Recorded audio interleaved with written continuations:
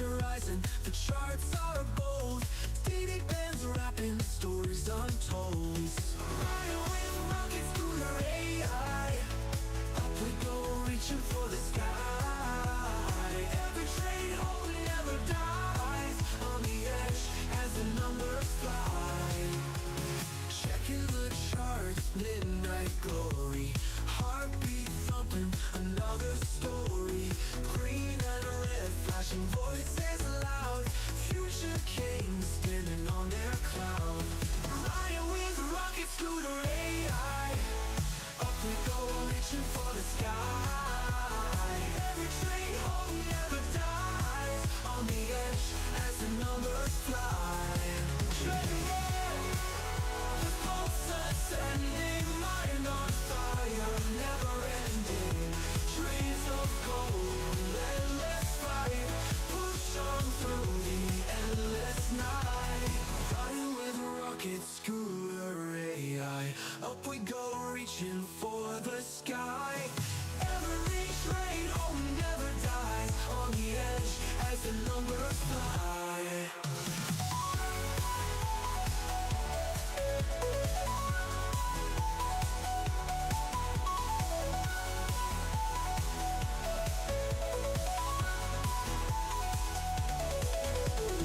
Checking the charts, midnight glory. Heartbeat thumping, another story. Green and red, flashing voices loud. Future kings standing on their cloud. Checking the charts with their AI. Up we go, reaching for the sky. Every train home never dies. On the edge as the numbers fly. Checking the charts, checking the charts. Midnight glory. Sanctuary in all its blending. Mind on fire, never ending. Dreams of gold, endless fight. Push on through the endless night. Push on through the endless night. Push on through the endless night.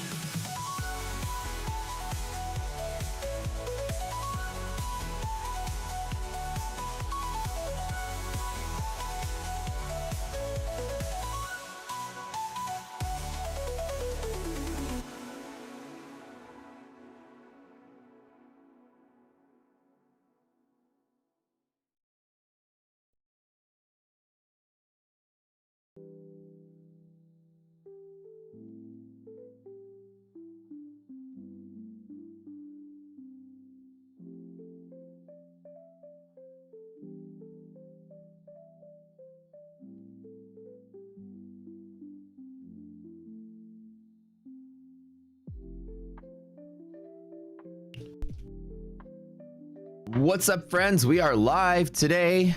Another exciting episode of the Day Trading with Matt stream. Welcome all you friends, family, Rocket Scooter users, and everyone else joining in for the first time. Don't forget to smash the like button on the way in. We are getting ready to roll. Good morning. We are in the midst of a market collapse. But yeah, today is a relaxation day, nice and green at the open. Bitcoin up, stock market up, everything's looking good. So maybe this is a day that has a little bit of a relaxation. It is Expiration Friday after all. Maybe we open the day up and market just dips really hard, rallies back up, and we're good. We shall see how it happens in a little bit. But I've got an announcement. Because today on stream... Oh, really? I got an announcement. Y'all wanna know what it is? Chat. Y'all curious to know what it is? You're curious to know the tea? You want me to spill it? We need 1,000 likes. Yes, you do. Because we're doing a 20 account giveaway today. Well, today on stream, I shall be joined by two new, not new to me, but maybe new to you. Two new faces be joining the team. And just today is a little treat to kick things off. My headline's a spoiler? No, there's nothing in that headline. What are you talking about? Well, what I'll tell you is that 2 new faces joining the team will also be joining the stream this morning. We'll be here figuring out this crazy market together. How about that? And to celebrate, as we bring them on, you guys get to hang out and talk with them. We will be doing massive giveaways all morning, just because we love you guys that much. Good morning, Legend. What's up, man? Good morning. So we get those likes up to 1,000 today. How about to celebrate this huge event? Make it go good. All right, let's get going.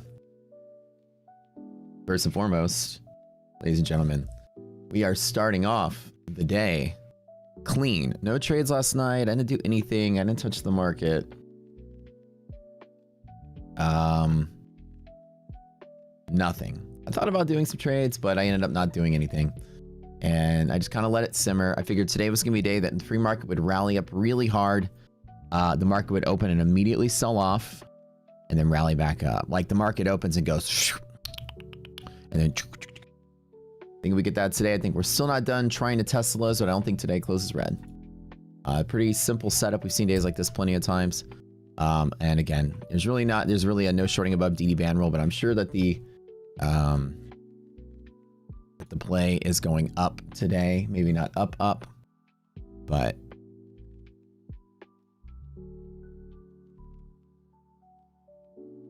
we're right at MHP. So I thought about maybe starting the day off with a little bit of a short off of MHP, just to bet that we open lower and dip. 67.99. Here. Okay. Rolling. Okay.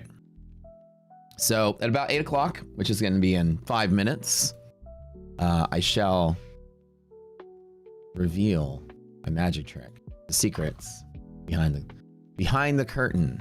Pay no attention to the man behind the curtain, as the wizard would say. But this time, pay attention to them. It's going to be an epic stream, so you talk to someone other than the screen and a mic. I know. I'm kind of different. Like we're rolling good. Fine. Yeah, my breakfast real quick. So just to kind of like preempt, we've been selling off a little bit because of, I talked to a friend of mine who's a professional world trader last night. I mean, like real trader, not like sit here and trade futures on a screen. He's like really trades oil, like physical barrels of oil and natural gas as well. He's a dealer. He's like, dude, are you trading this market? He's like, I got some big spreads last night or last week, and we're doing good. I told him, I was like, what do you think's causing all of this? He's like, bro, it's Bitcoin. And I was like, what? Like, just straight up. Like, here I am going to come up with this genius thesis yesterday. He's like, bro, it's Bitcoin. He's like, do you even know how many people are margin calls right now? Like, everyone I talk to is getting screwed because of Bitcoin. Like, people are in a frenzy. And I was like, I knew it. You trade natural gas with porcelain? That's a good trade-off. That's lovely. But yeah, so anyways, according to my friend, Bitcoin is squeezing so many people. They're having to react really crazily. So I was like, that's a theory I came up with yesterday on my show, just to kind of throw something out there. The minute Bitcoin started selling, it just feels like there's a liquidity thing. He's like, dude, all my friends, they're so exposed to Bitcoin right now. And I was like, oh, okay. He's like, that's what it is. Like everything else, he's like, oil and gas, like everything's fine. He's like, not interrupting anything I'm doing, but he's like, market's kind of tanking. He's like, but he actually was like, what do you think about it? I was like, I feel like it's just some chain reaction of some margin calls and people are just forced to sell. And he's like, yeah, that's what I think too, bro. That's how he talks. He's like, all right. My boy is an oil trader is mad good at it. Been buying copper for 84 years. It will be the next boom. Hey, copper is the foundation of society. Society was built off of copper. Modern society was built off copper. That's how you know the market's going to rally. That's how you know, the economy's going to boom. Copper is made out of copper. Yeah. You're also 137 years old. Trust me, bro. I think that's a good age where trustworthiness finally kicks in. All right. What do we got going today, y'all? Let me double check some stuff here.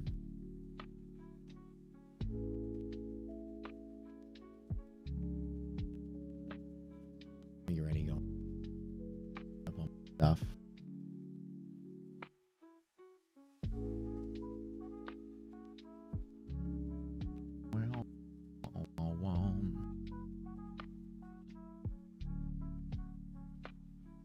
My thought is, do I want to take an opening short to wherever it goes to fill the gap, which is 160 points, and then we rally off of that? I feel like we open, we dump, and rally.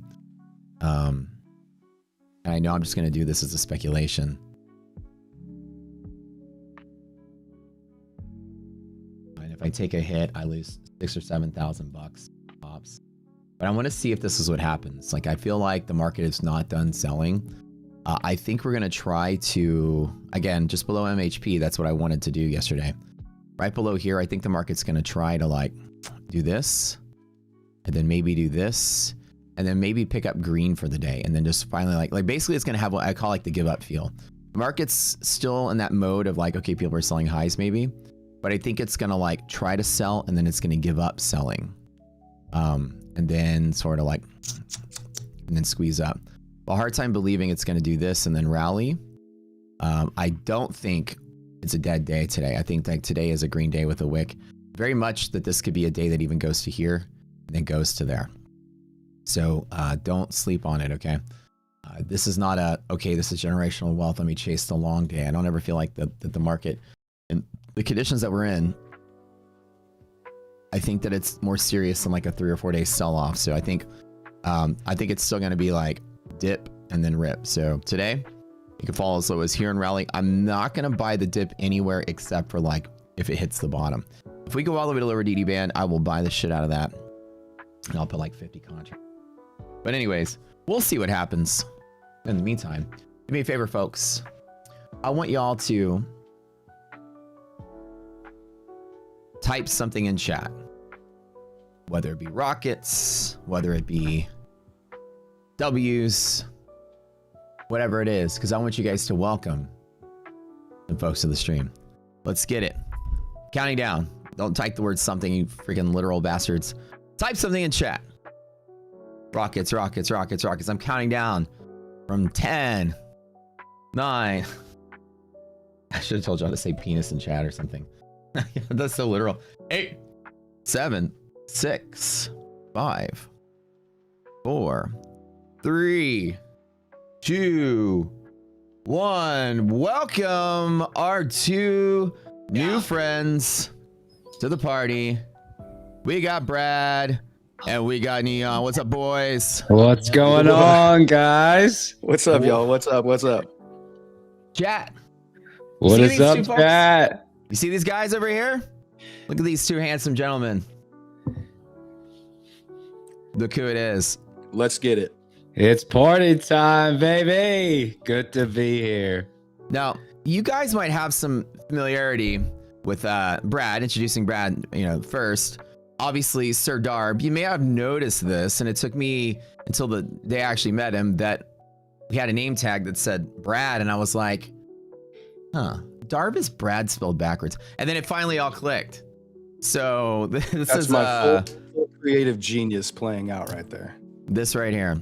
He was the guy that made most all of the good music that we listen to all the time. Hat is required. I don't have a hat though. I should probably get one.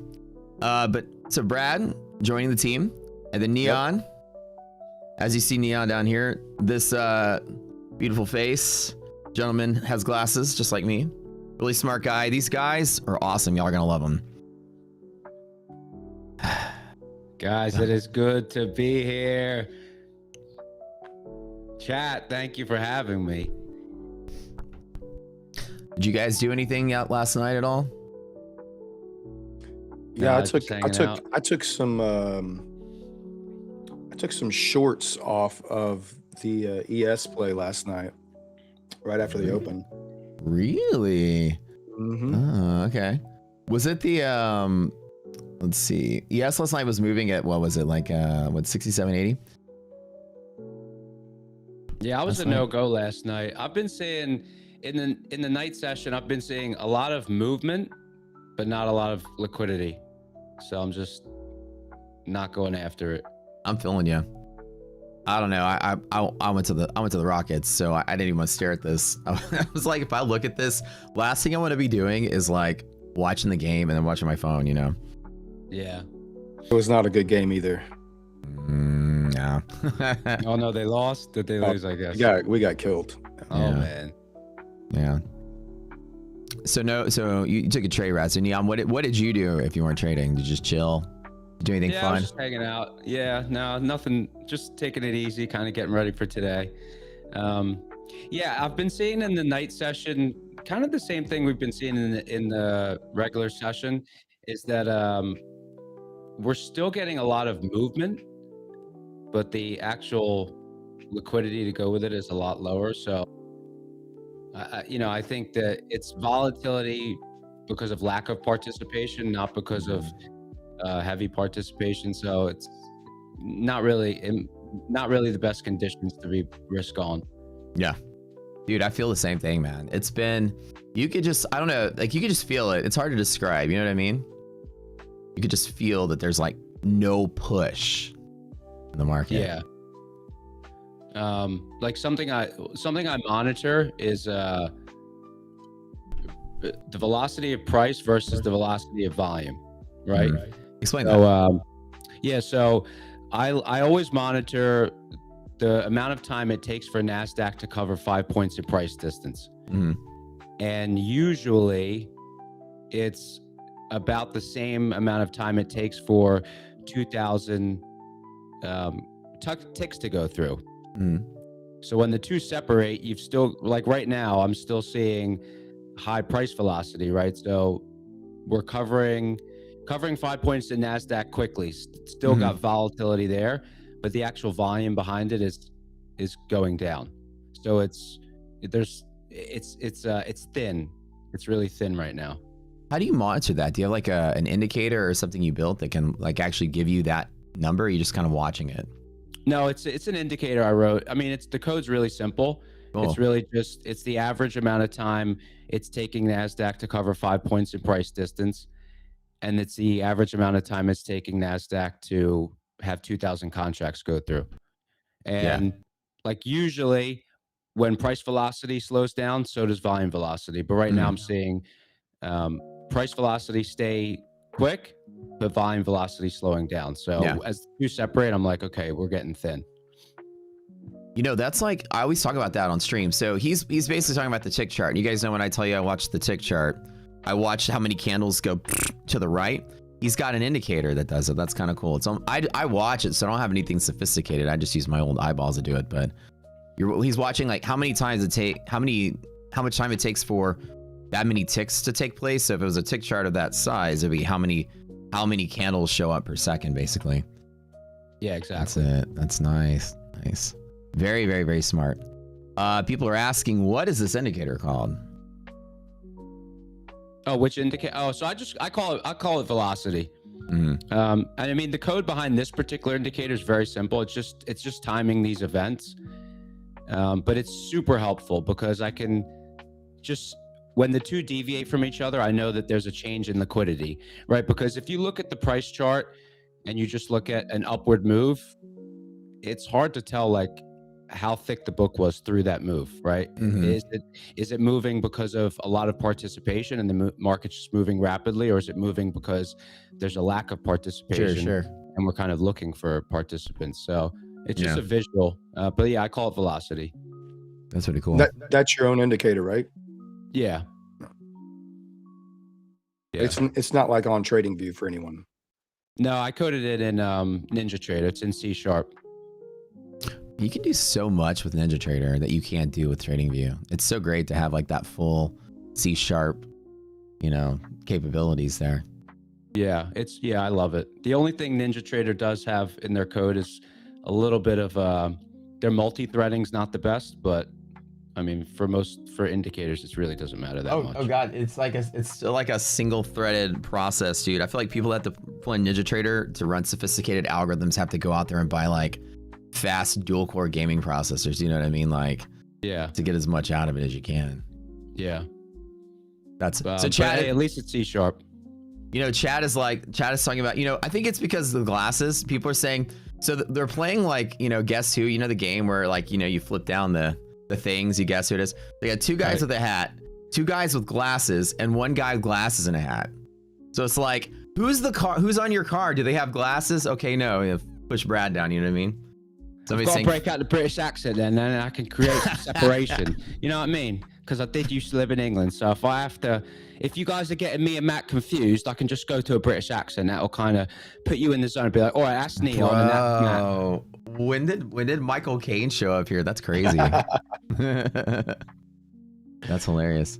There is some similarity between Matt and Neon. There's a little bit of like, is that like an AI Matt down at the bottom? What's going on down there? It is. It's the right. So when Matt goes like battery dead, there's backup parts and components. So we just scrambled them together and built a second version. Yeah, Matt hired a Grok or a ChatGPT. That's so He's like, funny. who's right for the afternoon stream? How about myself? Yeah, that is too funny. Oh man. Okay, so let's play like 5 questions. We got like 10-20 minutes for market open. So 5 questions, chat, and not just be like, whatever you want to ask. I don't even care if it's stock related stuff. Ask these guys a question. All right, we'll start. Somebody in chat ask Brad a question. Like I don't care what it is. We're gonna do like something. We're gonna just like learn about people. Where are you? Yeah, where are you? No. Not like where are you? Like a good question. Messi or here. Ronaldo? Okay, Brad. Ooh, man, I'm not a big soccer guy. I know both of those names. I know Messi plays for somebody here now in Florida. I think it's Miami. I think. Is it Miami? Yeah. I don't watch a lot of soccer. I don't either. Or football, whatever you want to call it. So who do you have to pick one? Messi. I think he's the greatest of all time. Okay. Ronaldo's better looking, but Messi's got the skills. Messi's got all the skills. He's got all the money. Nice. Brad, what did you want to be when you were 10 years old? Man, that was so long ago. Probably a professional baseball player. That was in the prime time of my my Pee Wee Little League. So. How long did you play baseball for when you were a kid? I played all the way up until high school, and then I switched over to basketball in high school. Played basketball all the way through high school. Mm-hmm. Actually had a couple of offers from junior colleges to go play basketball in college, but I did not. Really? Wait. So why did you not play basketball in college? That's cool. I don't know. I just was kind of like, I'm a like 5'11" white guy. There's no future there for me. Dude, that's so funny. My tenure in basketball also stopped in junior high, as I am also a 5'11" guy. So I saw there's like no future there. So I stopped playing basketball early on too. Yeah, no, I mean, I love it. I should probably go play more so I could stay in shape, but I do not. All right. Question for, I'm going to throw some question in Neon now. We're going to learn about something. Let's do it. Seahawks or Patriots? That's the big one. Oh, Seahawks, 100%. I hate the Patriots. Yeah. Okay. I can't believe we got beat by them this year in the playoffs. It was embarrassing. I think that every single time we go to the playoffs, we get beat by the Patriots. I think it's like all 3 times that I remember us Texans going to the playoffs. Damn Patriots. Mm-hmm. All right. Okay. Somebody said, all right, let's switch it up a little bit. Hold on. Let me scroll up a little bit. All right. I am going to find a question. Okay. For Neon, Jersey Mike's or Firehouse Subs? You guys are asking like some deep stuff here, let me tell you. Jersey Mike's or Firehouse Subs? I'm going alternate. Lee's Hoagies. Lee's Hoagies. Lee's Hoagies. Wait, what the heck is that? Lee's Hoagies. It's like a Northeast thing, but Lee's Hoagies is where it's at. chicken cheesesteak, fried onions, American cheese, French fries, well done. Okay. That sounds really good. Wait, is this like a chain or is this like a single, like one-time thing? It's a locally owned chain. It's good. Yeah. Yeah, it's Yeah, good. that sounds pretty good. Yeah, I think Please, that like Loki's. I think that like every time you go up to like the Northeast, you got like all the cheesesteak culture, you get all the good stuff up there. There's Yeah. like lobster roll culture. We get the junk chain restaurants down here. Texas barbecue is where it's at. That's what they're saying in chat. I 100% agree. Brad's Texan, by the way. So he lives kind of like down the road from me, about like not down the freeway a little bit. Yeah, we live down in the Clear Lake area, down by NASA, where all the crazy astronauts live. How did Matt find you? Oh, I have a way of finding people. I hid out in the bushes in each one of their houses with binoculars, watched them for a while, and then I choose my prey that way. And then I knocked on the door. I was like, hey, you guys, I'm that guy you watch on stream. Would you like to come hang out in the morning? They both agreed because they were weird like that. So Houston has a Sam's boat. I haven't been to Sam's boat in a while, but there's that huge one out in Clear Lake. You ever go to There that is, one? yeah. I've been a couple times. We haven't been any time recently, but yeah, there's a big old Sam's boat down there. Mm-hmm. Mm-hmm. It is not so Clear Lake. That's right. Oh wait, it's like Webster, isn't it? Yeah. Yeah, that's right. We're close. Yeah, I know. Over there, corn or flour tortillas. We've had this discussion before. Oh, flour. No, we all have to agree disagree there. Flour's good for liquidy goopy stuff like beans, you know. Flour's never not good. You guys want to know something crazy? Which I What? might do it this weekend. I've never been to Costco. Wait, you never been at Costco? Never been to Costco. Bruh, okay. Go hungry. Like go I call Costco white trash tapas. Like you go there with your wife beater on, your shorts, your flip-flops on, you take a plate and you walk up and you just get like a plate of everything. So you go in there and you're like, can I get me some of them hot dogs? Can I get me some of that biryani? Can I get me some of that? They got the samples of everything. Can I get me a samosa? And you see all these people walking around like with these plates of like thousands of little tiny trinkets of food. It's so funny. And you can Really? eat like an entire meal for free. Oh, 100%. Yeah, it's just one of those places that kind of has everything. And I don't know, I hadn't gone for such a long time, Mhm. and people speak so highly of it. And I'm just like, okay, like it needs to be a special occasion the first trip now, you know, because it's become a thing.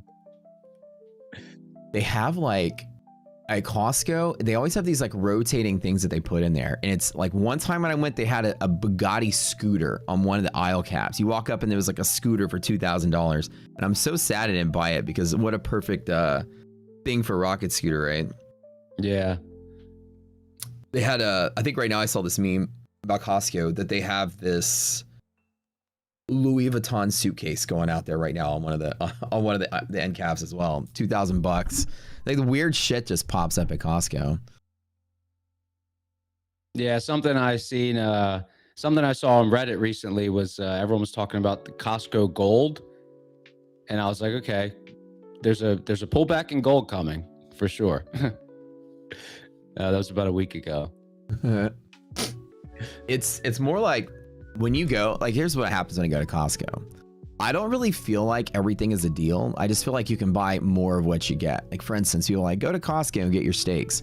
You're still gonna buy like, 4 tomahawk steaks. It's still gonna be like 150 or whatever. Or how it's like the same price per pound. So Yeah. some things are good. Like you can get things that you normally don't get. Like if you need a 10-gallon bucket of mayonnaise, you can go get it from there. But like I don't really go there and buy a lot of stuff because I don't really have bulk needs unless I'm throwing like a party or something. Right. Yeah, you gotta have a big freezer if you're gonna make a big trip there. What are you gonna get when you're there?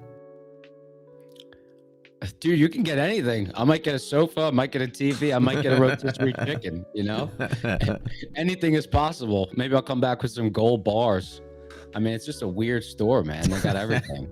Like, do you guys remember what was it? Do you remember that movie Employee of the Month with Dane Cook in it? Where he worked at like a Costco and they tricked him into selling his piece of shit car and it was up on the aisle. Yeah. The Malibu. I think it was a Malibu. Yeah, it was the Malibu. Brand newish. It was brand newish. It was brand new-ish, yeah. 5,000 miles, brand new, or 500,000 miles, brand newish. Yeah.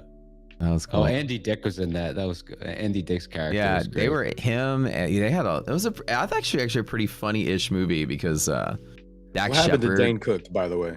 Who knows, dude? He got he was Did he get canceled or something?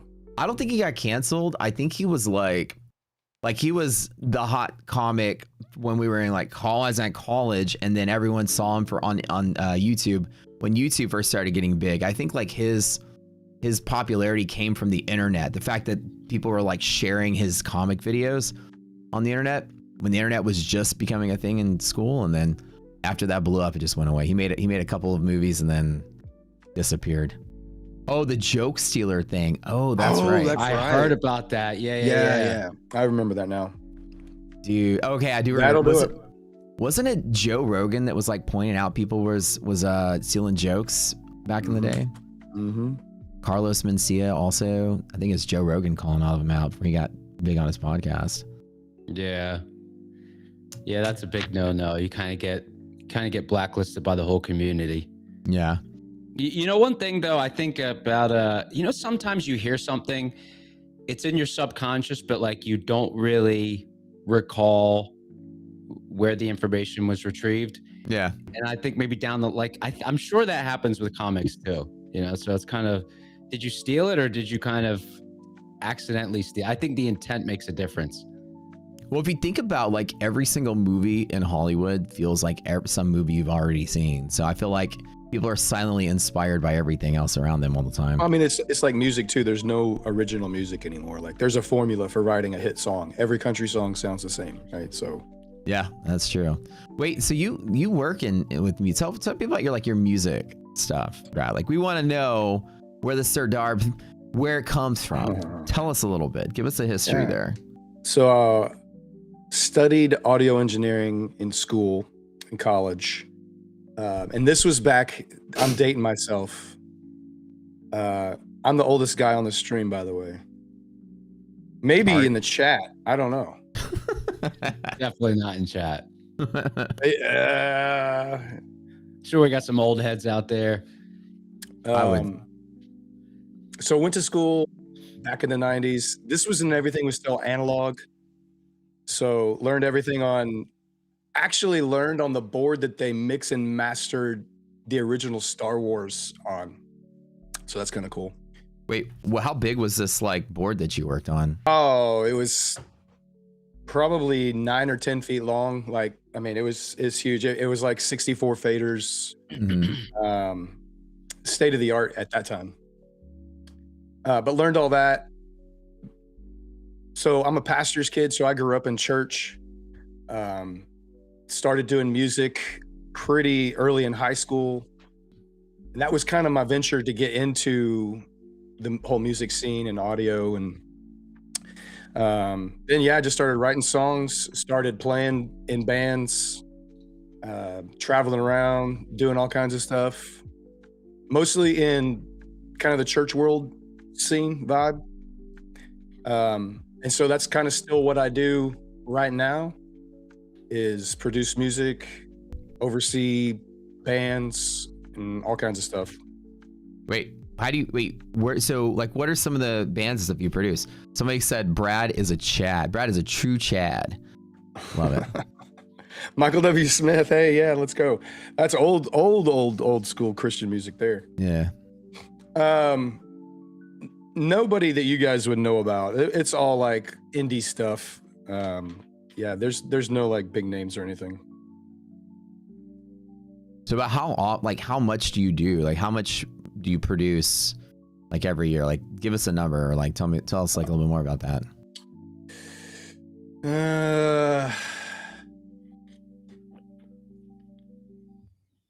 I'm trying to, it's kind of weird because it's there's original productions. There's actually original music that we're writing and producing all the time. And then there's just every week producing full services for churches, music, all that kind of stuff. So it's different between live and actual recording. We probably record, I don't know, 10 to 12 new songs a year. Mm-hmm. And that doesn't sound like a lot, but when you're talking about how much time it goes into actually writing, getting good tunes, how many tunes you have to write before Sure. you can get a good tune to write and record. And then just the time to get everybody together, get it all produced, get it mixed, get it mastered, get it out. So When you are, okay, so you're, as people may or may not know, pretty much almost all the best songs from the competitions were written by this guy, by the way. How much of it was like AI and how much of it was kind of like you mixing it or you making it, or it was like a mix of both? yeah. So I love the AI stuff, man. I'm full team AI. I love using it. I love how it helps the creative process. So when I go in to write a song in Suno for the stream, I'll try to make this short because the market's about to open. I like to come up with the overall idea and concept, and then I'll go into Grok or chat and kind of talk about what I want the song to feel like, the main idea, any specific lines, song titles I usually come up with, because that usually sparks the rest of the hook and build out to everything else. So I'll ask it to give me a full set of lyrics, and it usually sucks. So then I'll just go back in, kind of take what it has, put it into my own document, tweak it around until I make it found what I want. Then I put it into Suno, tell Suno the prompt that I want. And that can get fairly complicated depending on what it is you're trying to create. Suno spits out 2 at a time. Yeah. It usually takes me 30 different renditions before I find the one I want. It takes a while. Question is, was this the one that you wanted the first time? Can y'all hear this one? Oh, I don't think you can hear it in the producer side. It's on my stream. I'm playing Scooter Vibes. Oh yeah, baby. Let's go. Dude, some of those songs are so good. So good. Yeah, this is a good one. Half Cat Boy. That's insane, dude. That's like become a catchphrase around here. Wait, so on the producer end of the control room, you guys can't hear my audio, can you? We can hear your mic. Your mic. Just the mic, okay. Well, I'm bobbing my head because we're sipping pina coladas. Like, ooh, reggae, agua. That shirt that you came up with the other day was fire, dude. I would get one of those. That'd be legit, right? Like just half cat boy with the surfboard with like 2 strippers in bikinis with like dollar signs. All that stuff was like, that was hilarious. It's like somebody says Neon is Matt's brother, right? Yeah, Neon and I, yeah, we didn't know we came from the same mom until, like I told you the story. I was stalking outside of the house with binoculars. I was like, this guy looks like me. He's like, I had a long lost brother. Long lost brothers right here. Win merch, yeah. You can hear his Texas accent. It's clearly legit. Coming on down to Houston. We're gonna get it done down there, all right, guys? Yes, sir. He's gonna ride his horse all the way from England. Hey, wait, is Neon the grandson? Is the grandson of your mom? So that would make him my son. My son. Is it a thing that just glasses make everyone look the same? I think we look nothing alike. Same. You know what it is? I think because these headphones are kind of mimicking that chain.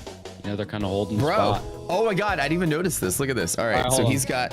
Hold on. So it's gone. Let me put a hat on too. Hold on. So without that, yeah.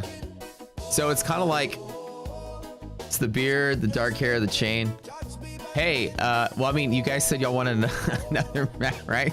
Actually, the funny thing was, there was no criteria on like anything physical. It was like trading stuff. So it's just a mad coincidence. Matt got cloned. Great, perfect. Truth is, Matt called me. He's like, "Hey, man, yeah, you're definitely the guy who looked most like me. So I think this is gonna work." Yeah, this is good. I can just slip away when I'm tired and go play Arc Raiders, and then these guys, they can just take over. They won't even know I was gone. I wear glasses too, by the way, so I just have contacts. Oh, no, there it is. Bro, the three of us. I have contacts. Now Brad looks more like me, except he's clean shaven version. I can grow it out. It's just super gray, man. I don't like it. It gives away my age.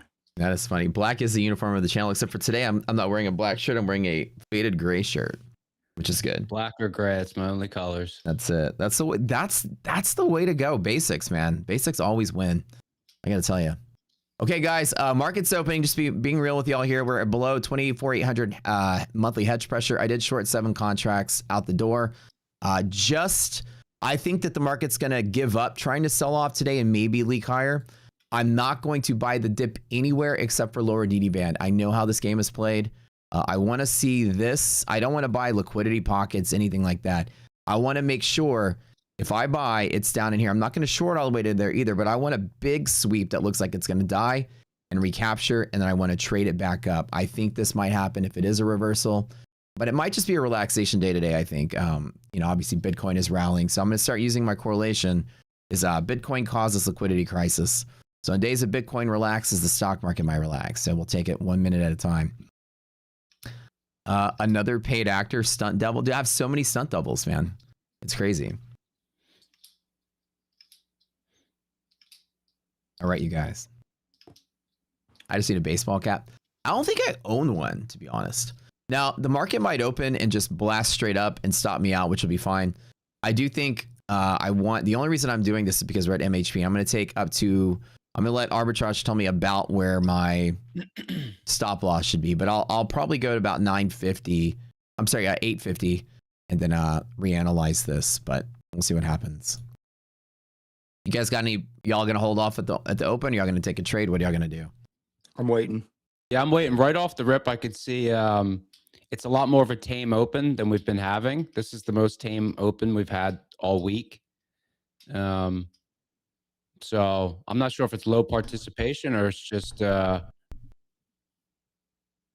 if there's more liquidity. Kind of waiting to see what happens with volume here, but we're pretty tight at the open. Yeah. I mean, we've had some massive sweeps at the open all week, and this is the complete opposite of it. All right. So let's see what happens here. Starting off clean. We might interact, I think, with the 656 upper DD band. So that's what I'm looking for today. Let's see what our liquidity maps come through. All right, folks, market's open. Say your prayers. Let's see what we got here.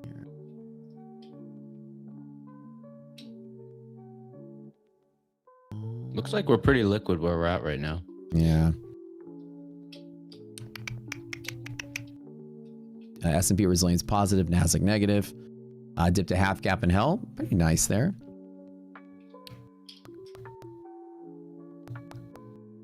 All right, indicators coming through. Arbitrage negative, resilience negative. Good, good, good. Let's just flip it to half gap. Maybe I'll close it there.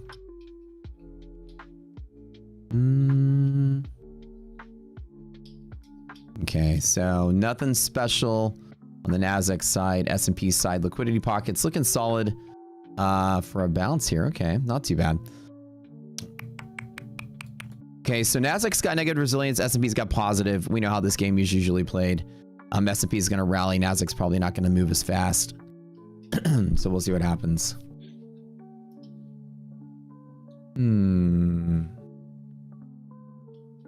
I think I'm going to hang on. I think I'm going to hang on to the short.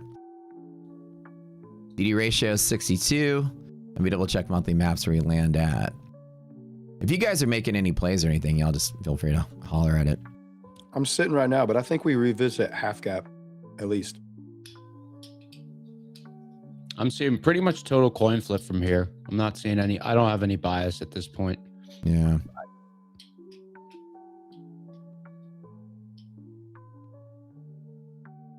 I mean, compared to what we've been seeing, it's pretty liquid right at this spot. So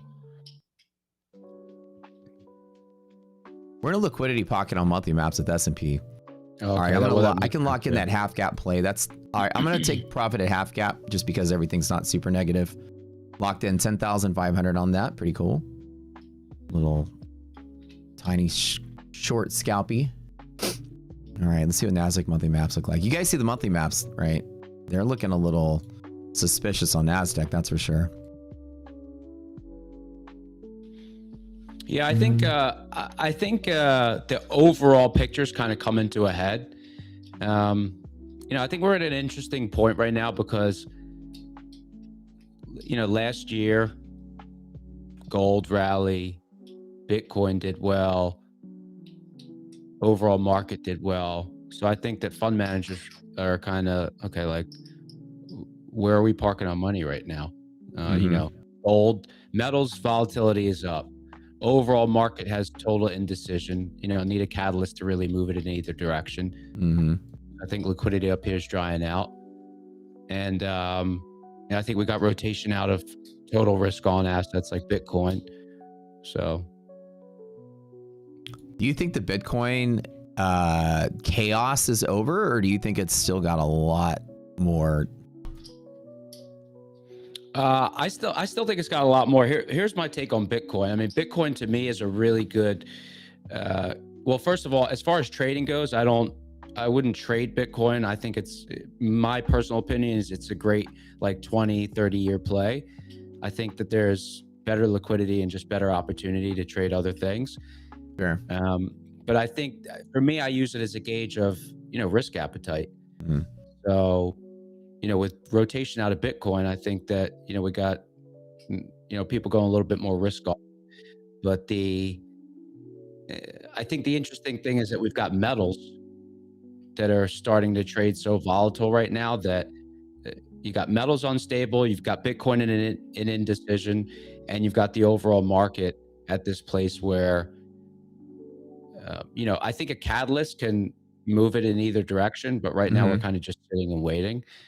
So I know if I'm a fund manager after having such a great year last year, I might be rotating into, the 2 year.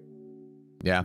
I've been seeing a lot of total risk off in everything. People are pulling money out of everything and just sort of like, like sticking their hands in the dirt and like grabbing on to a possible market collapse. Like this is what I'm starting to see. The money's rotating out of everything that you think it should be in. Yeah. And, I think that there was such a rush to go risk off that's part, or at least lower risks. I think we had rotation into metals, but everyone had the same idea. So it kind of threw a wrench in the mix because, metals went crazy. Yeah, dude, so the timeline, right? I was talking about that the other day on the stream. I don't know if you guys caught it, but the timeline was like basically gold started rallying like basically since, I don't know, maybe 2022. Gold's been on like a move up because of the inflation and the tariffs, and people are like going into gold. And then, around was it the summer, I think, is when Bitcoin started just like peaking out and turning around, like July. And Bitcoin's just crisis seemed to have just, as it was falling and falling and falling and falling, we were wondering like why since December nobody was rallying stocks with all this good news. It's like with all the good news, why do people not want to buy stocks? Earnings are great and all that stuff was looking good. And then maybe it's just because people are just tapped for cash. Nobody has money sitting there. Everybody's tied up hoping something else moves so they can keep buying. Yeah, I think part of it is also, just geopolitical. It's I think the market's just rightfully so really sensitive to news right now. So I think there's a lot of rotation going on right now. But so I'm very wary of making long-term predictions because they kind of they solidify for me, and then they can affect my intraday decision making. Sure. So I try to stay really nimble, but if I had to say anything on the overall picture, I would say it does seem like liquidity's thinning up here. If I'm a market maker, I'm testing lower, not higher. 100%. In days like this, you just basically relax the market after everybody gets flushed yesterday. Relax the market, squeeze the shorts a little bit, and then I'm not convinced we don't open up Monday gapping down hundreds of points again. Like yeah, if things close worse today, then yeah, I don't know. Brad, what is your take on this market, Brad? Is this a bear market? Are we dead? Yeah, I think we're definitely turning down a little bit here. I think today is just whoever was short all week is maybe just taking some profits, closing some stuff out. So you're going to get maybe a little pullback or relaxed day. But yeah, I think coming into the next few weeks of February, I think we have another couple down weeks here. Oh, 100%. 100%. Okay, I'm waiting for MHP tap at 960. I might still keep shorting it, but only the scalp. It'd be kind of hard pressed to think that we hit MHP and break out. So I think we're gonna get 6,900 or S&P, maybe 959 on Nasdaq, and I might just pop that short. It's 100 points, so I did close out my initial short at half gap once resilience was positive, which was good. Locked in some cash there, and I can get 100 points would be kind of nice. Yeah. So one of the things about today's session, I mean, I could see it right away. So I kind of have you talk about sit out rules. So one of the things, so my style of execution, I would call it's next move, the move. So I trade for the next immediate move. And then after that immediate move, if I'm right, it's kind of two trades in one, right?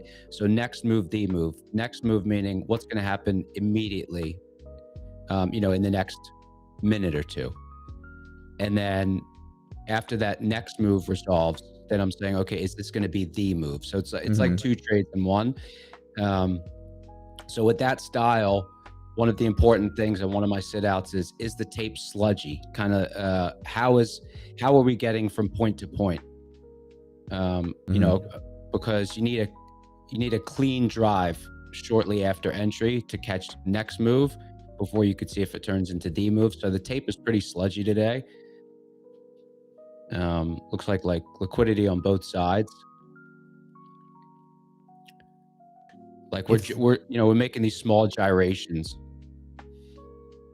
It feels it. Like that's why I'm like, I know there's going to be maybe a couple waves up this morning. But I think that the market is still going to try to sell, but fail selling off to find lower lows. I think that it's still going to find waves down.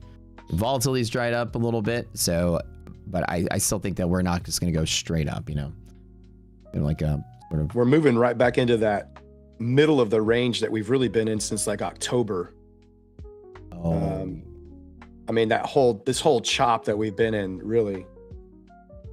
Where was this? This whole sideways market. We're right back in the middle of that right now.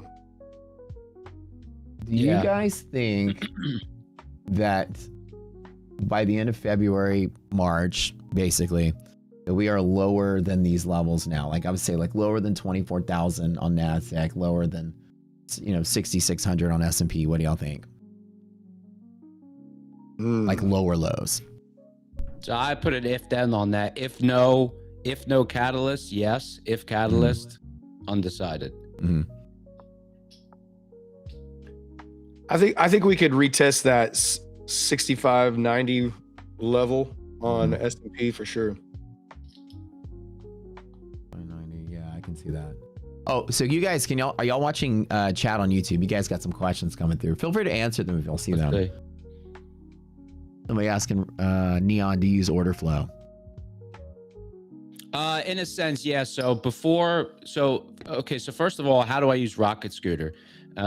So I use Rocket Scooter to completely frame the session, right? So before discovering Rocket Scooter, I was trading my own algo that essentially it's like a real-time tape reader. It finds pivots. It finds areas where there's high levels of interest, but the thing that was always lacking in it is I didn't really know who was there. I just know that there was, kind of something going on there. So I use Rocket Scooter to frame that. And so I use Rocket Scooter, and then I use, that's sort of an order flow algorithm. I never liked the idea of monitoring just big orders coming through. Yeah. Because, big traders, they don't just throw big orders out there. Like, I myself have recently been working on time slicing, like a time slicing algorithm. And I mean, big shops, that's what they do. They're not throwing out orders. So Can you explain what time slicing is? I don't know anything about that. Tell me about it. yeah, so time slicing, it's kind of like it's almost like a self-hosted iceberg order. So let's say you want to put out an order for 30 contracts. If you just put it through as one order, the market makers will allow a lot more slippage than even if over the course of 1 second in rapid fire you put out separate orders. So time slicing is basically in rapid succession. Let's say you're trying to get short, putting out an order on the ask, putting out an order at the mid, putting out an order at the bid. Sure. And kind of cycling through that very quickly, you'll get a different fill. So the way that ties back to order flow is a lot of people are doing this out there, especially larger shops. And, you're not going to get like a 30 order bubble show up, right? Because they're not putting it all through as one order. So it's kind of, you need to order flow in itself. You need to be kind of monitoring it at a more minute level, and then like taking that data and grouping it together into your own system. Like just looking for big orders, to me, that's just not helpful.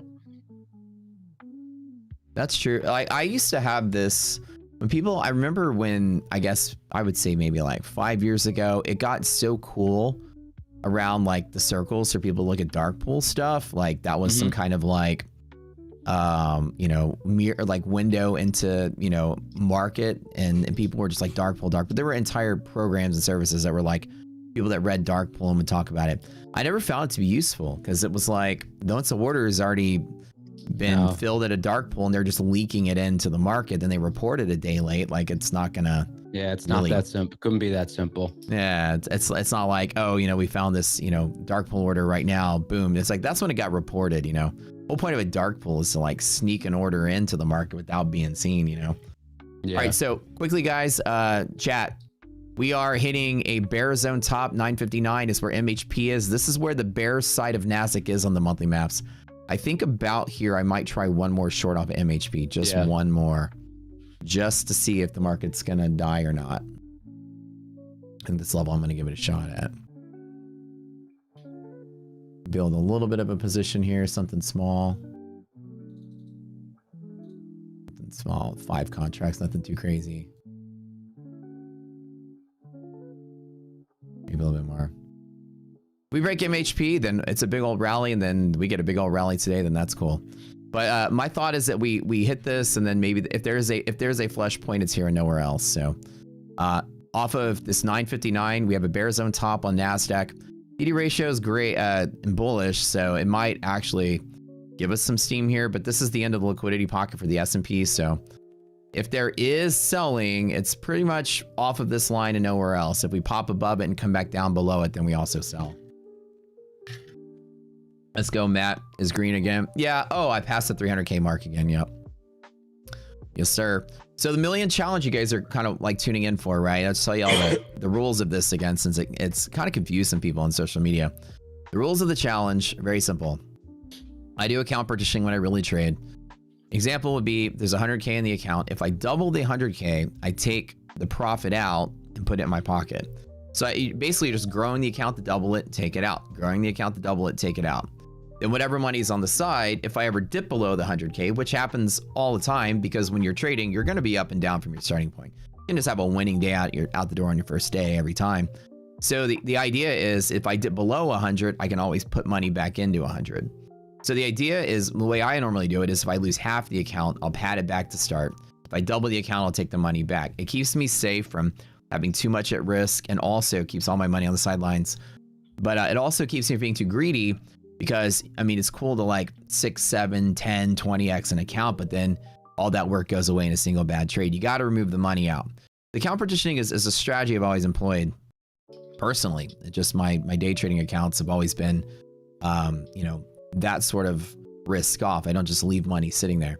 So in this challenge, kind of the same thing. The only difference is I'm not doubling the account and taking the money out. Like if I double the account, you guys wanted me to go to 10x. So I'm holding on until the million mark or bust. So that's basically the rule of the challenge.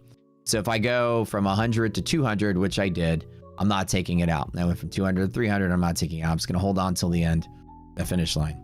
So strategy, what do you guys think about my whole double and a half sort of account partitioning strategy? What are y'all's thoughts on that?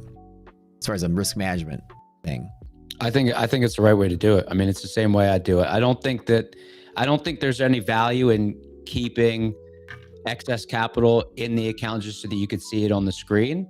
I mean, you have access to such high leverage with futures. I mean, it doesn't make any sense. There's no reason to not partition. It's dangerous, right? Just to have all that money sitting there. Yeah, I mean, why? Yeah, it makes no logical sense, but especially because, I mean, like even Ninja, I mean, if you send in a wire, it's going to show up the same day. Yeah. So, I mean, there's absolutely no reason to not partition. It would be foolish not to, unless you just want to see a big number on the screen. Right. And it's not really that important to do that. I mean, you can just look at your own phone to see a big number in your bank account. Yeah. It makes no sense to not partition. All right. So I am taking risk right now. And I might give up everything I've made this morning, but I'm going to take a risk with a little bit 10 contract play, 959 resistance. This is just betting that it tries to flush and the flush fails. So I don't think we sell off today, but I am going to take the attempt from here. I'm still that bigger macro bear minded set today. There's no volatility though. We'll have to see some real. I think if this doesn't take off right away, even if we overshoot MHP, to me, this seems like a really, like liquidity seems a lot higher than it's been the last couple of sessions. So if we do break through MHP, we might rotate up here for a while. This seems like a pretty liquid spot. So if this doesn't take off, I think we might have a little rotation up here. Mm-hmm. All right, hold on. My platform logged me out. Let me load it back up. So one thing you guys will notice is that the platform, your tokens expire every... there we go. Yeah. So we're going to change... So sometimes you might notice you'll be trading and Rocket Scooter will log you out after 7 days of being logged in. It's just something that we do for security. I'm actually changing that so that it actually logs you out on Sunday no matter what. Just like this morning, it logged me out at, at like 8:50 in the morning. That way it doesn't kick you out of the platform because you logged in Monday morning and then 7 days later it logged you out Monday morning because you never turned it off. So I actually putting in a patch so that it expires you purposefully on Sunday, and then every Monday morning people have to log back in again. That's going to prevent what just happened to me. In the middle of your freaking trade, platform turns off. No. Am I to keep? Okay. Am I going to keep the money there for the challenge? Yeah. So this time is a little different. Like like for this challenge, I'm allowing myself to leave the capital in for the challenge, which is the whole point of the challenge. It seems to be confusing a lot of the 10-year-olds on social media that are like, what do you reloaded the account? And I'm like, that was part of the rules. The rules are account partitioning. You have a starting balance that's arbitrarily chosen just to keep your capital preserved on the side. And so we're getting a little bit of MHP overshoot here. And the idea is that it doesn't matter what you put in or what you take out. I don't need to see a big balance here. I could have put $1 million, I could put 10 million, but whatever in there, it doesn't matter if I'm up or down or fluctuating around $100,000. The total capital allocation is more than what's in this account. The goal is to grow money over time, right? With whatever you choose to start with. But if you don't have to put it all into the same trading account. And I think that, it's as much as you guys are streamers, so y'all understand this. As much as you do something, people don't get the message and you have to explain it like 1 million times. So I'm going to make sure I keep explaining it to y'all so that y'all understand it. I think the first time the first week I engaged in this challenge was just like hell week. That December craziness. Oh yeah. And it's like, you know, you're gonna dip below your starting point. That's just, you know, you're not gonna, your first day out the door is not, you're not gonna win every single trade every time. So that just happens. And you put SPY hedge pressure on QQQ and Q and SPY. Oh, you mean overlay the two? I could. All right, let's see what we get here. Yeah, going back to what you were saying about December. So I think that like you were on a hot streak, you know? Yeah. And I mean, there's always going to be variance. I mean, the probabilities are going to kind of realize themselves. Sure. So I always keep this on my desk. It's in 1,000 trade sequence based on your win rate, probability of consecutive losing trades, right? Mm-hmm. And I mean, even if you have a 70% win rate, you know, once a year you're going to have 6 or 7 or 8 losers in a row. I mean, that's just how it's going to go. That's just math. So I think that was just kind of variance realizing itself, you know? Mm-hmm. Yeah. Brad, you make any plays yet? Boy, half gap boy? Yeah, I'm short a couple of micro ES off of that bull zone. Nice, nice. Right at Micros. 6,900. That's it. That's good. I mean, if the market, if it moves from here, the micros will be a pretty good play. 100%. I'm just trading a couple of small of the 25K lucid flexes. They're great for the return on investment on those is insane. Can you, so I've never used Lucid. So what are some of the plans they have and like, what do you like about it? So the Lucid Flex is the one I really like. Like their 25K is $70. I'm not sure what it is with the Rocket Scooter code. If it's less than that, even I'm not sure. But you can get, it's $1,000 end of day max loss limit. You got a 1250 profit target. Sure. 50% consistency, so 2 days to pass. And then once you're funded, there's no consistency. You could do 2 minis or up to 20 micros. This is just on the 25K. 5 days to pay out. And then I think it's like 80%. And you can take out 50%, I think is what it is. Oh, that's good. That's good. That's good. They're great plans. They pay out fast. Those and the My Funded Futures Flex are really nice. Very nice. Back All in right, the I'm fall, gonna lock in when Funded Next came out in the fall, man, I was those Funded Next accounts were the ones that I was milking from August until December. Dude, Funded Next, like in its like glory day. By the way, I just closed my short again for another 10K. I'm so taking that's profit good. here on mine as well. Yeah, I'm like, I don't know if you like trade like me, but when it comes to shorts, I get that in and I'm out and quick. I don't like to hold on because shorts bounce all around. Like, it's crazy to watch, you know, up 10K, down 10K every minute. So once it gets that run, you know, I got this quickie little, you know, 100-point move there. I just take it, even though it could fall further. I hate shorting for long periods of time. What do you guys think about that? Totally. Yeah. I mean, you can get really fast snapbacks. Yeah. Well, not only that, just for me, I just trade from zone to zone, whether it's up or down, you know? So I went short at that top of that, the bottom of that bull zone. We got into the bear zone. There's something could happen there. So just take it and wait and see. Yeah. Looking good, looking good. Like what I'm seeing.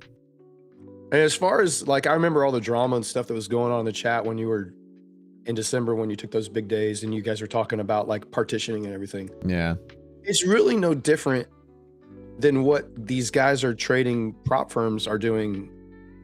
Like they're going and they're buying a certain amount of accounts. If they lose them, they just buy more. Yeah. So it's no different. There's literally no difference. Yeah. No, it's 100%. It's exactly the same thing. They just, there's this big wave on socials where people are like, check out my payout, check out my payout, check out my payout. But we're always like, what was your pay in? You know what I mean? Like, how much did you put in?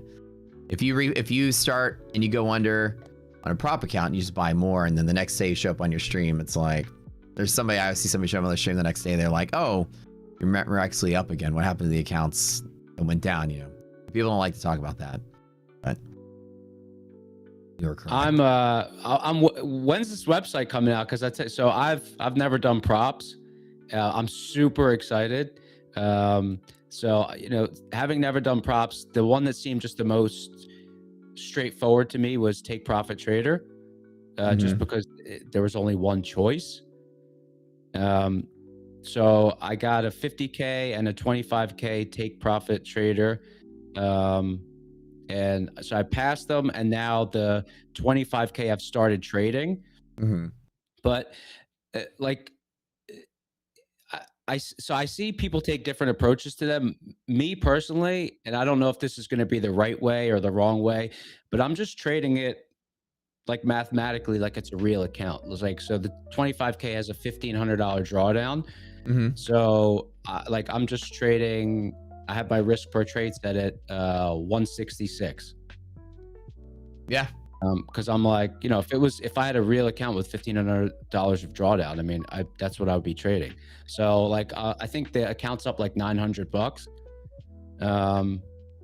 after like, you know, a week and a half. And I mean, that's how I would trade a real account with $1,500 of drawdown. So that's how I'm trading it. Now I'm just, you know, I don't know if mathematically it would make more sense just to take more risk on it and then just keep buying them, or just trade it like a regular account with $1,500 worth of drawdown. That's the thing I'll be navigating.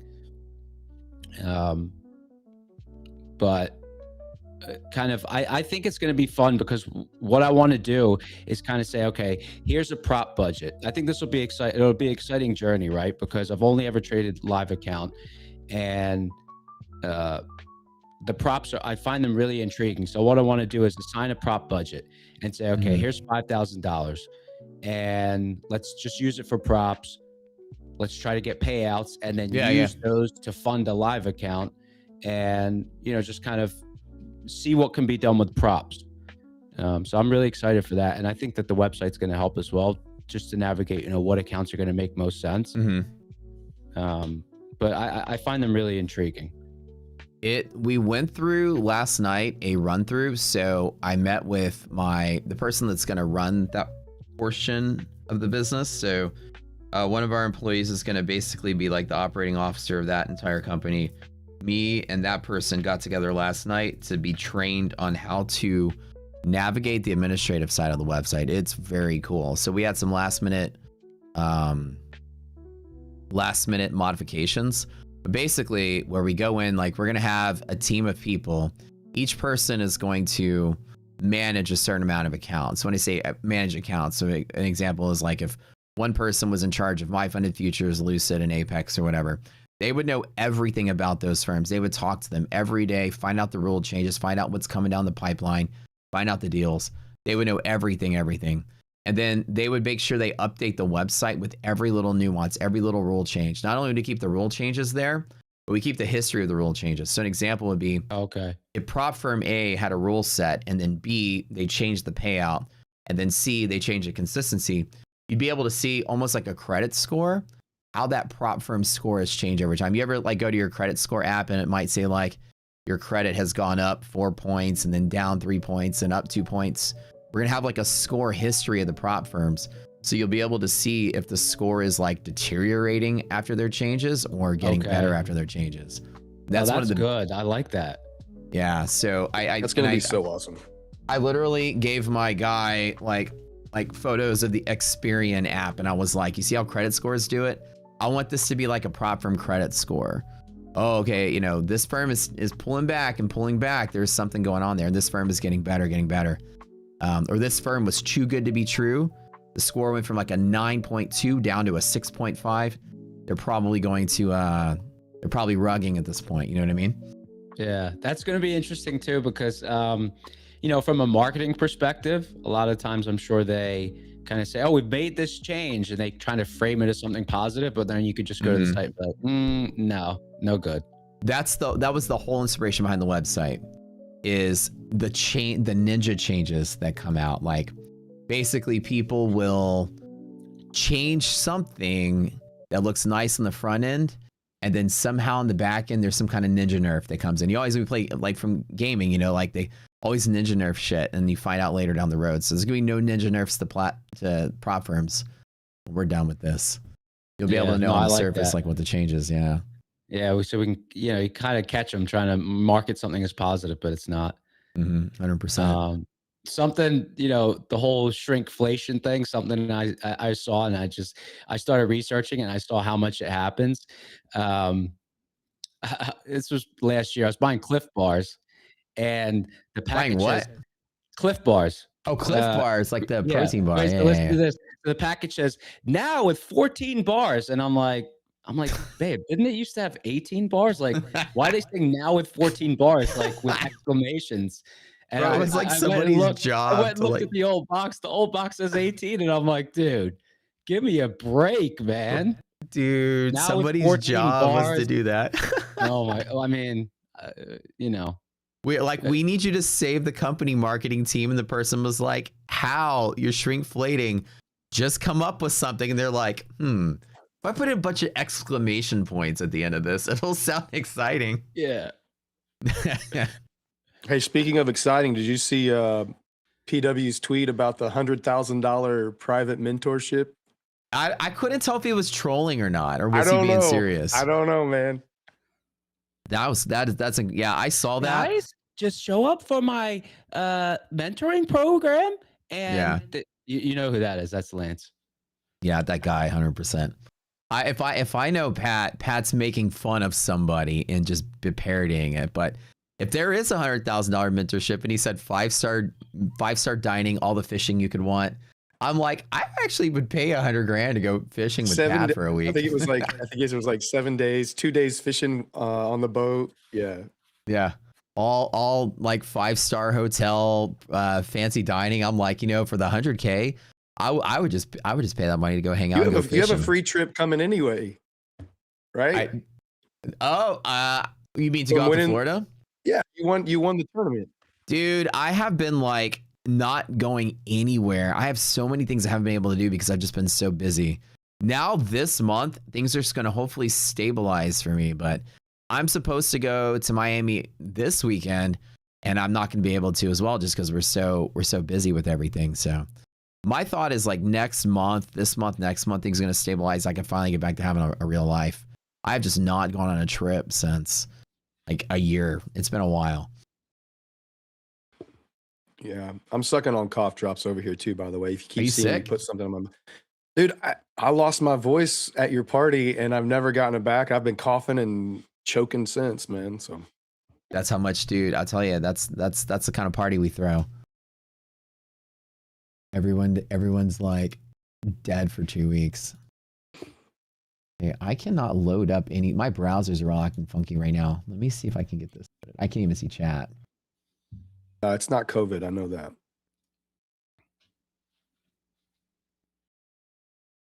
Something is going on in my browsers. My browser froze earlier. I think I'm finally going to just say F you to Firefox. I used it a long time ago because Chrome started acting weird. And now it's acting weird. All right, so it looks like we're continuing to sell a little bit. I think that Bear Zone top, that was a good band. I think that was a good play for me. What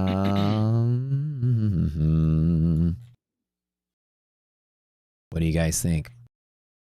Bull Zone bottom, monthly maps, S&P 6871. I can see us coming back down and retesting the open, honestly. Yeah, I can see that too. I agree. All right.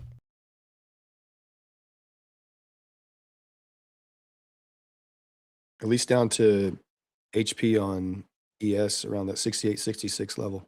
Yeah, my bias is barely to the short side. It's pretty coin flippy for me here. Really sludgy action. Like I said, I agree with you, dude. I think that like I said earlier, I wouldn't buy until it was like lower lows. I'm talking like lower band, like all the way at the bottom. But I don't know if I just want to jump in on the short either, because I feel like I mentioned earlier on the stream, today's going to be a day that's going to try to sell and maybe fail selling.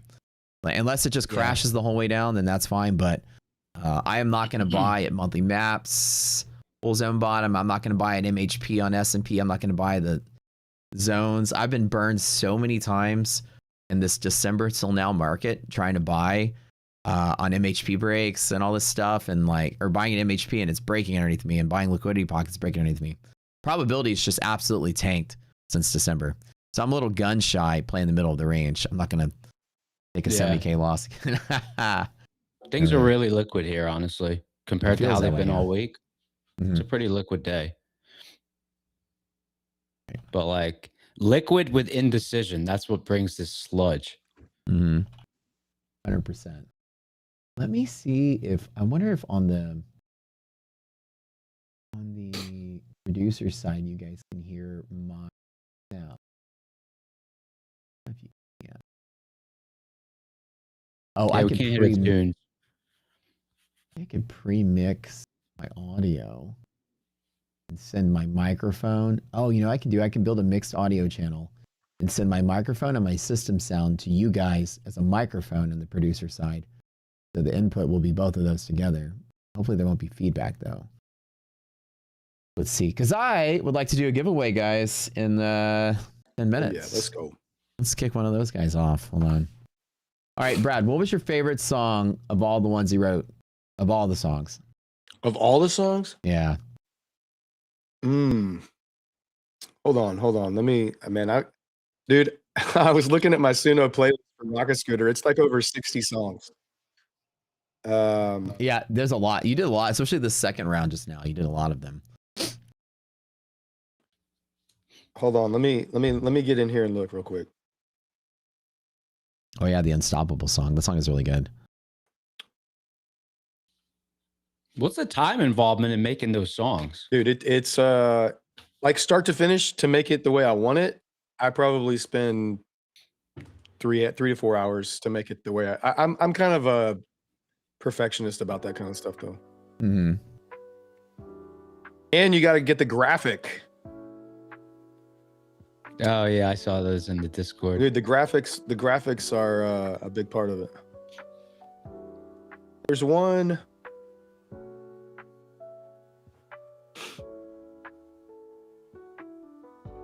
I'm scrolling through the song submissions right now. Hold on. Oh, Rocket Scooter Vibra. Oh, yeah. Okay, that was actually pretty cool. I like that one a lot. We'll play. Okay, I'll throw that one out there during the giveaway. So what's the giveaways today? What are they? I think I'm trying to load it. Like my browser just completely froze up. I think I'm gonna do. I wrote it this morning. Lucid, Apex, and Take Profit today. The first one we'll do Lucid to start off. But when we get everything going a little bit. Chat, how many times have you won and when did you start submitting? I'm curious because I never did the giveaways, like I never did the submissions, but I'm curious, like statistically, how many times I would have won.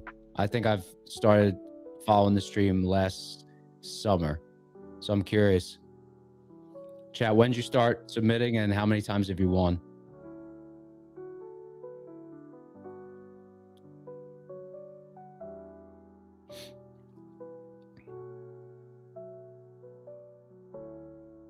What is chat saying? Damn, LC Wild. Dang. November 2024, won 5 times. 5 to 6 times in a year. All right, so I probably could have won 3 accounts.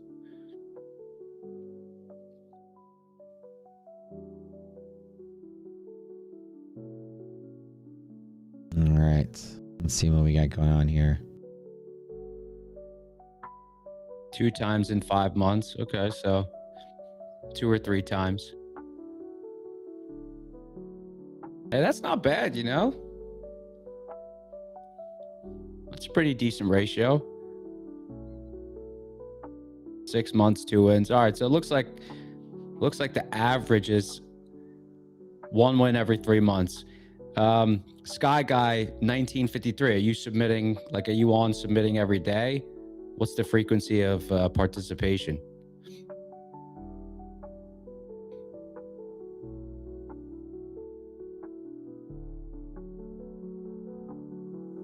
little bounce right now at the open here too. Like See it, shorting man. is going to be fun today. I feel like If it gets like, back up to that bull zone, I'm taking it again. I think so too. I'll do the same thing. Just sitting and waiting right now.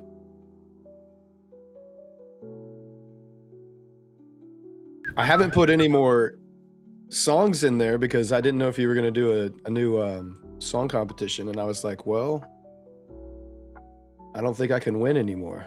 Yeah. What else could you win? Over. Yeah, exactly. Though I'm trying to build some up for the evening stream, man. Mm-hmm. Yeah, what's the deal with where's the source for royalty-free music? Is it all AI or is there like... I guess that's it now. Yeah. I think that like these days, if you do, that's why I wrote a bunch of AI music, so kind of like royalty. I got so tired of my media team being like, always talking about like, hey, you gotta copyright this, copyright strike there. You're like every single day you get a copyright, not strike, but a notification. And I feel like YouTube punishes you if you do that too much. At least I wear a tinfoil hat on that one. So I'm like, okay, I write a bunch of Suno music. And then that's good. Then my channel, I don't want to say there's a coincidence, but when I stopped like playing music that was getting my channel violations, then I feel like, you know, I feel like I was probably shadow banned by the algo for I don't know how long because of that. And I hear rumors that they do that. Like if you like have too many copyright notifications, like playing like clips or something of, I was just playing like random YouTube channels. And one of the things was one of them that I played was like, we are copyright free. But the thing is that you would get the violation, but then you have to go, hold on guys, I'm going to clean up the list. I got to type Lucid again. You'd have to actually go every single day and talk to the company and get them to clear your video. And then they're like, okay, we'll do it. But it was manually every day. It was such a pain in the ass. No good. So that's not sustainable. Nah, and so I was like, all right, I'm gonna write my own playlist. And then once I did that, it was like, okay. People are like, oh my God, you're showing up on my homepage these days. I'm like, oh, maybe that was it. I don't know. But I just wear a tinfoil hat on the YouTube stuff. I'm like, if you follow the rules, you get all the perks. I don't know. Didn't have any really follow through on that bull push up. Nothing yet. Resilience is low on NASDAQ at least. We're still like so far above the upper bands, so I'm in no hurry to do anything. Now, I know that there's going to be like 2 or 3 opportunities present itself today. I can feel it. There's going to be plenty of time to trade this. I love these volatile markets because you just wait long enough, something will show up, you know? Like today. 2 pretty good executions. That took just waiting. All right, chat, type in Lucid, baby. We're going to do a little bitty giveaway to celebrate our 2 new friends on the stream. Great to be here. Love it. You guys know with Lucid, so Brad said he traded Lucid. You really like them, don't you? I do, man. They're great. Yeah. I haven't had any issues with them. Support's been good. Payout's been good. Yeah. They get your one of the best things I love about them is if you pass, you get your funded account credentials usually within like 20-30 minutes. Like you can start trading your funded account on the same day you pass. Wait, so you don't have to wait like until the close and the market reopens to sign the agreement and all that? So that's My Funded cool. Futures also just started doing that. Which is really cool because it basically cuts down a whole day in market that you have to add to when you can get a payout. You know, well, here's another thing too. It increases their cash flow because the minute you go funded, people go fund and just blow up the account a minute later. Why make them wait a day to do that? It, you know? Yeah. The faster they get you in, the more money they're gonna make. That's how I feel. The back end of things. Lucid's cool. Yeah, like we've been pretty back and forth to the team at Lucid, just chatting with them for the last couple of months, and we finally got everything set up. We got a code with those guys, so y'all are loving it. Deal. Yes, my Funded Futures has same day activation. Somebody was asking in chat. That's like as of like this week, I think. Mm-hmm.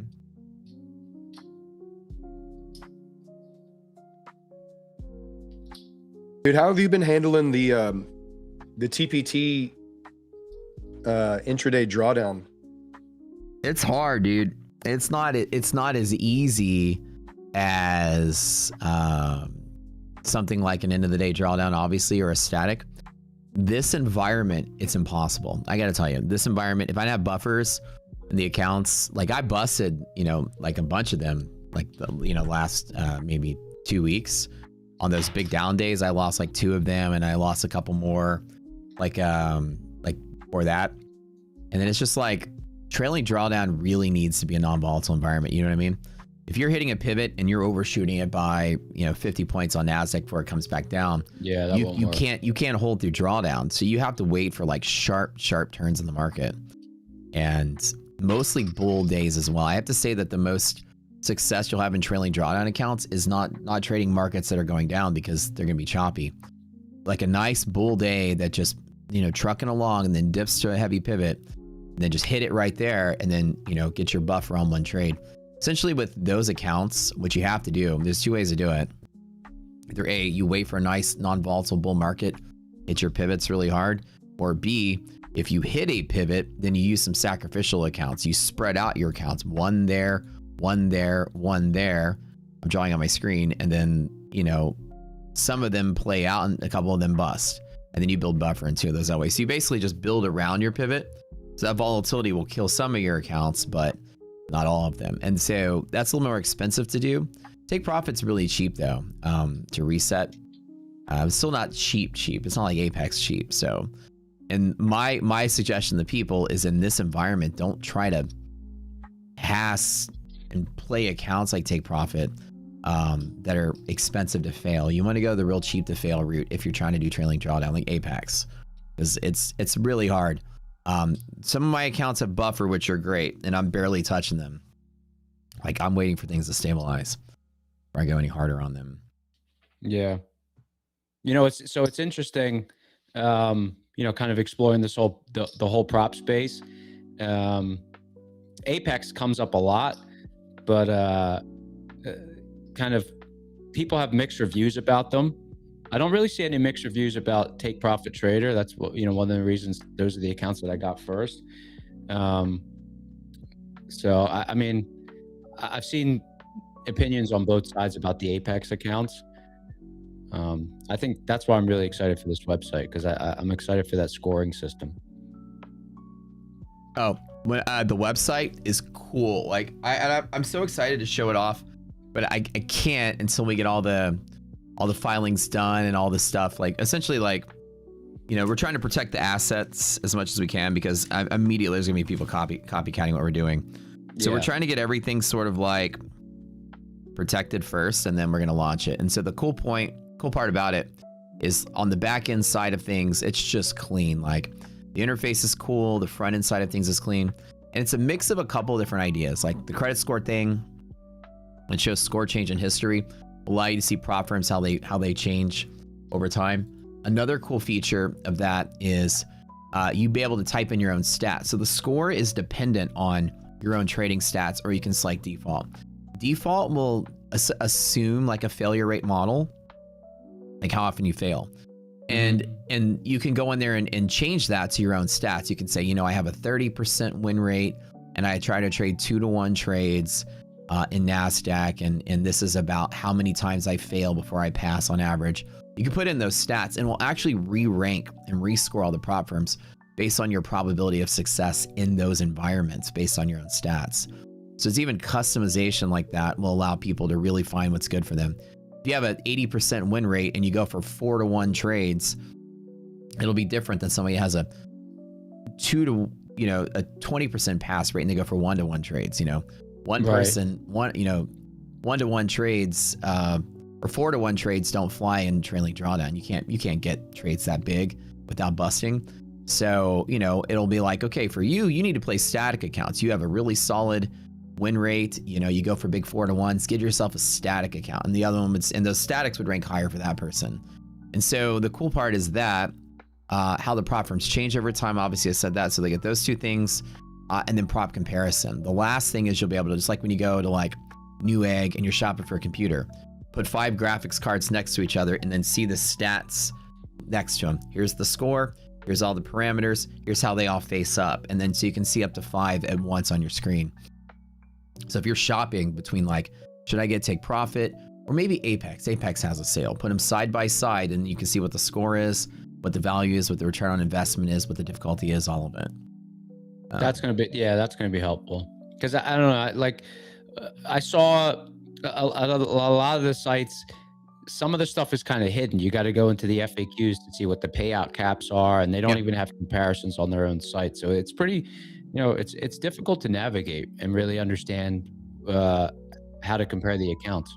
100%. Nobody does it because the majority of sites out there are they're just scrapers. They scrape the prop sites for the data and then just reprint the data. It's like there's no analysis done, no furthering. It's like we hired a team of employees to understand and know the prop firm's humans. So they're going to be interacting with the props every single day. There won't be something that'll slip through the cracks that we won't know first. And we'll try to know things even before. We're going to leverage that kind of like the size and the influence that we'll have to get information first too. Like we're your source. We're like Linus Tech Tips of the prop world. Like we'll know as things are coming out. We'll get the demo of the product before it happens. If we can, we can try. That's what our goal is to just be the information that the prop industry needs and the transparency that it needs. Completely unbiased, and it's math scoring. Half these aggregate sites out there are like, these are my top 5 prop firms. It's like, these are the top 5 prop firms that pay you. Like, this is what you see out there. And you never know as a customer, like what's actually good, Yeah. I wonder, sites like that can have a big, a big impact on the way that firms frame things. Like, I wonder if it will cause a little bit of a flattening of the, like almost firms trying to get a good score. Yeah.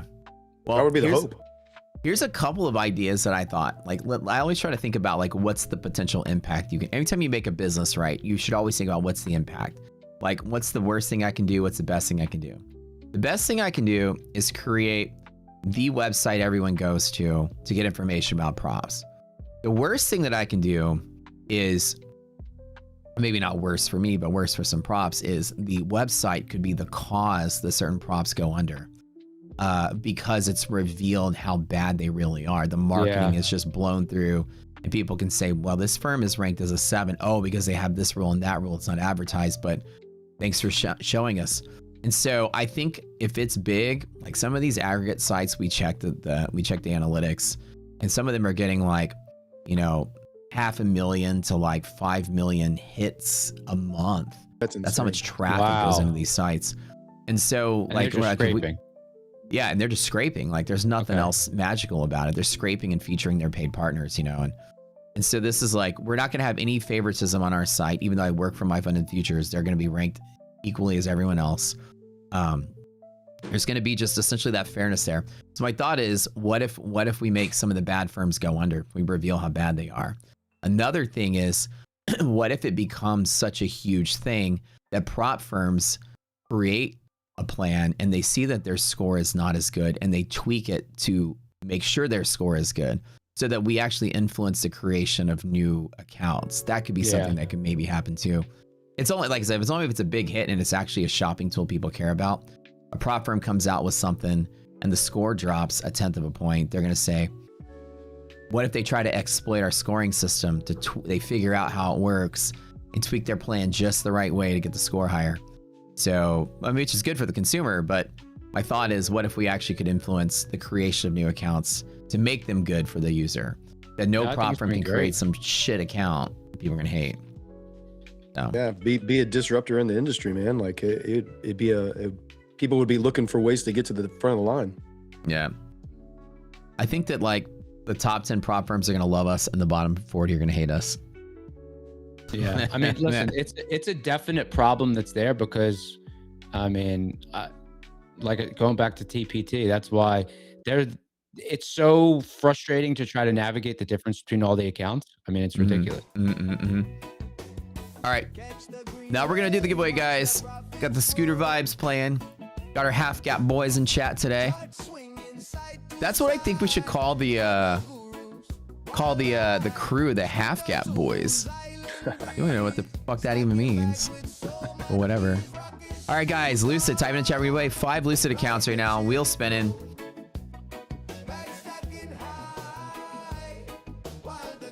Get the half gap boys in the house. Man, I wish I could hear the tunes. I gotta figure. I'll mix the audio source and feed something into the producer side, because it allows me to choose an audio source that's a mic. So I can just do a virtual cable and mix my system sound and my mic into a virtual cable and send it through as the microphone there. You can do that while we're here. If I blow up your eardrums with some feedback, y'all let me know.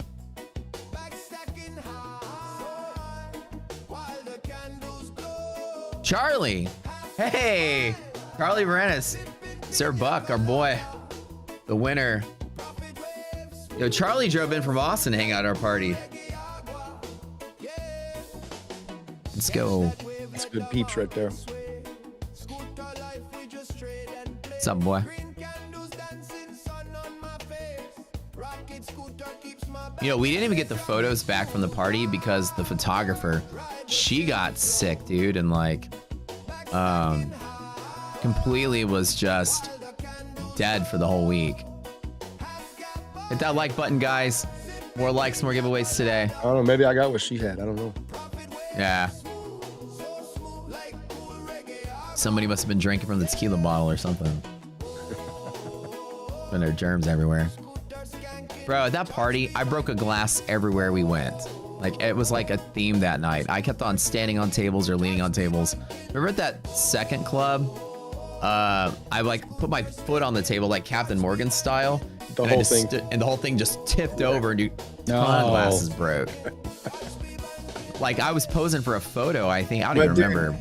They had that thing cleaned up in like 30 seconds. Like, those guys were over there like...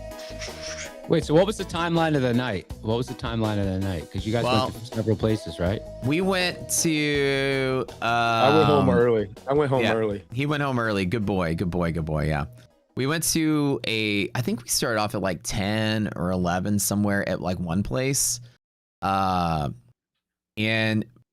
there is a club called Melrose. It was like it was an old sports bar turned into this lounge, and it was pretty dope. And we had like this whole front end side of it blocked off, and we had probably like at the end of the night, people were bringing friends and bringing friends. So I think we had like 40 or 50 people just crammed in that corner by the end of the night.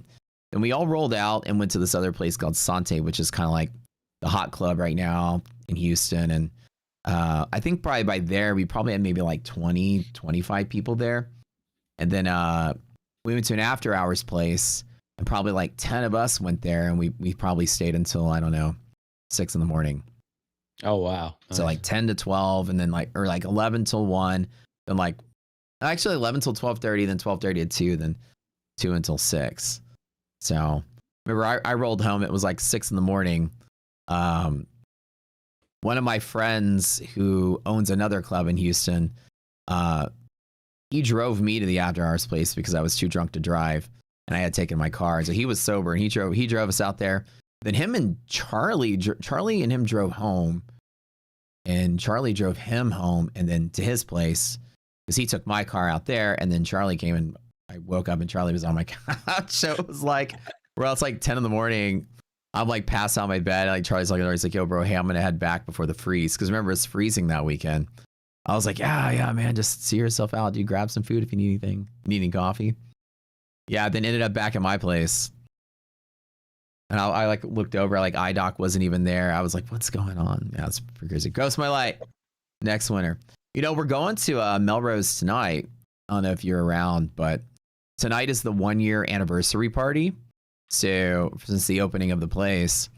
So if you're around, we got a group going, actually a couple of groups going, and they sent out like invite boxes to a bunch of people to like, you know, we want to invite you special to this event, blah, blah, blah. So probably go there for a little bit tonight, but not stay out.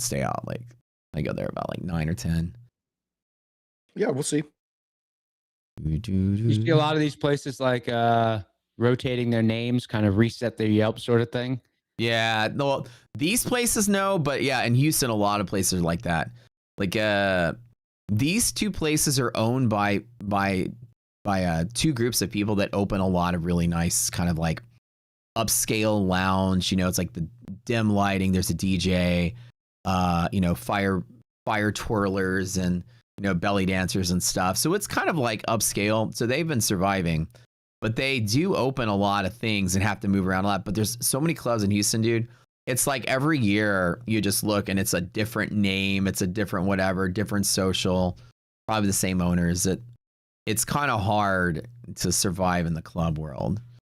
Yeah. I would say. Are some of the yellow lines on my ES chart missing? No, they are. No, I didn't delete them. They're probably just missing. Let me double check. All right, the fifth winner, Human Peyote. What a name. Shoot, they are here. Thanks for reminding me. I don't know why they disappeared. I think I cleared my cache in the browser. That might have been what happened. So let me, as a matter of fact, I think I did clear my cache when I was testing the website the other day. So let me put these back on here. We are at yellow line right now. It 6896 right here. And then 6836. Thank you for letting me know that. All right. All right, the winners. You guys know the drill. All right, let's test out how well you guys know the drill, my half cap boys. Y'all tell the winners what to do. Brad, you got to do it. Go to the link in the description at Discord. Go to the contest channel. Find an admin named Slacks. Send him a picture of YouTube ID. Let him know that you won, and he will get you all the details. Dang, dude. Wow. 9 out of 10. I think that might have been verbatim. 9 out of 10. Yeah, that's right. Link is in the description, guys, for that Discord channel. It's free to typing in chat. Very good. Very good. Damn. That was like exactly how I say it, too. I'm impressed. All I'm right. glad you went to Brad and not me. I would have been like, holler at Slacks. That's the boy. No.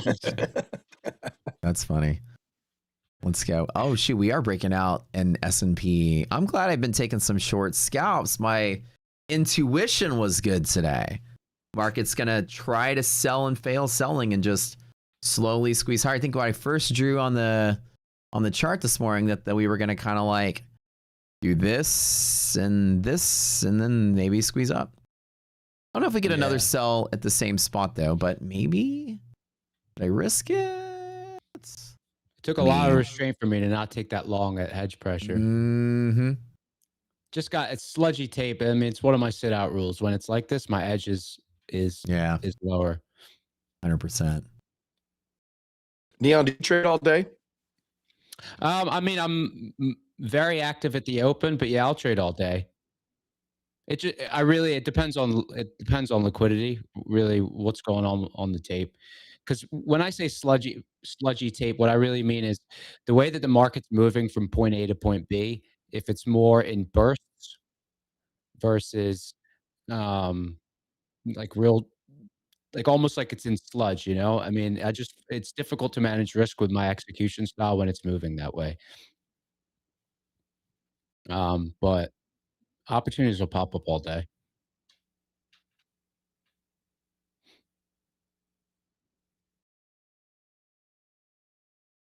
Like movement's starting to speed up a little bit now. I mean, velocity of price is still pretty high, but volume's lowering a little bit, so but it's still pretty sludgy.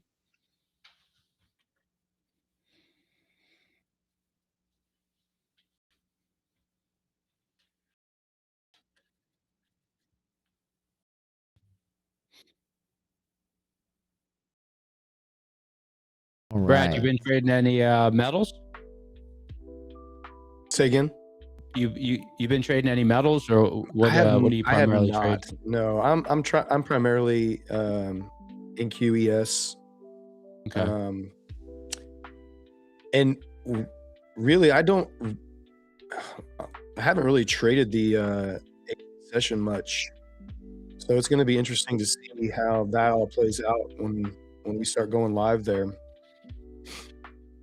Yeah, I would say okay. So one thing to like one thing to really notice at the after hour session is liquidity session to session varies quite wildly.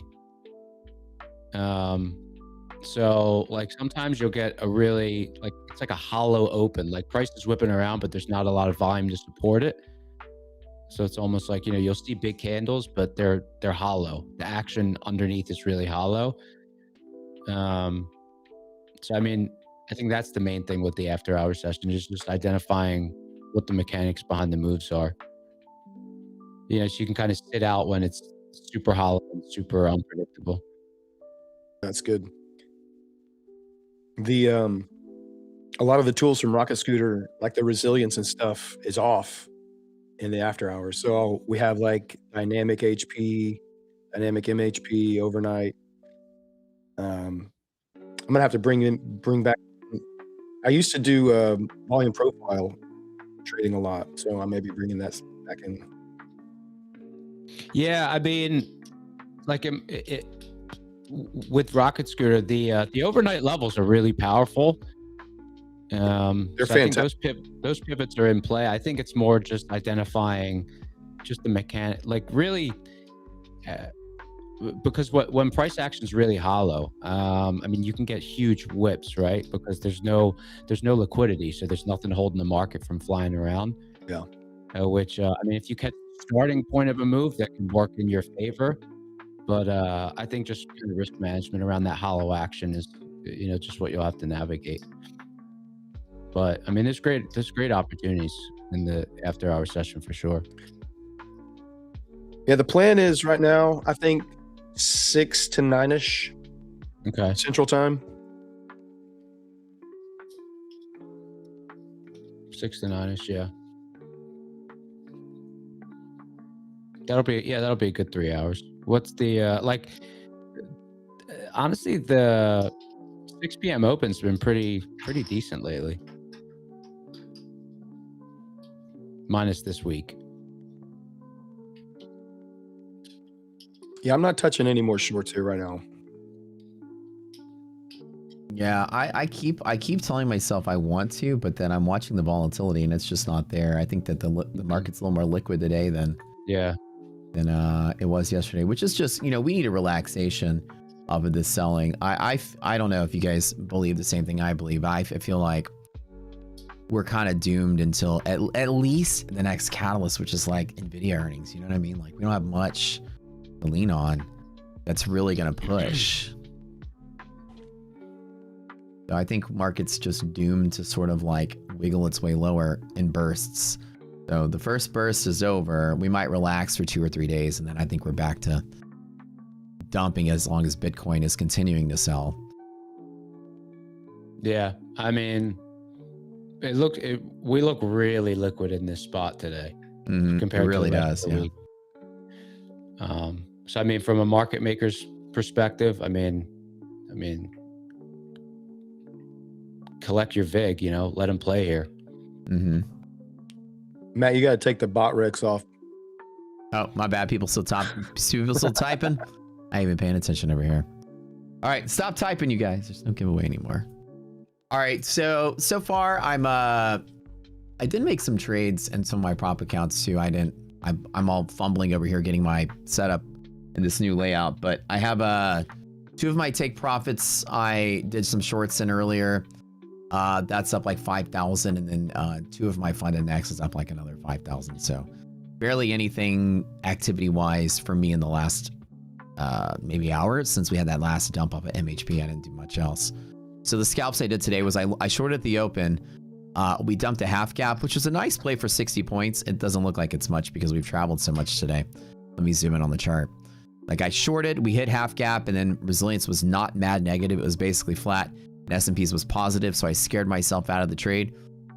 Locked in the money, was good, missed out on the loss. We hit it, and I waited for MHP, which is what I said I was going to do.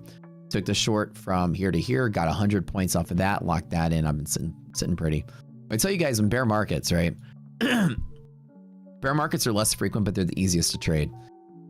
Only if there's an asterisk there, only if you wait for a setup. Never chase a low. Volatility dries up very quick and it just pops against you.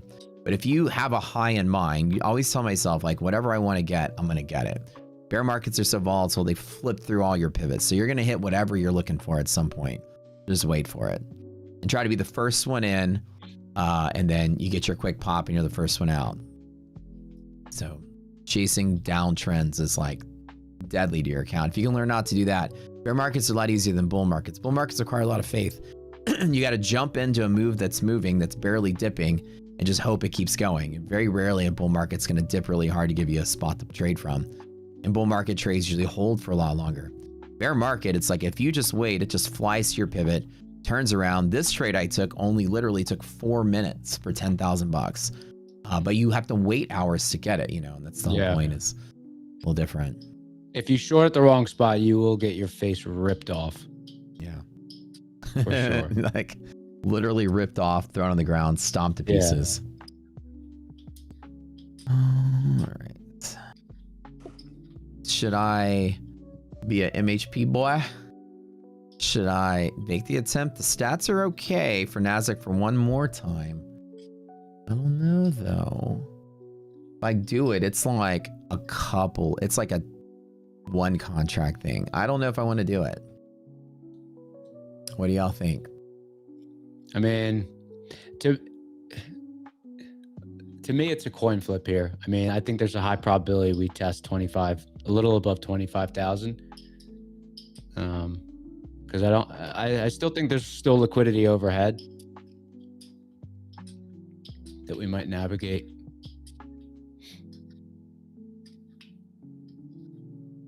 I'm sitting on my hands. I'm not doing anything right now, man.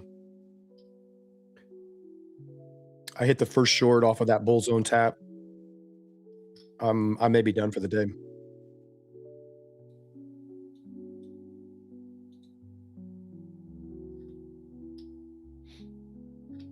I mean, we're in a liquid spot now, but I think there's one overhead as well.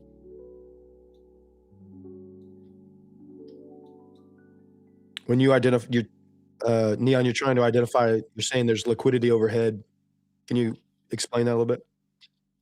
Yeah. So first of all, the way that I marry the system I was trading before with Rocket Scooter is I really, so my own system looks for spots of high liquidity, and I kind of see those as, targets for the market to navigate to. But what Rocket Scooter really does is help me frame those levels, right? Because they give so much insight into who's there. Is it bulls? Is it market makers? And what's the kind of weight behind the level? Like MHP being such a heavy level, right? It's going to be such a liquid spot. With the market being sludgy like it is today, I don't know. I think there's a high probability we rotate around MHP a little bit more.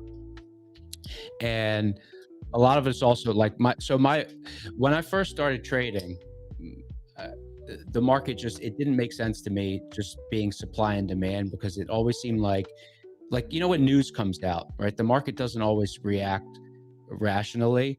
And I became fascinated with learning about market makers, right? And really what their game is. And so the way that I kind of approached my mindset to the market is, if someone came to me and they said, hey, you've got two choices. You can be a player or you can be a host. Okay. Mm-hmm. And if you're a player, you got to sit in the head seat or the tail seat. And, the outcome is completely random, but you could be a player or you can be a host, and you've got to host people making that bet. And regardless, right, you get to take a piece of it. Mm-hmm. The only caveat is you always have to be able to host the game. So if there's not someone to sit in the other seat, you have to sit in it, right? So that's where obviously hedging comes into play. So to me, market makers as a host, they just want to go where people want to play the game. They don't want to play it themselves, right? They don't want to have to hedge. In one word, I'm always focused on liquidity, where the players of the game are, and where they can get hosted without market makers having to really step in themselves. Obviously, that's an oversimplification, but it's the approach that makes most sense to me. Because the way the markets move, it's really always in search of liquidity, right? Sure. And that whole mindset was really born out of the weird moves that I always saw around Mhm. news. And one of the things I implemented probably 7 or 8 years ago was I only look at the timing of a news event. I do not look at the output. Yeah.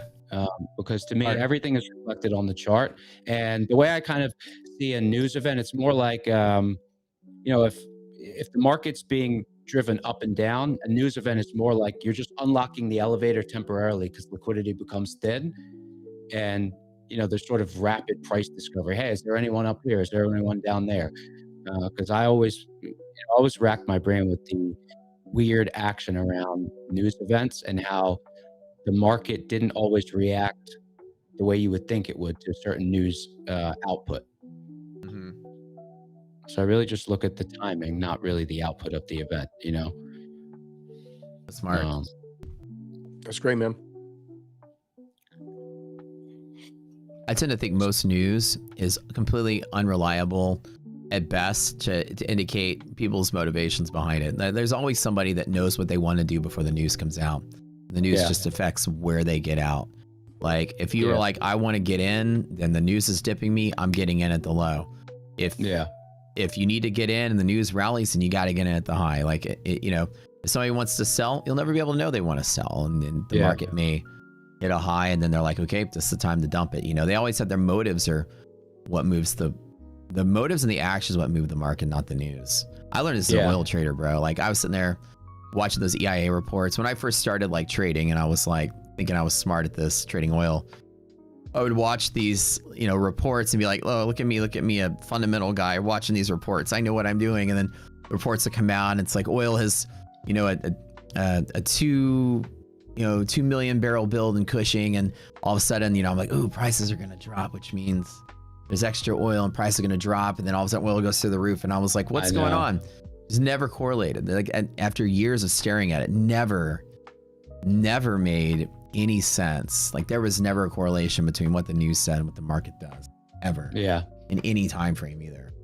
Like I agree. I kind of it's almost like a news event. I more say like in my mind, because it's a lot of it's just about the way I frame it in my mind, because it doesn't make sense. So I say, okay, there's a news event. The elevator is going to be unlocked for a while. Mm-hmm. The elevator is going to be unlocked for 5 minutes, 10 minutes. Sure. It's going to be real thin, and I mean you can get some great entries at those times, but you see some irrational movement too. Yeah. Man, what a drop right there. What do y'all? Yeah, I was like, Arb was catching that on the way up, by the way. it was not. It's only like minus 30 though, so I was not. So as you noticed, guys, y'all noticed yesterday when it was like 130, 140, and the market was crazy volatile. And now when it's not volatile, it's back in like a tolerable range. It's interesting to see how the arbitrage indicator has become our stop loss gauge. Like whatever it says should be your stop loss around a pivot when you take a trade. Yeah, And kind that's of the crazy. lag between the futures and the underlyings. We've been seeing it. Like yesterday, it was 150, and we were seeing 150 points of overshoot on big pivots before it would turn around. Now it's Nasdaq is 27, so it's a normal. Anything less than 40 is pretty much a normal stop loss for me. Any updates on getting RS tools in NinjaTrader? Working on it right now. So currently we're building on getting ourselves in Go charting first, and then NinjaTrader right after that. Go charting. Yeah. Let me see. What is go charting? Go charting is a kind of like a trading view competitor. Okay. They started with the market in India, actually, and it's very smooth and awesome like TradingView. But the difference is you can connect NinjaTrader brokerages and Tradeovate brokerages to there. You can connect CQG, which is all your real futures accounts. You can connect Rhythmic. So everything except for Top Step X, you can connect to this platform. TradingView, you can't trade Rhythmic. So it's kind of like a TradingView that you connect more stuff to, and it looks and feels just like it. What's the language for coding in it? They have their own sort of like I would say it's a JavaScript style coding language, just like PineScript. It should be very similar. I would say you probably could use AI to convert your scripts from one to the other pretty simply. But we're exploring getting our stuff into there, and they're going to partner with us to help bring their stuff stateside. I think it's great to finally have like, they have a mobile app too. So, you know, Rhythmic traders can't really use TradingView. So they're kind of screwed there. But this is an alternative to that, which is kind of nice.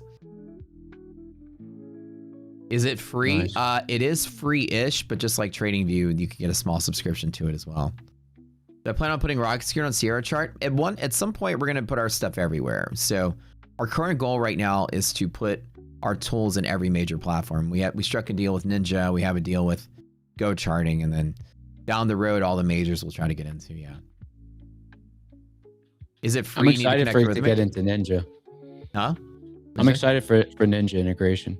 Oh, dude, it'll be awesome, and it'll be native. So like, it won't just be like a script from the marketplace. It'll be like natively inside of the desktop platform. That's And nice. when you try to load it up, it'll ask for a login. And you put our login in there, and then you'll access everything from that way. Is Go Charting free? It's free-ish, just like TradingView. There's a free portion, and then there's a paid portion, which comes with like data feeds and stuff. And it's the same. It's like the same model as TradingView. It's pretty much.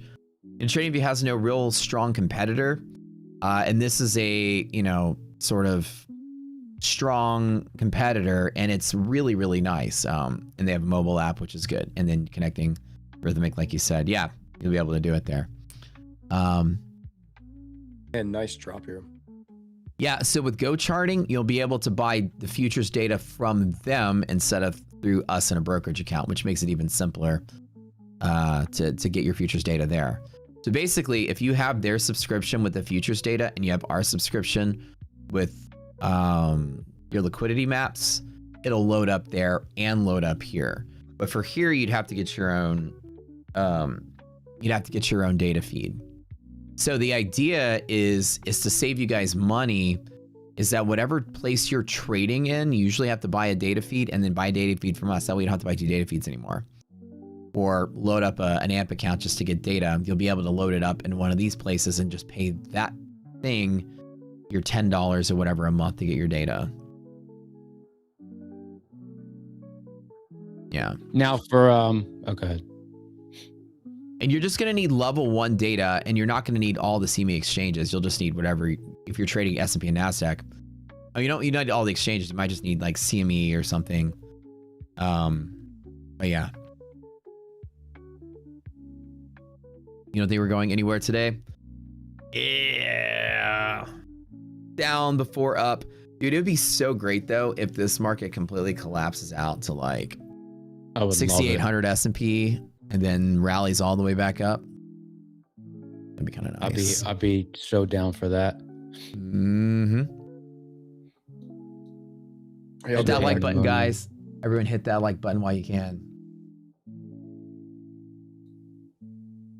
Now for these integrations with these other platforms, you basically, so you're feeding the values and then they're just rendering them. So I mean, there's no real overhead going on in the charting platform. 100%. That's the exactly what's happening. And Ninja Trader and Go Charting and TradingView and all these places, they have like natural rendering capabilities where you can draw squares and lines on a chart with coordinates.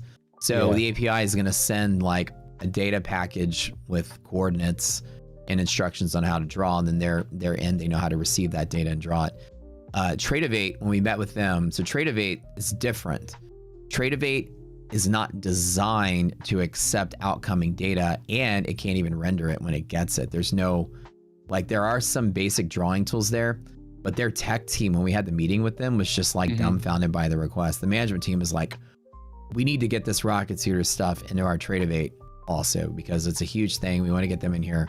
And the tech team was like, well, we're kind of designed like with this wall around us where like nothing can come in, and it's a huge hurdle. And they acted like it was such a big deal. I think they just didn't want to do the work. I don't know. But can you not save a drawing set in Tradeovate? you can. That's what we try to tell them. Well, I mean, from a programming perspective, that should be all you need. Yeah, one of the guys was like, yeah, it doesn't seem to be that big of a deal, but here's like my thoughts on it. But some of the other programmers were like, I don't know if we can do that. And we were like, yeah, you can do that. They were, I think is that they were not wanting to do a lot of extra work to get it to work. But that I hope the business team still pushes them to do it. But yeah, I mean, Tradeovate, I feel like so many people are going to the web versions of platforms. I mean, I'm 100%. On Ninja because that's what I have everything coded in. But I mean, I'm not a huge fan of it. I mean, it doesn't run very efficiently. And you don't have a mobile app, so you're kind of stuck to your desktop. Yeah. Yeah. It's like when the two companies merged together, Ninja and Tradeovate, they just basically put both business units under the same umbrella, and they didn't do any kind of cross integration. Like, you buy some tools for the Ninja Trader platform, it doesn't work on Tradeovate. It's kind of like, you know, they should have at least made Tradeovate semi-compatible with the Ninja Trader marketplace so that you can utilize, you know, multi-threaded browser capabilities to at least run a smoother, optimized platform and get your Ninja scripts on freaking the app that they have, because the app is really good. It just, their web is the way to go, and they don't even have a marketplace for that. So it's like, what have they done in the last 5 years since they've merged together? Like, absolutely nothing, you know? Like, the programmers they were kind of like, oh, I don't know if we want to change anything. I'm like, don't you want cohesiveness between all your you know, all your platforms? I don't know. It would be so incredible for their marketplace to have, you know, capabilities to be compatible with all three of them. Why can't they do, you know, I mean, I can see that there's limitations running C# in the browser and issues that they can have there, but like, still, they could be able to like create some kind of, I don't know, cross-platform compatibility. Yeah, I feel like Tradeovate appeals more to new traders because I mean it's definitely prettier. Like so many of the charting platforms, like even in equities, you know, the most popular is I mean, when I traded equities, I was trading on first Lightspeed, which they have their own platform, and then Dash Trader. I mean, they look 30 years old, you know. 100%. They're so aged, and you know, Ninja Trader looks fine, but it's just, I mean, it's a little inefficient. It's not, it doesn't have the greatest like memory management, and sometimes you got to shut it down and restart it. Yeah, I feel like if they married the two together, it would be kind of a home run. 100%. Oh, so yeah, Go Charting needs a dark mode desperately. I agree. It's bright and white, just like Trading View Native is. 100%. Yeah, I'll put in a request with those guys to have a native dark mode and toggle between it. Man, there's just no direction here. This market is flat. No rotation. Hey, whoever said about my prop website, it's all under lock and key now, so we get everything secured. And so the name of the company is kind of is a secret. And the website, while yesterday we tested the administrative side, now we're getting this administrative side pushed to live this week, such that our admins can go in and finally start programming the props. And we want to get like essentially all of them programmed in, and the minute they are, we're going to launch the site with it all programmed. It takes a lot to build like the connection, the relationship, and get all the information. We got to scour every props information one at a time. So, you know, we were saying we were anticipating the website to be launched and ready to go for us by the end of January, which is ready to go pretty much now. And we looked at and played through it yesterday, and it looks great and it feels great. And we just have a few things that we need to work out, some kinks. And then early next week, we're gonna have the ability to start populating it. And then I'm gonna do some like marketing and then hyping, and then we'll launch it. Hopefully launched for you guys. Proper scooter. You guessed it. Prop scooter, I like it. I think it'll be available and it's fully launched beta for the end of this month for sure. So it'll be launched and usable. Does this mean I will stop streaming? No. I'm still gonna stream. These guys are gonna start streaming at different times. We're kind of playing with the format, but I think like in the afternoon, Neon's gonna take over the afternoons, and then Brad's gonna stream in the evenings. And we might do co-streams like this every once in a while. or is on a weekly basis. I don't know. We're going to see what you guys like more and then kind of run with it. It's all new to us, but it's good to have some different opinions on here. Profit Scooter. I like it. But yeah, no, Chat, it's so good to be here. It's great. It's good fun. You know, trading is such a solitary profession. I mean, this is cool. I love it. Yeah, dude, if you don't have a community around you, you're just out there, you're going to get fried. Oh, yeah. You cannot do this alone. Third MHP tap. I didn't take the second one. Do I avoid and let it overshoot and then get it on the way back down? You got an MHP song going over there? We can't hear it, but I'm wondering. I should get one. Let me see if I can get a. There's the one that's like, "Are you down with MHP?" Yeah, you know me. Let's see. Down with MHP. We're just gonna hear somewhere. All right, I'll play it. Down with MHP, yeah, you know me. You down with MHP, yeah, you know me. You down with MHP. Somebody saying Patriots win already. Get ahead of yourself there. Watching the Super Bowl? Yeah, dude, I got 2 Super Bowl parties to kind of balance between. Oh yeah, Super Bowl this weekend. Nice. It'll be fun. 2 of us are in Texas, and then Neon is in the East Coast. In which state are you in again? I bounce between Vegas and Philly. Vegas. Primarily in Vegas now. Yeah, from the East Coast, but in Vegas now. Gotta love those Vegas taxes. I feel like if I lived in Vegas, it'd be dangerous, dude. I would spend like so much money on freaking partying and strippers and fucking casinos. Really? Yeah. I'd have a hard time not doing it. Am I shorting from here? I know if I push the short button, I feel like if I push the short button, I'm gonna lose. So maybe my answer should be no, but I'll do it in some prop accounts. I don't know, man. Monthly resilience has been stable each time. It's actually worse now than it was before.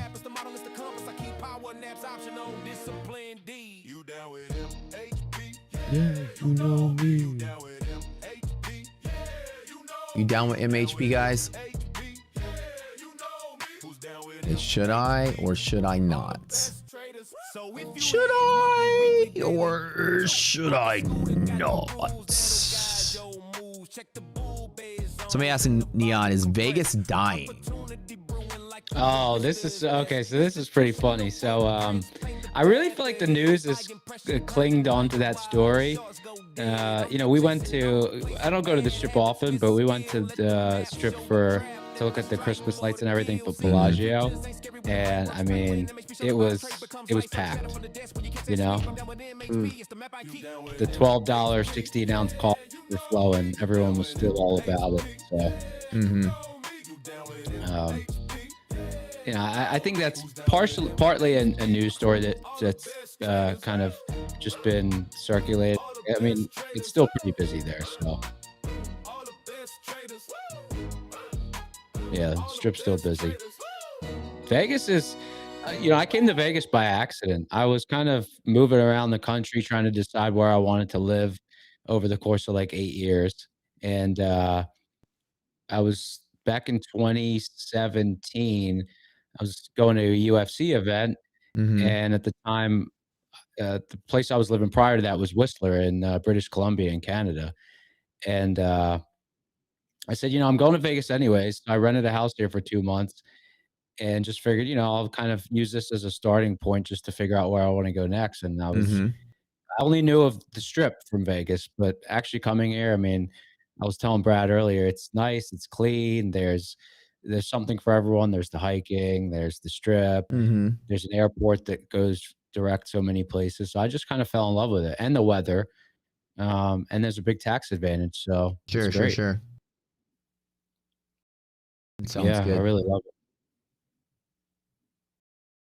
I don't head out west too often. I put a small 2 contract short, and I'm probably going to be wrong, but I'll try one more time at this. I'll stop at 900 if I lose it. Or sorry, not 100, 25,000. I want to hear the MHP song one more time. Neon, are you a Arc Raider guy? No No gaming? no games. I know people have been talking about this Arc Raiders game a lot. My main gaming was all with Counter-Strike, first person shooters. You know, I was all about getting the right mouse feet, getting the right mouse pad, getting your sensitivity right. You know. First person shooters were always the thing. I have not played it either. I'm a gamer, but I'm not. I like my GOAT game is Fallout 4, man. I will put hours and hours and hours and days into settlement building on Fallout 4. Okay. Dude, I used to do Speaking the of Fallout, I same want thing, to watch man. this show. But literally used to do everybody the same said thing. Arc Raiders is a lot like Fallout 4. I keep hearing Matt talk about it like you're going in, you're scavenging, going back, crafting, building stuff. Yeah. Building stuff would be like an epic layer to like Arc Raiders. I think there's what's that game like Rust or whatever where you can build encampments. But dude, Fallout 4 was great. I used to the same thing. I would go into Fallout. I would just I had it on Xbox too. I didn't even have it on PC, so it was even harder to use the building tools. But when I found out you could build a settlement in every single town that I became familiar with, I built a settlement everywhere. I had like settlement, like every single freaking place. Oh yeah. And then you got to level up your charisma so that you could get the perk to let your settlements share resources. Yeah. That was awesome because I would have one of my settlements like I made was just a farm and I'd be growing like potatoes and stuff. Like the whole thing was just a farm. And then another one of my settlement would be like my production. Another settlement would be like storing all of my armor and stuff.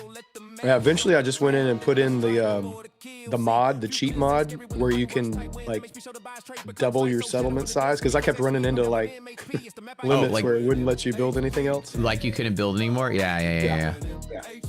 Dude, did you ever do the mod that made Fallout have like Unreal Engine 5 like beautiful? There's like beautiful graphics mod where it made it look like it was not the nuclear world, or it was just really? everything was beautiful and pristine. Yeah, let me see if No, I'll have to check that out. That sounds cool.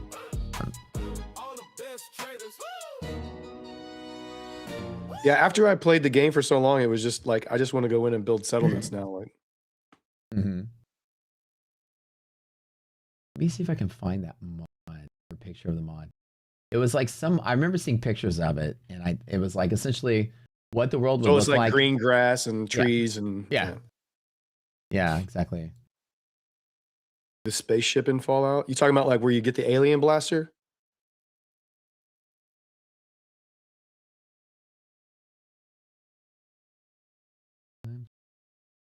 I remember seeing something on Reddit a long time ago, and I don't know if it was a real mod or not, but maybe people just It sounds cool. gonna play Fallout like it was just like like it really was the 1950s still, and right. What do we get? Did you guys get into the online Grand Theft Auto? I know that's super popular. I have not. Like super. Like the people popular. doing the role playing stuff. I don't know. I just all these videos always pop up Grand Theft Auto. And I know there's this whole everyone's anticipating the new version of it. Apparently it's been delayed a whole bunch of times. I'm a big fan of Grand Theft. I always buy every Grand Theft Auto, but I don't like religiously play them. I play them until something else comes out, but it's always a fun time. Like I pretty much played all of them since high school. That's it. They're fun, but I like Rockstar games in general. Like I liked Red Dead. I played that a couple of times start to finish. Like that, it's basically like Grand Theft Auto with stagecoaches and horses, you know. Red Dead Yeah. is awesome. I love Red Dead. Yeah. Red Dead 2. Yeah. I remember back in the day, I think maybe it was Grand Theft Auto 2. I don't remember. All I remember is at GameStop, or it might have been called something else then. And the guy at the counter was like saying something to my mom about what the game was about, almost like trying to convince her, like, this is not the good game for him. Mhm. I think I was pretty young, and I had to navigate. I got the game, and I turned out all right, I think. But I was, it's like you're like excited to get this game, and you're there, and the dude at the counter is just trying to shut it down. I'm like, dude, my man, what are you doing?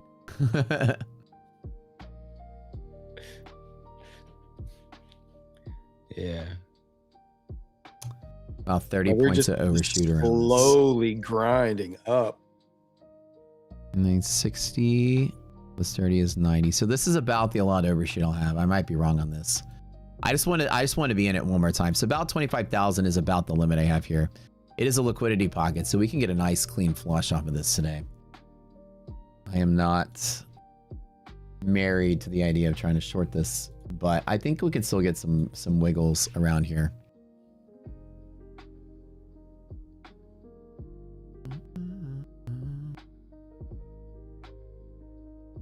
Like flops around at MHP. And this weekly candle is, if it closes anywhere around here, is a massive wick on that weekly candle.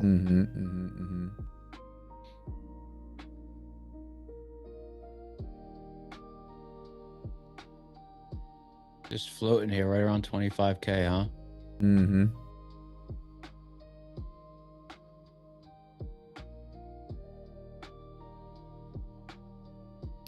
Which way do we go? How old are Brad and Neon? I am older than both of them. I'm 30. I'm 38. I can Yeah, I'm remember 38. 38.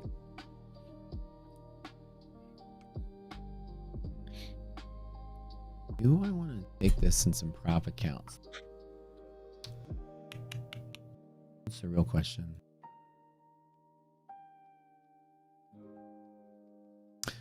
My bet is that we close the day below MHP. Now this time, like this kind of bet right now is not for a scalp.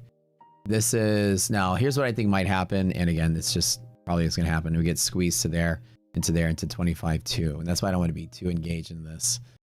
My biggest fear on days like this is that it just gets squeezed all the way up, even further than pocket. So I might just take this loss and call it. I know I might be wrong, but if we reclaim to the downside, I'll jump back in.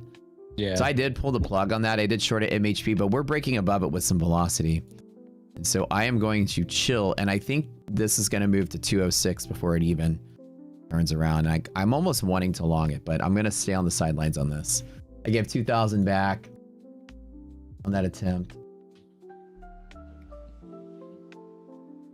67, man. Got some boomers in here. Uh, 66? Okay, I'm wrong. I'm not the oldest.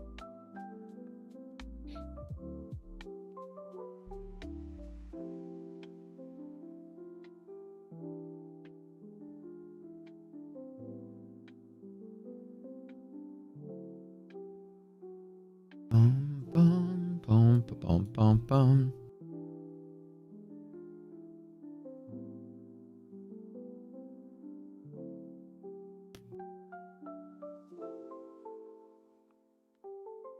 Still liquid up here. Yeah, I can see the same thing. I pulled the plug on that short. I might jump it alongside on MHP tap on some of these prop accounts. To take the pocket, be about 140 points up on NASDAQ. Maybe. So, do I want to touch it in the challenge account? That's the question. The hour. It's kind of interesting how the Where's Pickle action's at? thickened up so much since yesterday. Downstairs. Oh, Pickle's downstairs. This is Remy. Wait, let me see. Lot- Remy? Oh, What kind of dog is Remy? He's a golden doodle. Very cool. How old is Remy? 8 years old. We have another one, Maggie. She's 10 years old.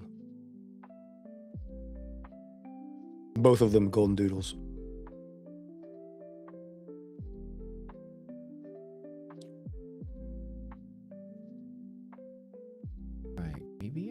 Cake. Do I have a hot Asian chick as my other half?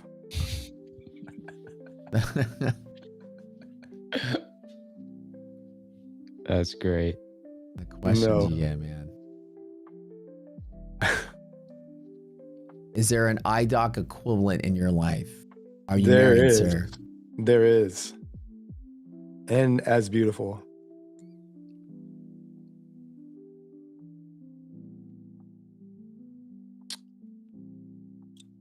Are you guys one and done traders or take as many stabs as long as there are opportunities throughout the day? For me, it's take as many stabs as long as there are opportunities. Mm-hmm. I am not a one and done. Now, I am a lock it out when I hit certain levels of profit on different accounts. I'm not just gonna, if I'm up big, I'm not gonna just try to take another stab to make it bigger. I'll go to a different account and work it that way. Sure. I grabbed some, I flipped long in a couple of my prop accounts. Or not flipped long, but like I closed this short here and then I went long. Just in a couple of props. Small trades.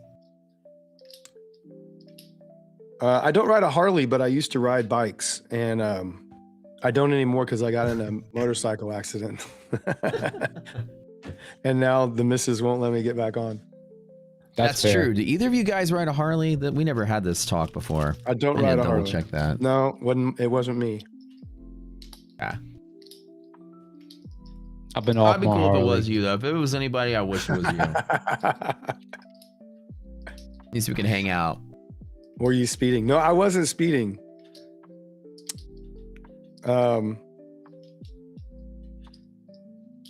I was doing the speed limit. It was about, the speed limit was 45. I was like 45, 50. And so it was on a divided highway. So it has like a median in the middle, right? And there's cutouts where people can turn across the divided highway. So I'm on the inside lane.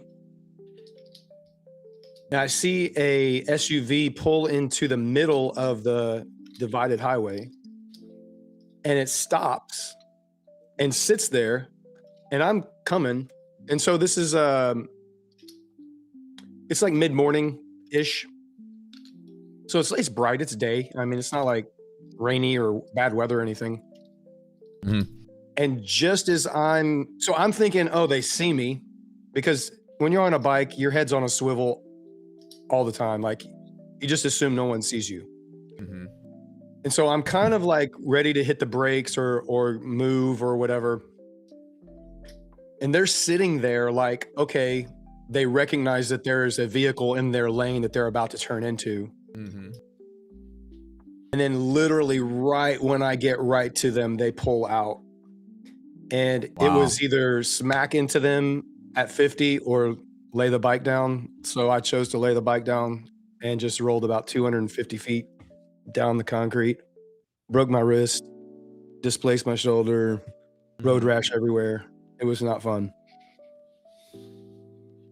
Did you have to, like, what was broken? How many stitches? Yeah, so my left wrist was broke, had to end up having surgery on it. Left shoulder was displaced. Like, I wasn't wearing my jacket or my gloves, which was stupid. I was wearing my helmet. So my arms and my hands got shredded. I thought I was going to have to get a skin graft on this palm. Ended up not having to, thank God. But yeah, it was not great. The helmet saved my life. 100%. Yeah. I mean, that like arm hairs freaking stand up. That's crazy. No, the people who cut me off, they never saw me. They didn't stop. They never knew. They never knew I was behind them. Oh, that's the worst, dude. Yeah, That sucks. There's a Honda Rebel, 1100.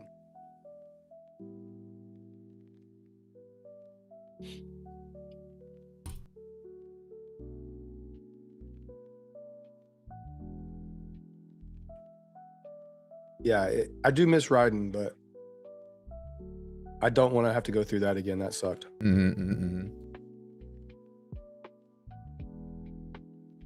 Dude, I love riding. Oh, good. Market's moving up a little bit. This is good. Yeah, I think that this one is gonna. I think this MHP break is gonna push us all the way up to maybe 200. I thought about engaging to the long side here, but I don't think we're gonna sell off today. And if anywhere, it's from higher. And I think that if y'all want my personal opinion, maybe I'm wrong. Guys, we're doing another giveaway. TPT, type it in chat. What I'm gonna do here, what I think is we're gonna just get this like sort of inch up, and then push higher and push higher and push higher. And then there might be the end of the day like one nasty red candle that then sort of pushes up. So I think we have like green, then red with the wick, and then more green. I don't think we're gonna get any perpetual multi-hour selling. If not the end of the day, maybe, but I think we're pushing up. Not even in the 100, maybe the 206 yellow line. I think we're gonna go fully through this bull zone and keep going. I'm jumping on the long here. Yeah, I think it's definitely stabilized today. Got VIX now below triple B. VVIX has dropped. Yeah. Out of the short side.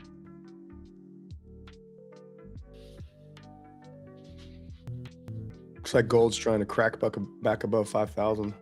Mm-hmm. You got to bring some bulls to the table and find some buyers, and then after that, we'll see if people are still squeezed and hurting. Margin calls, take up to 3 days, and so we got how many people are going to get squeezed for a couple of days, and then market does something. 72% past year gold. Insane. That's crazy. That is nuts. I mean, I took like right at the beginning. I mean, obviously hindsight, right at the beginning of the run. I took I'll take like 2 to 3 swing trades, options trades a year, and one of them was gold. I think it was November 2024. Mm-hmm. I took a long swing in gold, and I mean, it was a great trade. But I'm just like, man, like now looking at the one after that, yeah, scary. Like it's a scary thing to trade. It moves so much per contract. Silver too. Yeah. Those swing trades on those few swings I take a year, it's always in options. Mm-hmm. Yeah, but the move after that has just been insane.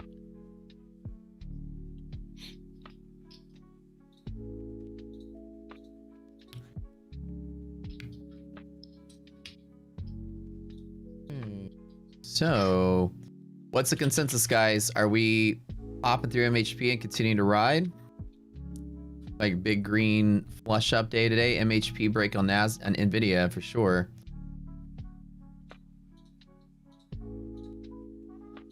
I think that today is one of those days that just goes higher and higher and higher and higher and higher.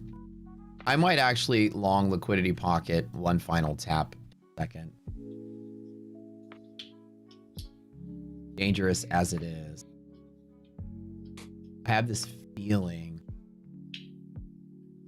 Think we're gonna grind higher? Is that what you're thinking?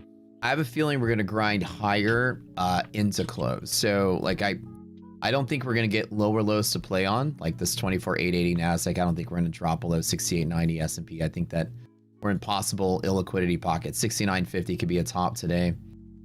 I just put like maybe like 5 contracts here. Let it ride. 25,000 support. Where we go. Let's just see if it goes. My stop on this obviously would be, we'll say about 920. I think I'll capture an up move inside of here, and then to yellow line would be it. Like basically till end of the day. At minimum 83. So it's currently 1-to-1 on this first entry. The second entry would be 3-to-1 if I get it down in here. So I can do something good. Grind higher, VIX is lower. I don't think this is like your big reversal day for like the longer haul, but I think that this is a day that just grinds higher and squeezes every short out from the last couple of days. right, guys, TPT, type it in chat. We got one more to go.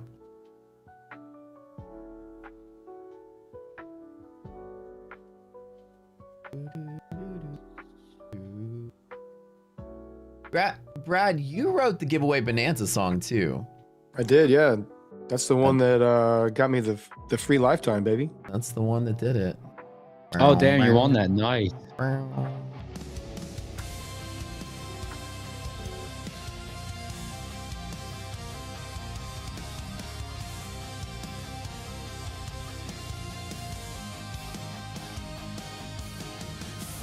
fast, there's no end in sight. Candles stretch in the fading light. Although I'm a big believer that this market is coming down further. Gravity take a step.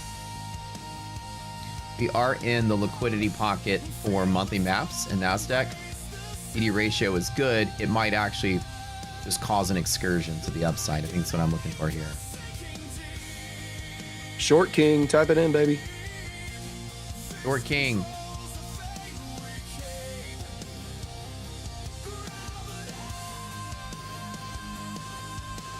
Tethered to support weakling. But MHP's a broken wing. Silent echoes. Is this a melt up day, boys? It looks like it. Yeah, I think melt up and then probably, I mean, if I had to pick a close, I'd say midpoint between a hedge pressure and monthly hedge pressure on NASDAQ, 24.9. Yeah, A lot of liquidity down there, a nice spot to close. that is exactly where my little box is here. I think we're gonna. I don't know where I was drawing. Arrow Doctor, or Arrow, or A-Rod R, or R-O. Oh,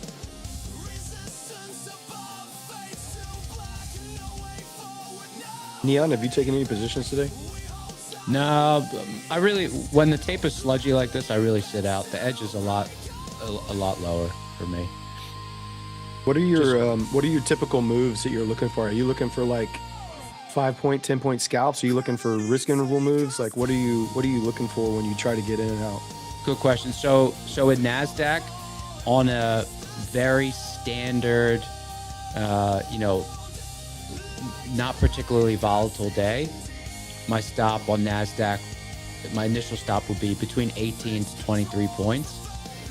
And so, I frame my trades in two sections, next move and the move. So that 22-point or 18-point stop or whatever usually correlates to an initial target, right? So if the next move prediction is correct, I'm closing out half the position at the equivalent to that stop.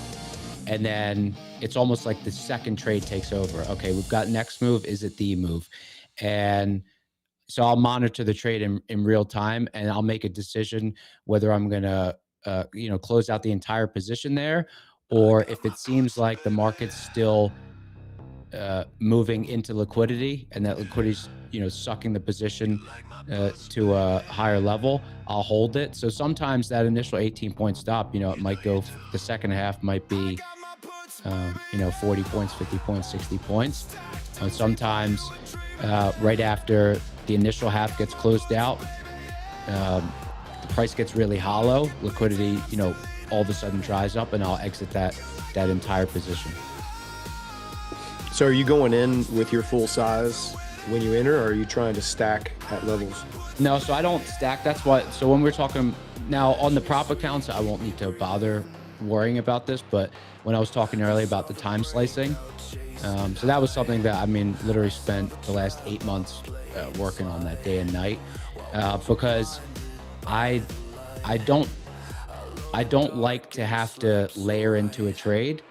I like to be able to get in with my full position size, but I don't want to be susceptible to slippage. So I mean, now whether it's live or whether it would be on prop, I'll be able to just get in with a single click. And that's really because I think otherwise there's some decision fatigue that comes in. You know, you got to make your initial entry, and then you got to decide, okay, you know, where do I add? Do I add on a further pullback against me? Do I add when it moves in my favor? So there's kind of a decision fatigue that creeps in there. And so the way that I frame these trades, obviously, because when you're trading with a tighter stop, statistically, you're going to get stopped out more often.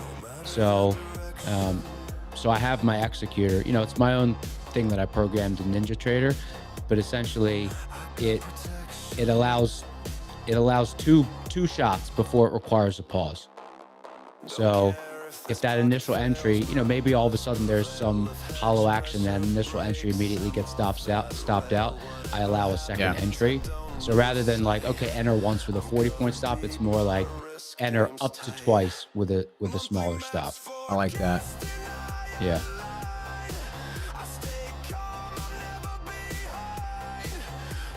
Is that 4? Okay, one more winner. You held your breath. I held conviction. Watch you drown in your prediction.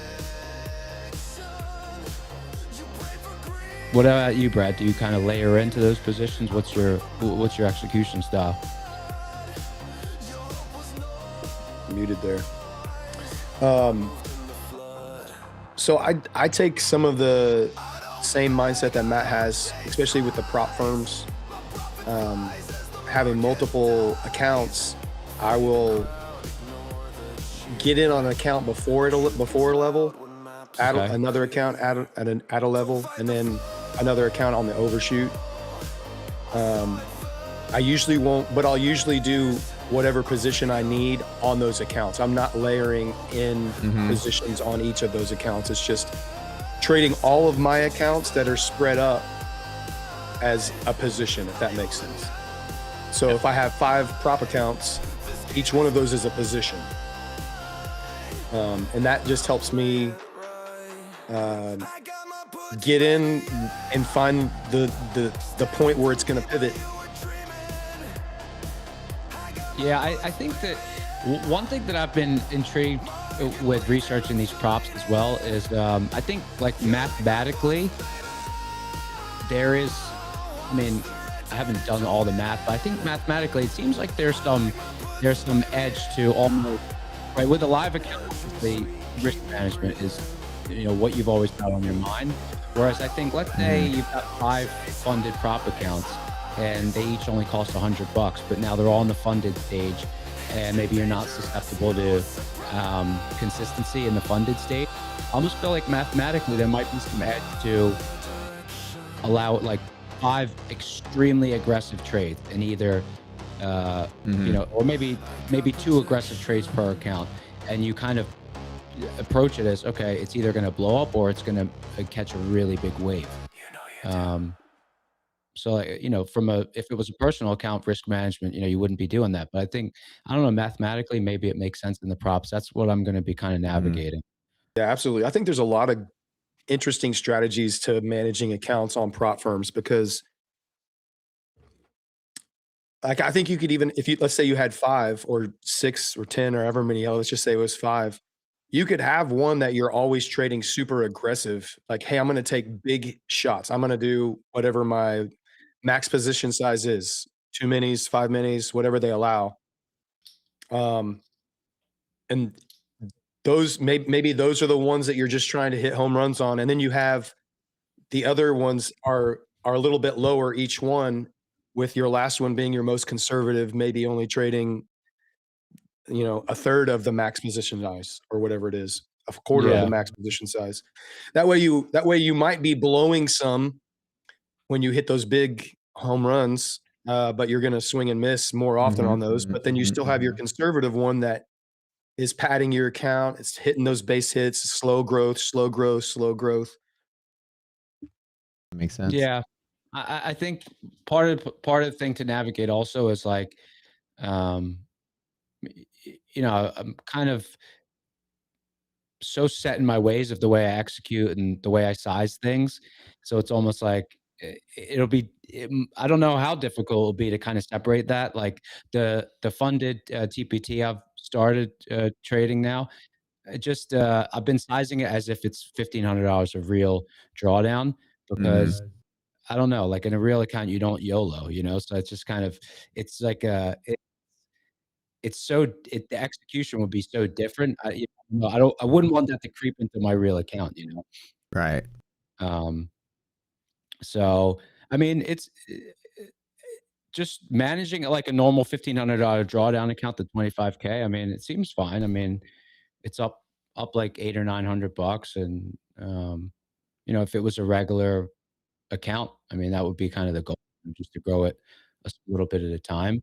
I think that I think once if you just at least with that account, just grow it like it's a real account, and then once there's buffer, can start to increase size. I think that'll kind of be the initial approach.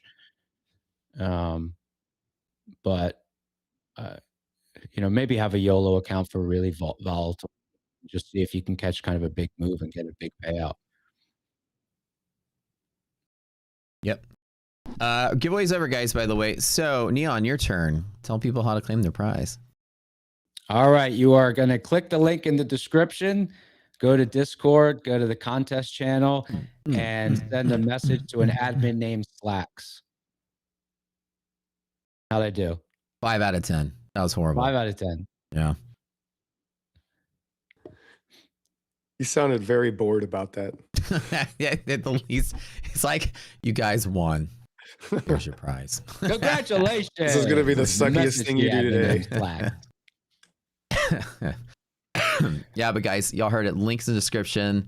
Screenshot of your YouTube ID. Have an account with TPT already. Go talk to Slacks on our Discord's contest channel. Read the good job. Don't encourage him. Needs improvement. All right, I closed my 8. I had my 8 contracts. I trimmed down to 2 for a runner. I put like 5,000 on the board there after the 2,000 loss. I'm up to 23 today. All of my prop accounts have hit max profit on this long so far, which is good. So I don't screenshot on the screen because the format's a little different, but 3 of my take profits are about 5,000 in profit, and then 3 of my funded nexts. One of them 16, 2 of them are about 2,000 each. So greens across the board. It's a good deal. How are we looking on the monthly map levels that you were showing earlier? The S&P's, or sorry, the Nasdaq's monthly map bear zone top is exactly where MHP is today, right exactly at the 963 level. S&P is in bull zone territory in monthly maps. I have them both marked on the chart. So S&P has recovered into bull zone, which is why I think we just flush up all the way today. And I think we could flush up as hard as 206 in Nasdaq. Like, not just, I mean, I think the 83 is a given. I could have held for the full pocket, but this is like 120 points. So I locked in about 60 points up with the majority of the contracts. I'm just having my runner go up to the top. If this runner goes another 160 points, even with 2 contracts, that's going to be ridiculous. Like, and I don't need to take any more risk. In light of the environment that I'm in, the way I like to do is hold a runner, which gives me the capability of making $8,000 if I'm right. But then I have the maneuverability that if it suddenly dips to MHP because Trump picks some random country to pick a fight with today, and then we just dip, I can jump back in with 10 contracts and let it ride. So I tend to like in days, especially recovery days like this, you just know there's no volatility. It's going to flush up. So keep a light position, and every time it dips, I can just dive in heavier. Like hold 2, buy 8, close 8, hold 2, buy 8, close 8. And so I can just add to it and get out, get in, get out, get in, get out. But stay engaged for the rest of the day.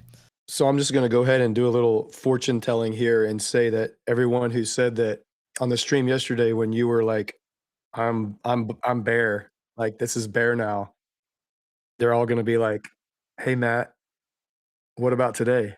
Yeah. Yeah, exactly. It is it's a pause. It's all contingent, I think, on Bitcoin. If Bitcoin continues to rally, then I think the pressure is off. The liquidation event, I think, started from Bitcoin, then cascaded to the gold liquidation event. because I think that's really what's happening. Like Bitcoin was selling off and selling off and selling off, and gold was rallying. So that's where the money was flowing to probably. And then gold sold off so hard. So then it squeezed everybody in both places. And then once the pressure's off in both of those places, I think the market's going to relax and try to get back to where we were sitting before it started selling. I just don't think that the pressure is off. I think gold is taking a week or two chill, but I think that it's still sort of going to pick up some steam. I think people haven't forgotten about where we are. So maybe a week or two bouncing around 5,000 on gold. And then if gold continues to liquidate and Bitcoin continues to sell, we've got some more downside, I think. But maybe today, big relaxation, green day, and then tomorrow, we'll see on Monday. If Monday we gap down 300 points in futures on NASDAQ, we'll have our answer, right? That's what I think might happen. That's just me, though. What do y'all think? Dead cat bounce today, and then Friday expiration happens, then Monday we're back to like chaos. What's the plan here? What would the catalyst, what could happen? Like that's the thing that's been puzzling me for the longest time. Like what could possibly happen that's good enough to move this market higher? Like what could it be? I can't think of anything. I know. I don't know. I mean, you laid it out perfectly yesterday, I think, on the My Funded TV, where you were just like, you laid out, here's all of the good things that are going on right now. We should be flying higher. Nothing is happening. There is one third scenario which is possible, and I mean it could happen, and that is that market tests highs, and I mean crazier things can happen, but I mean sometimes FOMO generates a lot of liquidity to take the market higher. Mm-hmm. I think it's unlikely that will do it. Yeah. TPT has an activation fee, yes, but it's waived when you get your, isn't it waived when you get a payout? I forgot how they do it.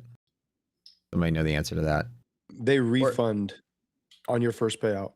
Well, I don't know if that was part of a promotion they were doing. They did that for a while. Or they refund the test. They refund what you paid for the test account. I don't know, but the activation fee should be free, I think, when you use affiliate code. I think that's what they say. Let me double check that.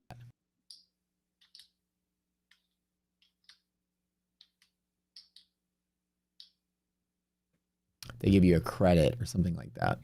Yeah, they don't have an activation fee. It's all in on the purchase price. But you do get a refund, I believe.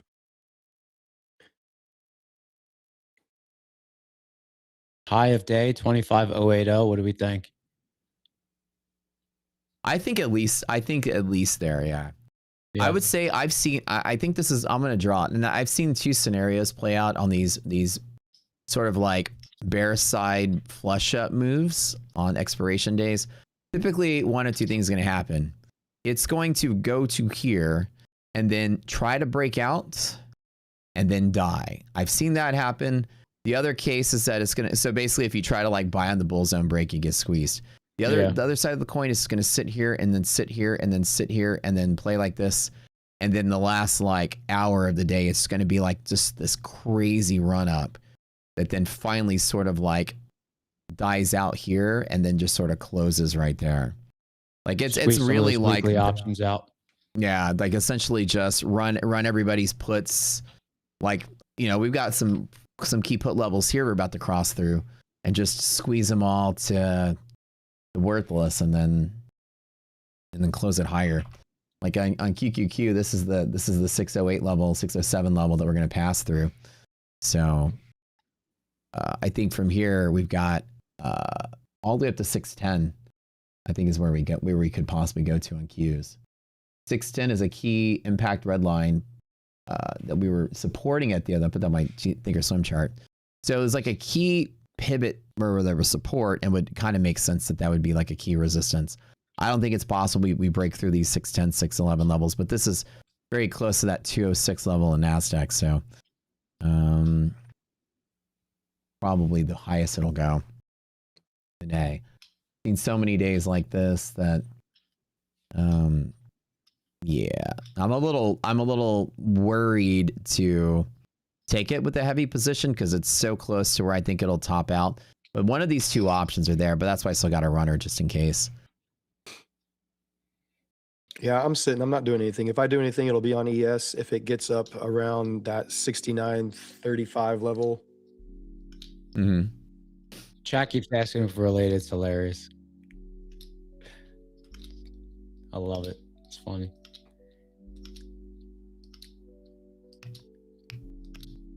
Sir Brad getting some hearts in chat from somebody. Hey, let's go. Matt Neon.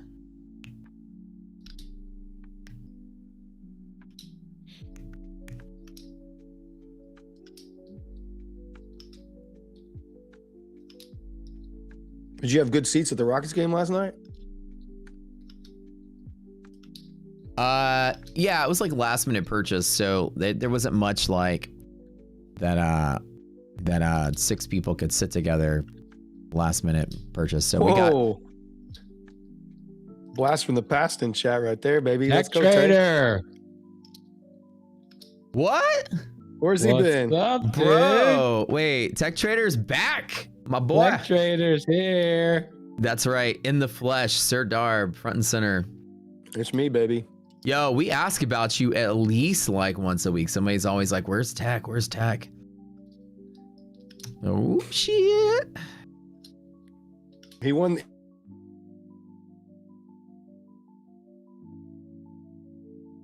Thanks to the pal. That's what he said.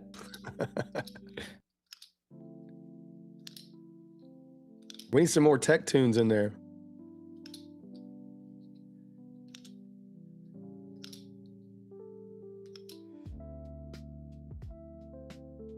I do like House Vibes Friday or something, you know? A little deep house we need from you, Tech Trader.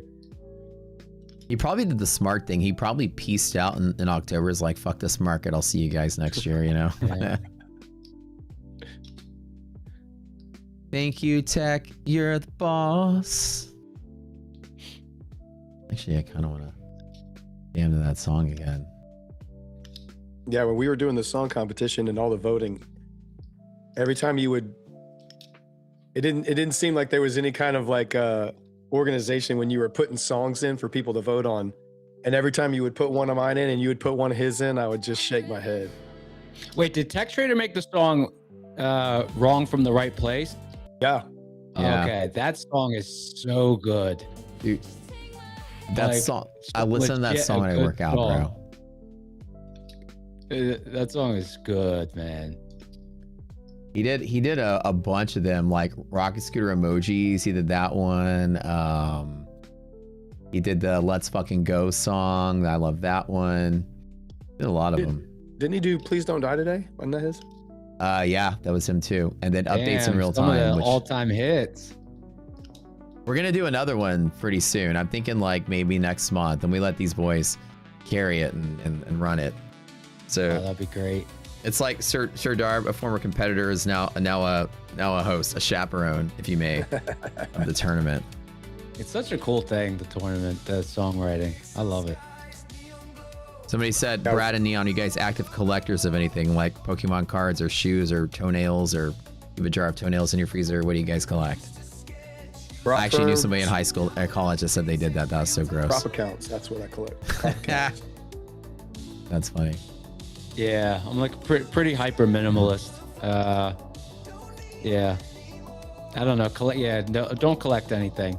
Actually, until a few years ago, everything I had, I could just pack up and move in like a week. Mm-hmm. Super minimalist. That's a good way to live, though. Yeah, it was. I always just wanted to be able to just, until I was finally deciding on where I wanted to settle, I wanted to be able to move easily. And also, you know, you just get decision fatigue when you have too much stuff. So I've been like that. Yeah. I can tell from your wall in the background. Yeah, like literally, that's like the most minimalist like room I've ever seen. I think it's a giant. There's like a giant window, I think, behind you. Let me guess, because Yeah, I'm a you're lighting like guy. I'm a Really photographer. washed out. You're a little washed out. I think you got natural sunlight coming through some Oh, blinds behind you. I can turn down the ISO on the camera. No, I gotta but turn it down. what I'll tell you, so let me guess, you got this blinds and that's sunlight behind you, right? Yeah. Yeah, the blinds just bleed through, your ISO's high, but I'm gonna tell you, what you should get is some white. If you like the white color, get some white curtains that are blackout curtains, so they don't let any light come through. It'll completely sharpen you in the foreground. You don't have to change it. Your ISO is perfect for everything else. You want contrast between the white and black, but what it does is it makes you look like angelic, like you're from the heaven. You got a halo around. I'll tell you, when I got blackout curtains, it was a game changer for my lighting situation. Neon angel right there. The neon, yeah, like all angels are neon. Neon's really living up to his name, they say. All in black. He's like the goth angel. Black and gray, that's it. Yeah, he was conceived in a fluorescent lighting tube, and this is how he turned out when he got older. Oh, that's funny. Where did neon come from, by the way? Why like, what's that handle about? I mean, I was just trying to come up with something different, and I came up with neon cucumber because it creates an anchor in your brain. Because when you hear it, you think about it, and you're like, neon cucumber, you picture it, and then you remember it. Yeah. Or a neon cucumber. When he met his girlfriend at the bar, he was like, "Hey babe, you want to come see my neon cucumber?" And then it just stuck. He's like, "He's still working a nuclear power plant." I kind Who's of gonna say no to that? And it was, it was available on socials, Yeah. Neon cucumber and the neon cucumber. I mean, it was available everywhere. So, or was it like, you want to come back to my place and look at rocket videos like Elon I talked about the other day? You want to come see neon cucumber videos? And he's like really showing pictures of cucumbers. I'm a big fan of them. Neon pickle. Hey, this is there. I'm telling you, there's a connection. People think that you're really me. Cucumber pickle. There's a little bit of it's the first of the pickle. His headphones are like the chain. The glasses are like the glasses. I'm telling you. I kind of want to hear one more Tech Trader song. Now the Tech Trader's back. We need a greatest hits album from Tech Trader. We do. Oh, we're missing out. We can't hear the music, man. Okay, next time. I know. I'll have to do that setup here. Let's do. Dude, he has one that sounds like Maroon 5. I can't remember what it is. It sounds so good. Oh, it's called it's not this one. It's, remember the name of it. Is it Please Go Down on Me? Please Go Down on Me. That's the one. Yeah. Please go down on me. I love that song. There's that one, and then Please Don't Die Today, which is the opposite of that, which on the mark to go up, was the winning song of the entire contest. But I gotta tell you, this was probably Wrong from the Right Place is my favorite one. This is probably my second favorite one. Oops, hold on. So let's fucking go. The two versions of them are just both so good. I think it's cool that people remix the songs. Like they're songs that people submit and then they get remixed, Yeah. That's when you got a real community around it, when people are remixing the submissions. That's all. Keith's Whoosh Fan song got remixed in like 3 different genres. It was good. They're all good too. Is like Whoosh Fan going up? Roxy or Spotify, maybe I'll let Brad figure out how to do it. You have to actually, you can't just like go to Spotify and upload like it's a YouTube. You actually have to go and apply as an artist and get approved. And then you have to actually get with the distributor that distributes your music, because it all falls under licenses and stuff. You can't just like, it's all under that creative control crap. So you have to it's kind of weird because depending on the people who have the AI, that have submitted AI music to this, if they ever stop their subscription, Suno owns the copyright to that. Oh, okay. So that's one thing you got to be careful of. As long as I keep my Suno subscription, I own full copyright and publishing. But as soon as I stop, it reverts back to Suno. Dang. So, wait, you can get copyright strikes on the AI songs if someone stops their subscription? I mean, potentially. I don't know. I mean, yes, potentially. Wow. I don't know how I wonder if aggressively they Suno would monitors police that or that. But submits them as licensed songs after the people cancel. That's a good way Yeah, for them to make some money. It may keep you subscribed to their service. and if you make a song with free credits, like Farina saying, technically Suno is the owner of the copyright. Oh, okay. So Yeah, they have these websites you can go to that do mass distribution. So like you can basically go in there and upload all of your music at once, and then the distributor uploads it to Spotify. go to, I think is go to how it works. iTunes, Spotify, Amazon Music, wherever you can get digital music. They put all that out. Yeah. Maybe I'll like Brad's a music genius here. I'll let him figure out how to do it. Then we'll make ourselves a little playlist. And you guys can subscribe to. Yeah, I'll look into it because I was thinking about it when I heard you start talking about wanting to Spotify. My wheels started spinning. Like, it's gonna be real interesting how to. You would have to. I think you would have to register as like a publisher that owns the content. And then you'd still have to ascribe rights, like featured by artist or songwriter, on everything. Yeah, there's some online publishing companies that handle this kind of stuff. And they said it's like, I was reading it, it says like, it's pretty easy. It's just like, upload us all your music, we'll do the rest. Kind of seemed like that. I feel like there's no, like I was just researching it just because, just because of the stream. I was like, okay, if you want to play a certain genre of music on the stream, like, isn't there, I was trying to research, is there like a Spotify that you could subscribe to, but it's all copyright free that you could just play it on the stream? And I mean, it seemed difficult to find. Yeah. I feel like I there's a think need for like it. these days, everything like YouTube will search for things that sound like they're not yours and then automatically give you a warning because it's a copyright, even though the other person may say, sure, it's royalty free. You still have to like get them, like YouTube will inform them, hey, somebody's using your content. And then they can say, oh, it's okay. And they allow your channel per instance or per video. So like I try to get this, there's a lo-fi beats before I wrote my own that I would play, and it was like completely royalty free, and I played it all the time. It was Lo-Fi Geek, and I love their stuff, and it was completely royalty free. And then, but every single day I would get a warning that I'd have to go clear out, and the warning was like, this is copyrighted music owned by this group. Then I'd have to email that group with the video from that day, and then they would clear it, and then by a day or two the warning was lifted. And it was like I was always in any moment in time, I was always in that holdover period where I had an active warning. So it was like such a pain in the ass because they can't just approve a channel for permanent use of their content. It's per use. You know what? So, what you might be able to do is, you could upload all of the songs to Suno and create a playlist in Suno, and then just share the Suno playlist, and people could get that off of Suno. How do you upload songs to Suno, like real songs? That's what I need to learn how to do. Yeah, let me look.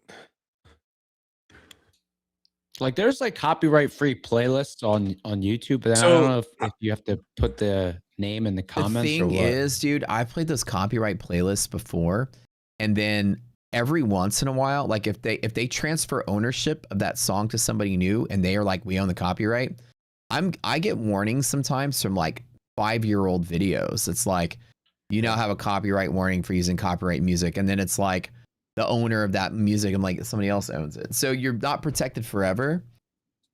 If the moment you publish it, somebody didn't own it or didn't care, and then the new owners can say, yeah, we own it now, pay up. So you can get Suno, like, yeah. Suno at the library, you can, there's up in the upper right corner, there's an add audio. Mm-hmm. Hold on, let me see, Brad. Hold on. Okay, looks like we're back. What's going on? Brad, are you there? Yeah.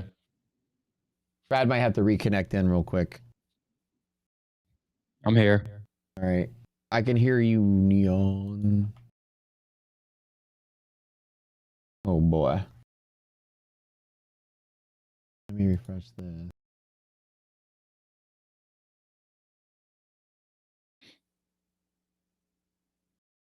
Yep, All I right, can Brad hear is you. back. Okay, hold on. Let me get Brad back in here. The speed's back up on the stream. I could see it. It's got like a little bandwidth number. Okay, let me try this one more time. Yeah, dude, I really, really hope to get the lines fixed over here. All right.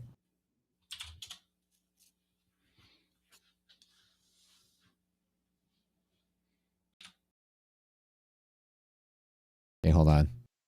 Nope, that's the wrong person. I put you where he was. All right, hold on. We'll try this again. I'm gonna try this again one more time, and I'm gonna rename the source that way I know who is who. All right. Okay, let me try this one more time. Oh boy. Been a warm for you, baby. All right, so that's back. Okay, you're there. All right, hold on. Let me rename the source here.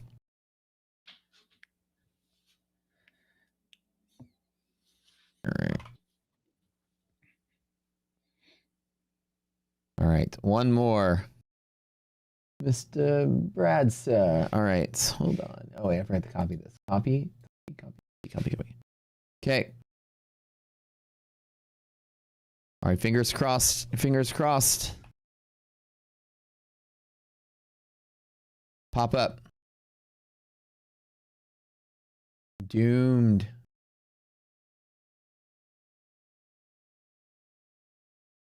Well, I might have to add as a new source. Huh, it's not showing the same link. Hold on. Let me try this. I don't know what happened, but it like glitches out and then everything goes away. I hope that I get my freaking... We can hear you. Hold on. I can't hear him. Hold on. Let me try this again. All right, one more time.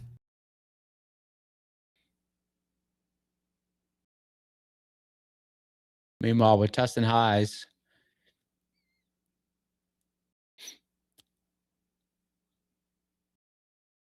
$25,080. Can we get there? There's Big Dog. Okay. Right in the middle, like I should be. This is where he is. Yeah, like the handsome leave boy. right Like, there. look at this. All right, guys. I'm gonna just... There we go. We don't even need to see the charts anymore. So it didn't reload. So the source just completely deleted, which is interesting. Or it's there, but that's not connecting to the stream. So, man, I need to make sure I get my stuff fixed ASAP. All right. Okay, let me just relabel you. Back at highs. Cool. My 2 contracts doing the work. Brad's physically in NASDAQ right now. He's physically in the NASDAQ. I am holding it up. I'm pushing it higher. He's now the angelic one. He's providing all liquidity right now. I'm going to put you right here. Hold on. Wait a minute. Oh, yeah, you got to be here. You have to be off to the side. Let's go. Oh, yeah, right here, I can almost be like a whoosh fan. Like, gotta go. That's funny. All right, let's just redo this. I don't know what happened to the other one. The other one got smashed. It's been all night. I don't know if it was my internet or yours, but it got a little janky there for some reason. We know whose internet, like, seriously. Yeah. Oh my God. I need to run a speed test while we're doing this. My so it's something in the lines. I don't know. It's like the package drop. When I play Arc Raiders, one time, dude, I got loaded up. I had some deadlines on me. I was trying to kill bombardiers, and I'm like ready to go. I got like 100k kit on me. I'm like running on spaceport, and then I hit a lag spike, and then I just ran off the top of a building and then fell to my death. Like, that's it. The most horrible way to go out. Not even like somebody could find my body and pick up my gear. It just got died to the elements, and that gear vaporized. It's a no disruption. It's something, dude. Come on, I know we got geeks in chat. We can resolve this from here. Come on. Let me double check the. Starlink giveaway for Matt. That's what chat's suggesting. In Elon we trust. Out. Man, that thing will take over your house. No go.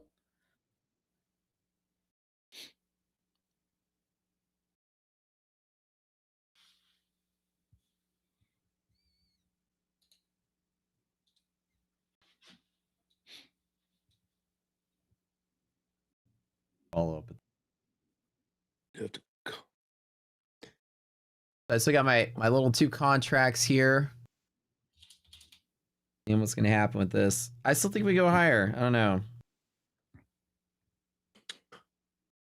I'm waiting for my short at 69.35. Oh, you're shorting ES, huh? Yep. Right about yesterday's previous day high.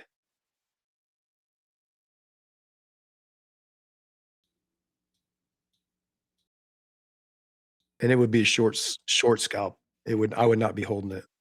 But I think we get a reaction there. Yeah. Nasdaq 25077 It's right to off of a 25083. right near a bear zone.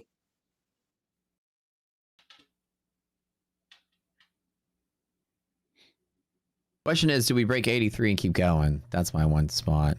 Wait, where are you shorting from? I'm looking at 69.35-ish, 69.40, somewhere in there. Yeah, like up in this area. Yeah, that's Yeah, that I bear can see zone. that.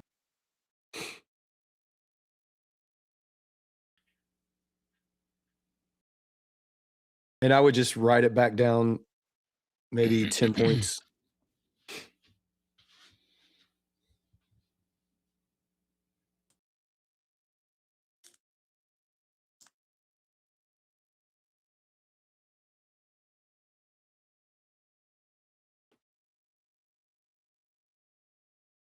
I have a love-hate relationship with NQ. I feel like everything just moves cleaner with ES. Maybe it's just a mental thing, but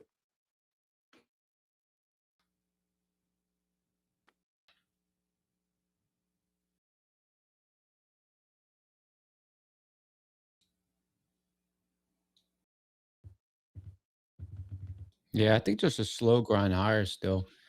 Wait until we get to that 25077 on Nasdaq.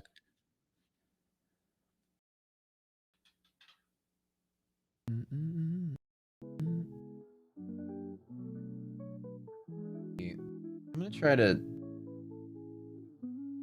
another technician.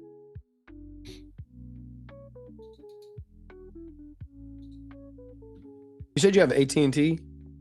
Yeah, Hmm. maybe I can I've upgrade never the had luck business with class. Yeah, I heard they have business class internet, which should be like higher priority. I think what's happening. Hold on. Yeah, with the next. Okay, dude, I'm gonna tell you for like AT&T has historically had the very worst app in the history of apps. It's so convoluted and all over the place. All right.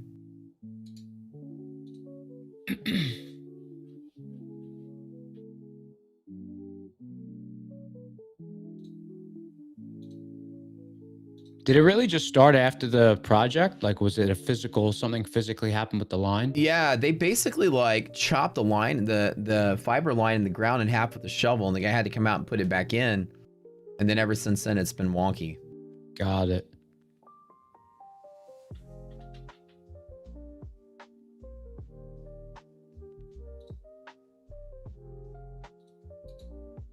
I just have to get Starlink.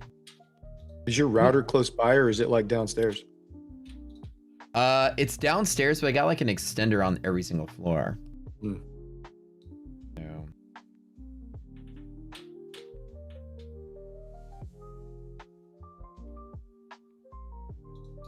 It's probably some bad splice in the fiber. I think that's probably it, yeah. I wonder what's the difference in price on business?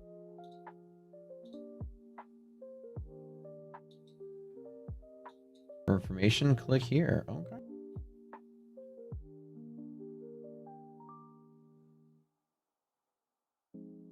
What are you guys doing, chat? You guys long, short, neutral?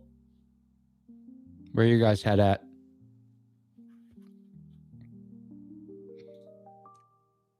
Ten more minutes before my fun to TV. Ooh, it's already that Man. time of. It went by fast.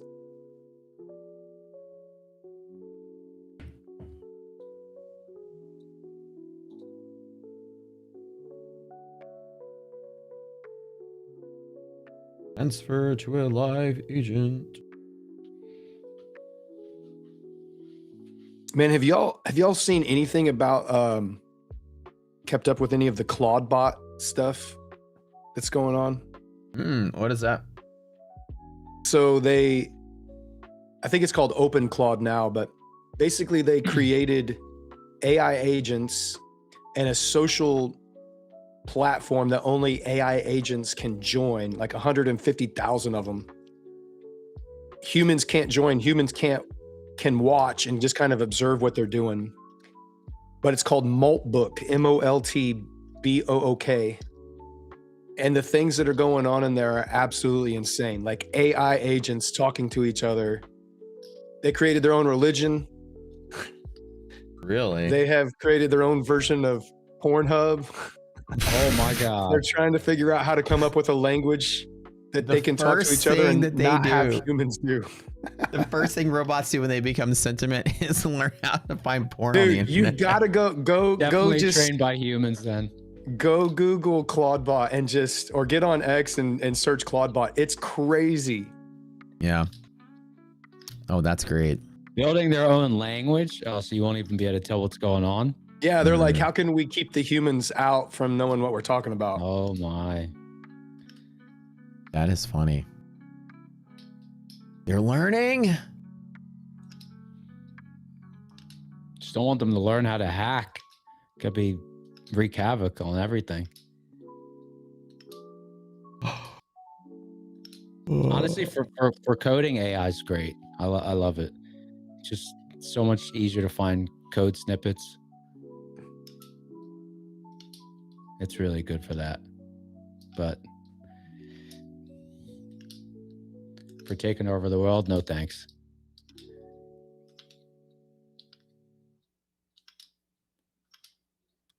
Okay, hold on.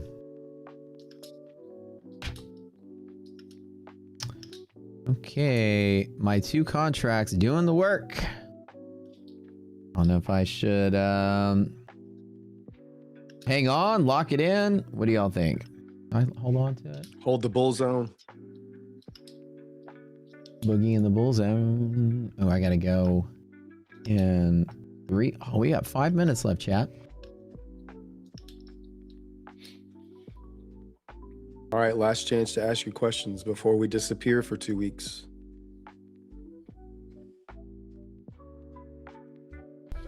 That's right, guys. Any questions? We might do this again next week. I think in about next week or the week after, we'll have if you guys like these guys, we'll keep them around. Maybe, you know, we'll see how it goes. Y'all like them? Yeah.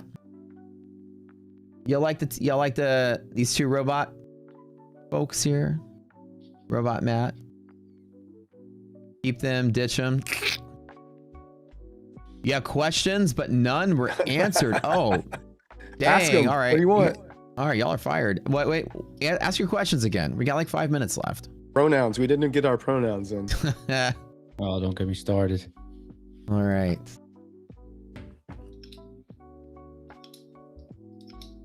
Damn, I love it. Chat's good, man.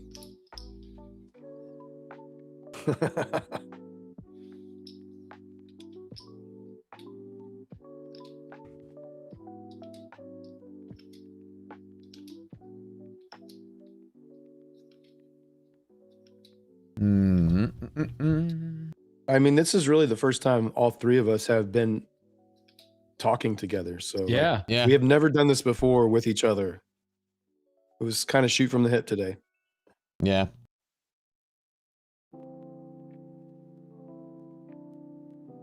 Neon's doing the afternoon show. I'll be taking over in the evenings. Alfred, ICT 25. Not brothers. I mean, we can get a gene test, but I don't think so. You have family from Louisiana at all? That's where my family's from. Could be possible. We No. could be distant relatives. You never know. No. India, All right. England. All right, I'm locking it in. I'm locking in the profit. There you go, baby. Indian food is my favorite kind of food, though. Maybe I was Indian in another life. Maybe. If you want to scoop on which are the best Indian spice brands, I'm your man.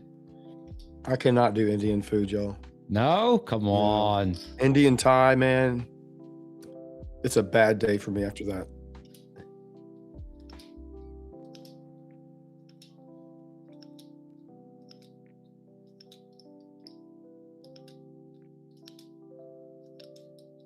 Naan bread is fire. I like bread. I do a lot of baking. I like to bake. What do you like to, what do you make when you bake? Mostly like pizza. I make Neapolitan style pizza, and then I make Oh, Roman yeah. style pizza. So real airy, light and airy bread. That's the good stuff, man. I like Yeah. Neapolitan style. Cooking and baking, but no desserts. I only bake bread. I don't do dessert. I don't make dessert. I eat dessert. I don't make dessert. And somebody said it will be hard to troll these guys by the Susans. Y'all know the Susan, the fake Susan account that keeps showing up, because you guys are too humble to get trolled. That's it. Dude. Plot twist: Neon is AI modeled after Matt. This is true. We're testing it out. See the AI model Grok error. lighting is off a little bit. Re-enter credentials. Grok error. Re-enter credentials. Powering down. All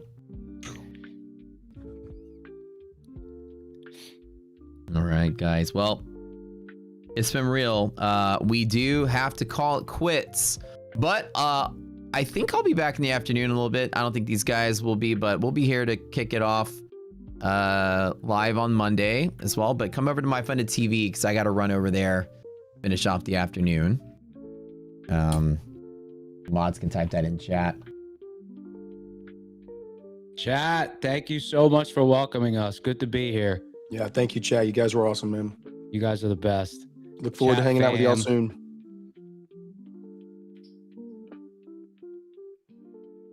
Yep. Get that link for y'all. The mods have it up. Oh, the mods have it up. Cool, cool. All right, guys. Thanks. It's been awesome.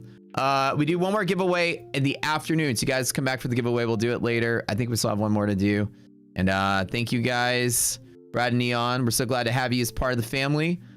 This is a killer show, man. We had a good time. Vibes are good, man. I've seen a lot of trading shows. Not anything about it. They are annoying as crap, dude. I'll tell you. There's people just aren't like, they just talk and ramble over each other. Kind of like weird energy. You guys are vibe, man. I'd watch this show if I was in the audience.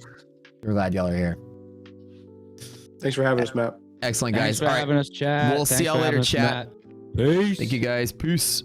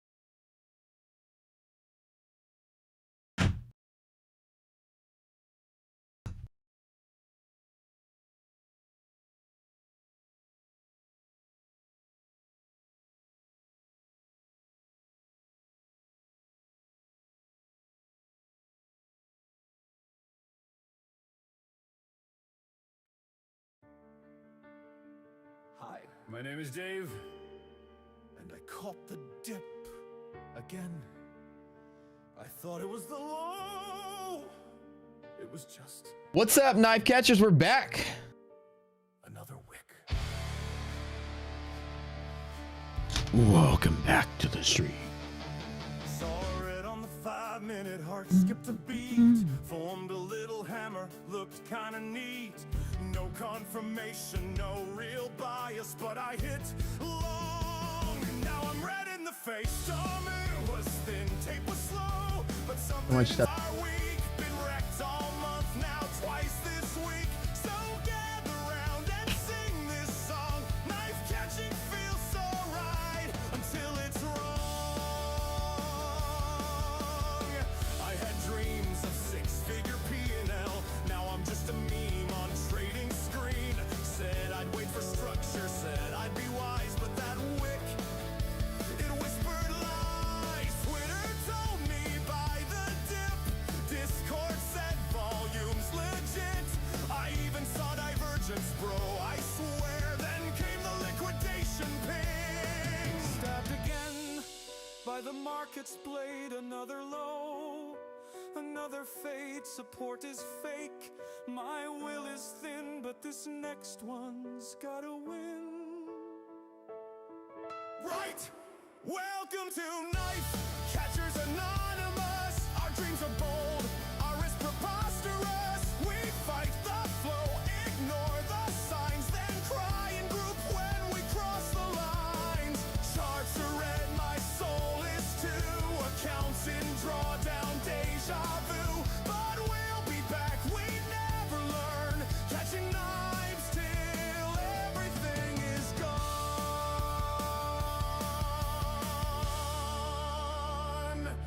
Hi, I'm Dave, and I caught the dip again.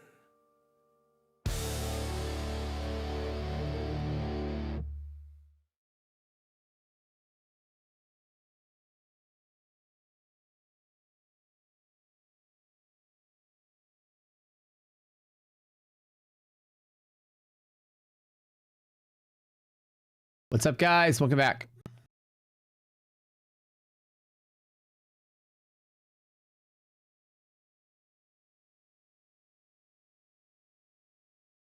How y'all doing? We are back.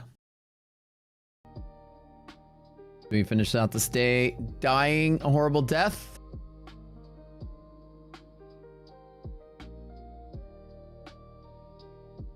Market gonna hang in here and hold.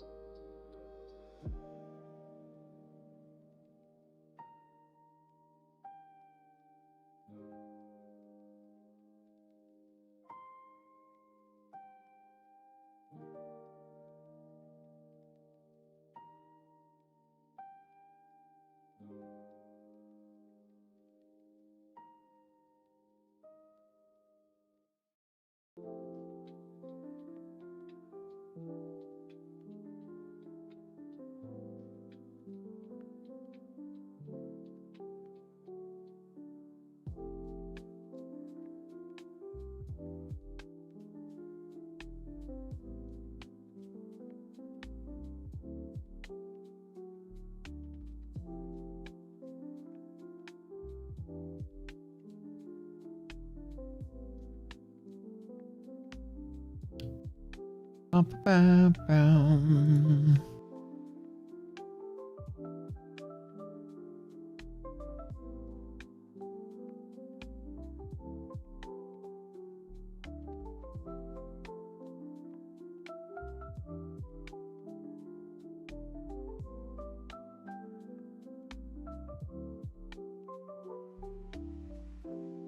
I don't think we're gonna get the sell off here. I think I'm gonna get squeezed.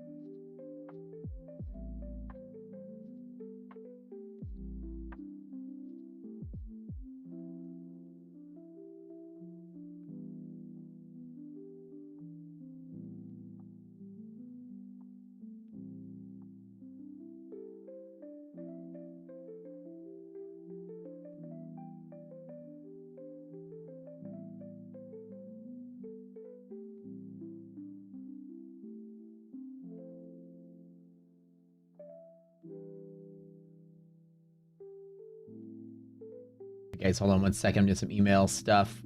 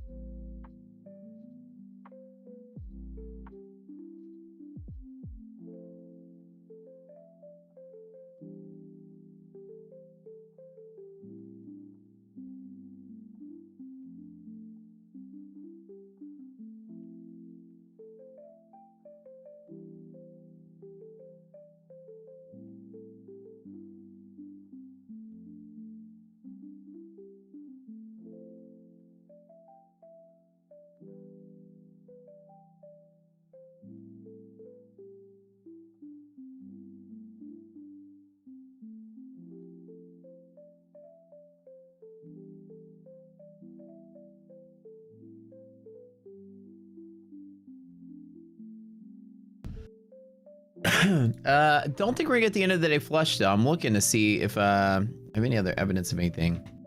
What's gonna happen? I might actually get this final little push up here to yellow. I think is good enough taking whatever I have and maybe calling it.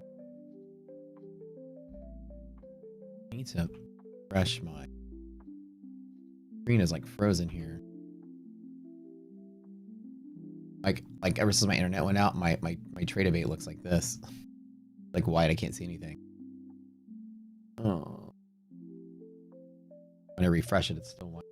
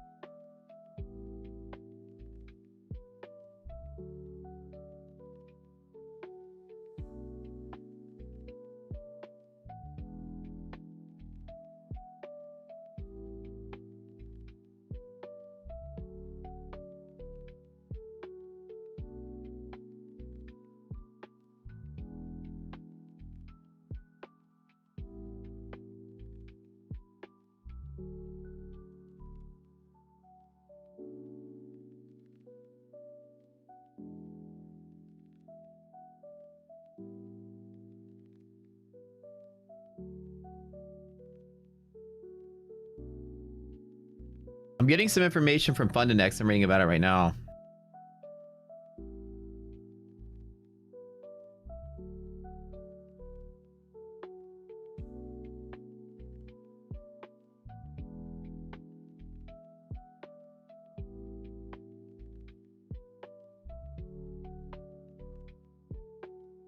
Just trying to look for like new changes to the Fund and X environment.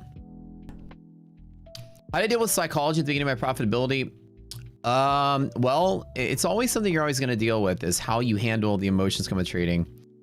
I would say that, like, as a rule of thumb, if you feel any sort of way while you're trading, you feel excited, you feel your heart racing, you feel the euphoria, you feel the sadness, you feel depression, it just means you're trading too big. The easiest way to handle it is to start trading smaller. Start trading small enough where it doesn't affect you. You'll stick straight to the numbers. You'll stick straight to your plan. If making $1,000 and losing $1,000 makes your heart rate go up or makes you like, you know, like you're going to throw up, it's too big. Trade 10 bucks, right? And trade so small it doesn't affect you. And then trade slightly bigger until you get to that sweet spot where you're making enough money, it doesn't affect you. And then you start to learn just how to trade, period. And then once you start stepping to bigger risks, then it just becomes practicing with those emotions as they're only slightly bigger than what you were. Like, imagine that you'd like, again, let me make a number. $5,000 loss is enough to hurt you and you're like, you know, crying in your pillow that night. That's too much. You step back down to $1,000 and you're like, oh, this is fine. I'm totally okay with this. I don't feel any sort of way. Make 1,000, lose 1,000, not a big deal. Okay, then move to 2. 2, still okay. Move to 3. 3, I kind of feel a little bit nervous when I trade. Okay, well then 3 is too much, 2 is too little. Your sweet spot's there in the middle. And you start there, and once you get comfortable at 2,500 and you're feeling good, then step into 3.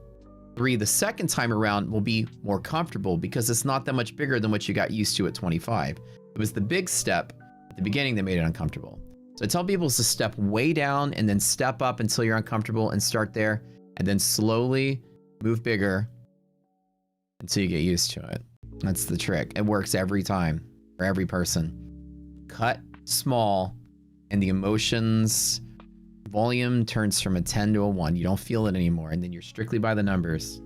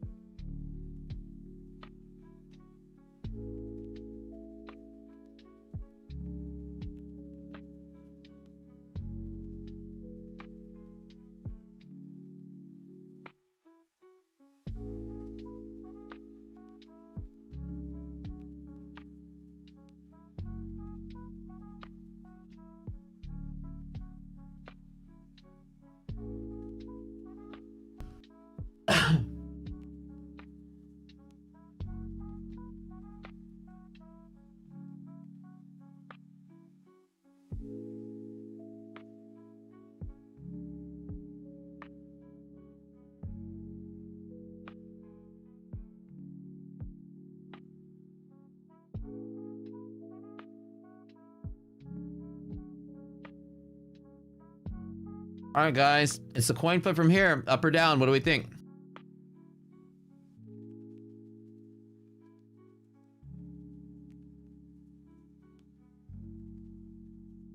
How much would you say I lost before profitable?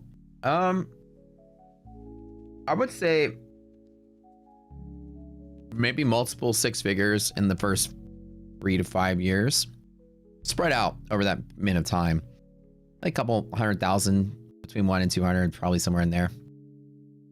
Like, essentially just putting in 10K and then working it and then losing it, to putting in 20K and working it, losing it.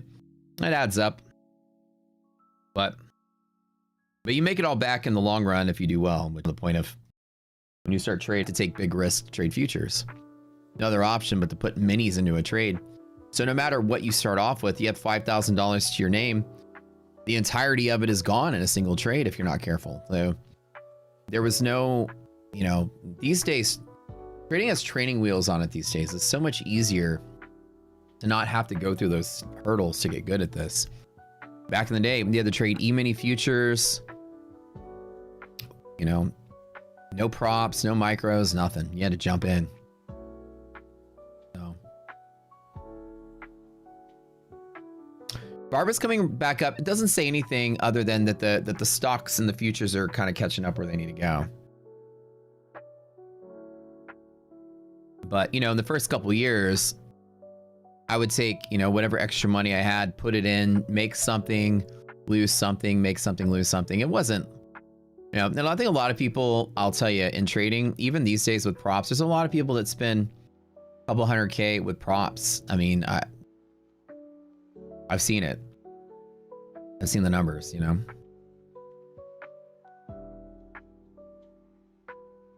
If eval you do well when you're funded, you blow it. That's a psychology thing. There's no reason that you should perform different in funded than eval if it's the same rules. It's either luck, maybe you're just getting some bad luck and it's getting in your head, and then, you know, like say that you pass and then the next day you blow up, and then maybe it gets in your head, then the next time you go live, you trade a little bit nervously because it's in your head. Mostly psychological at that point. Again, once you go live, step down a little bit and try to dislodge yourself from like those feelings that you have. All giveaways are not done for today. We'll do one later in a little bit. Is anyone that's profitable in their first year? I would say it's impossible to be profitable in your first year because it's hard to gauge what profitable even is. What do you consider profitable the first year? You made money the first year? That's not enough data points to call yourself profitable, I would say. People might be profiting their first year, but I would say that I would say that you need at least 2 or 3 years of yearly data to finally go, okay, maybe I'm profitable, right? And back-to-back years, things like that. Because first year, you can get lucky, ride in a gold wave or a Bitcoin wave, and say, I'm a profitable trader. And you may profit that year, and then it doesn't work the next 5. So I would say it's almost impossible to determine if you're profitable the first year, even if you are profitable the first year. It takes a couple years, and you got to look back and say, oh yeah, I was profitable that first year because I've been profitable ever since.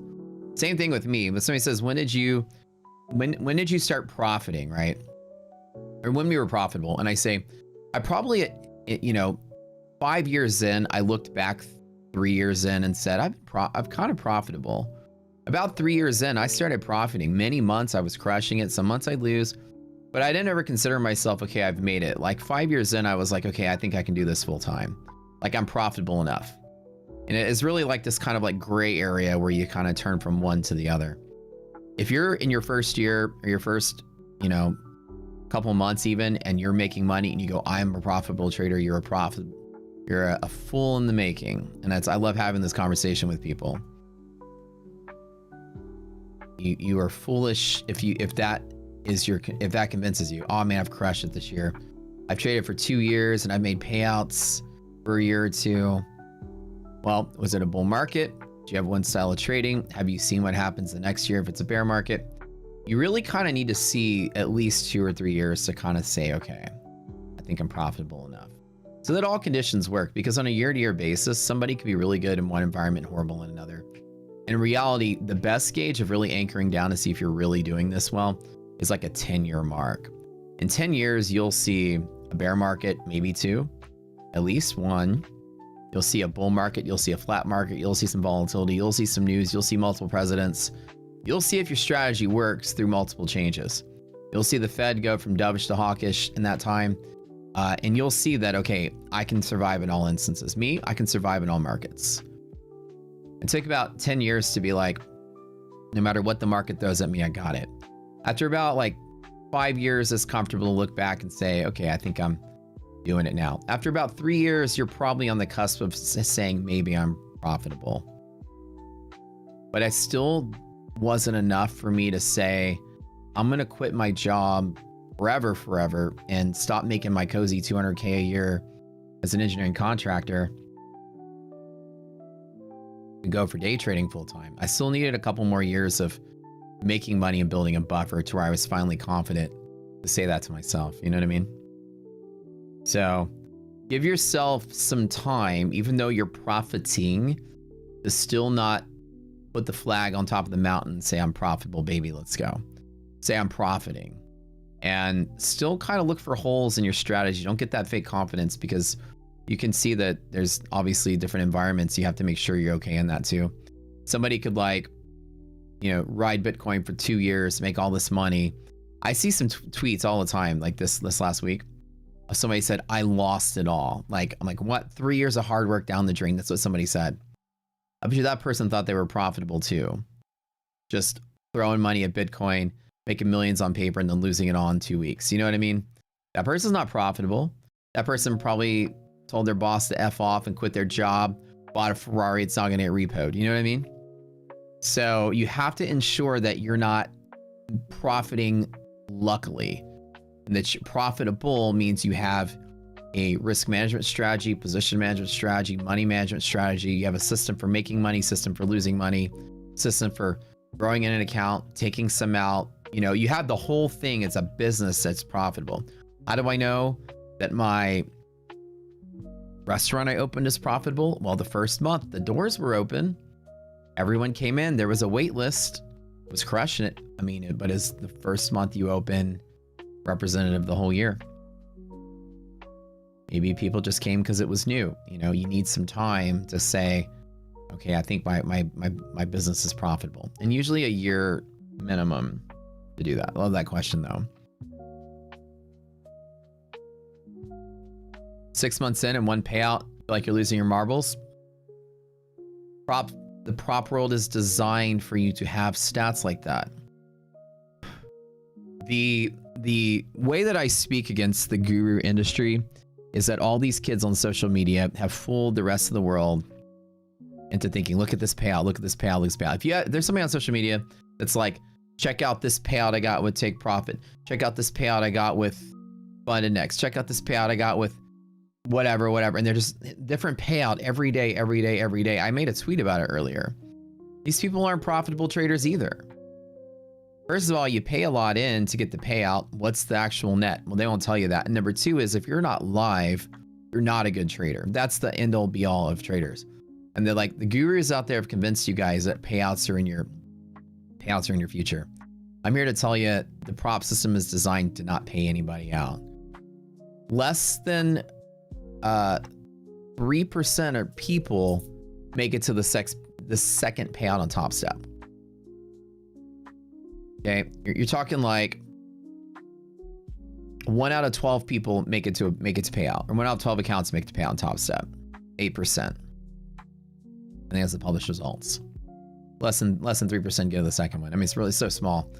Like, don't imagine this. The props are designed for you to basically lose until you get lucky, and then you make a windfall and hopefully make it all back and then some. It's designed for that. It's a casino. Exactly designed. The same business model as a casino.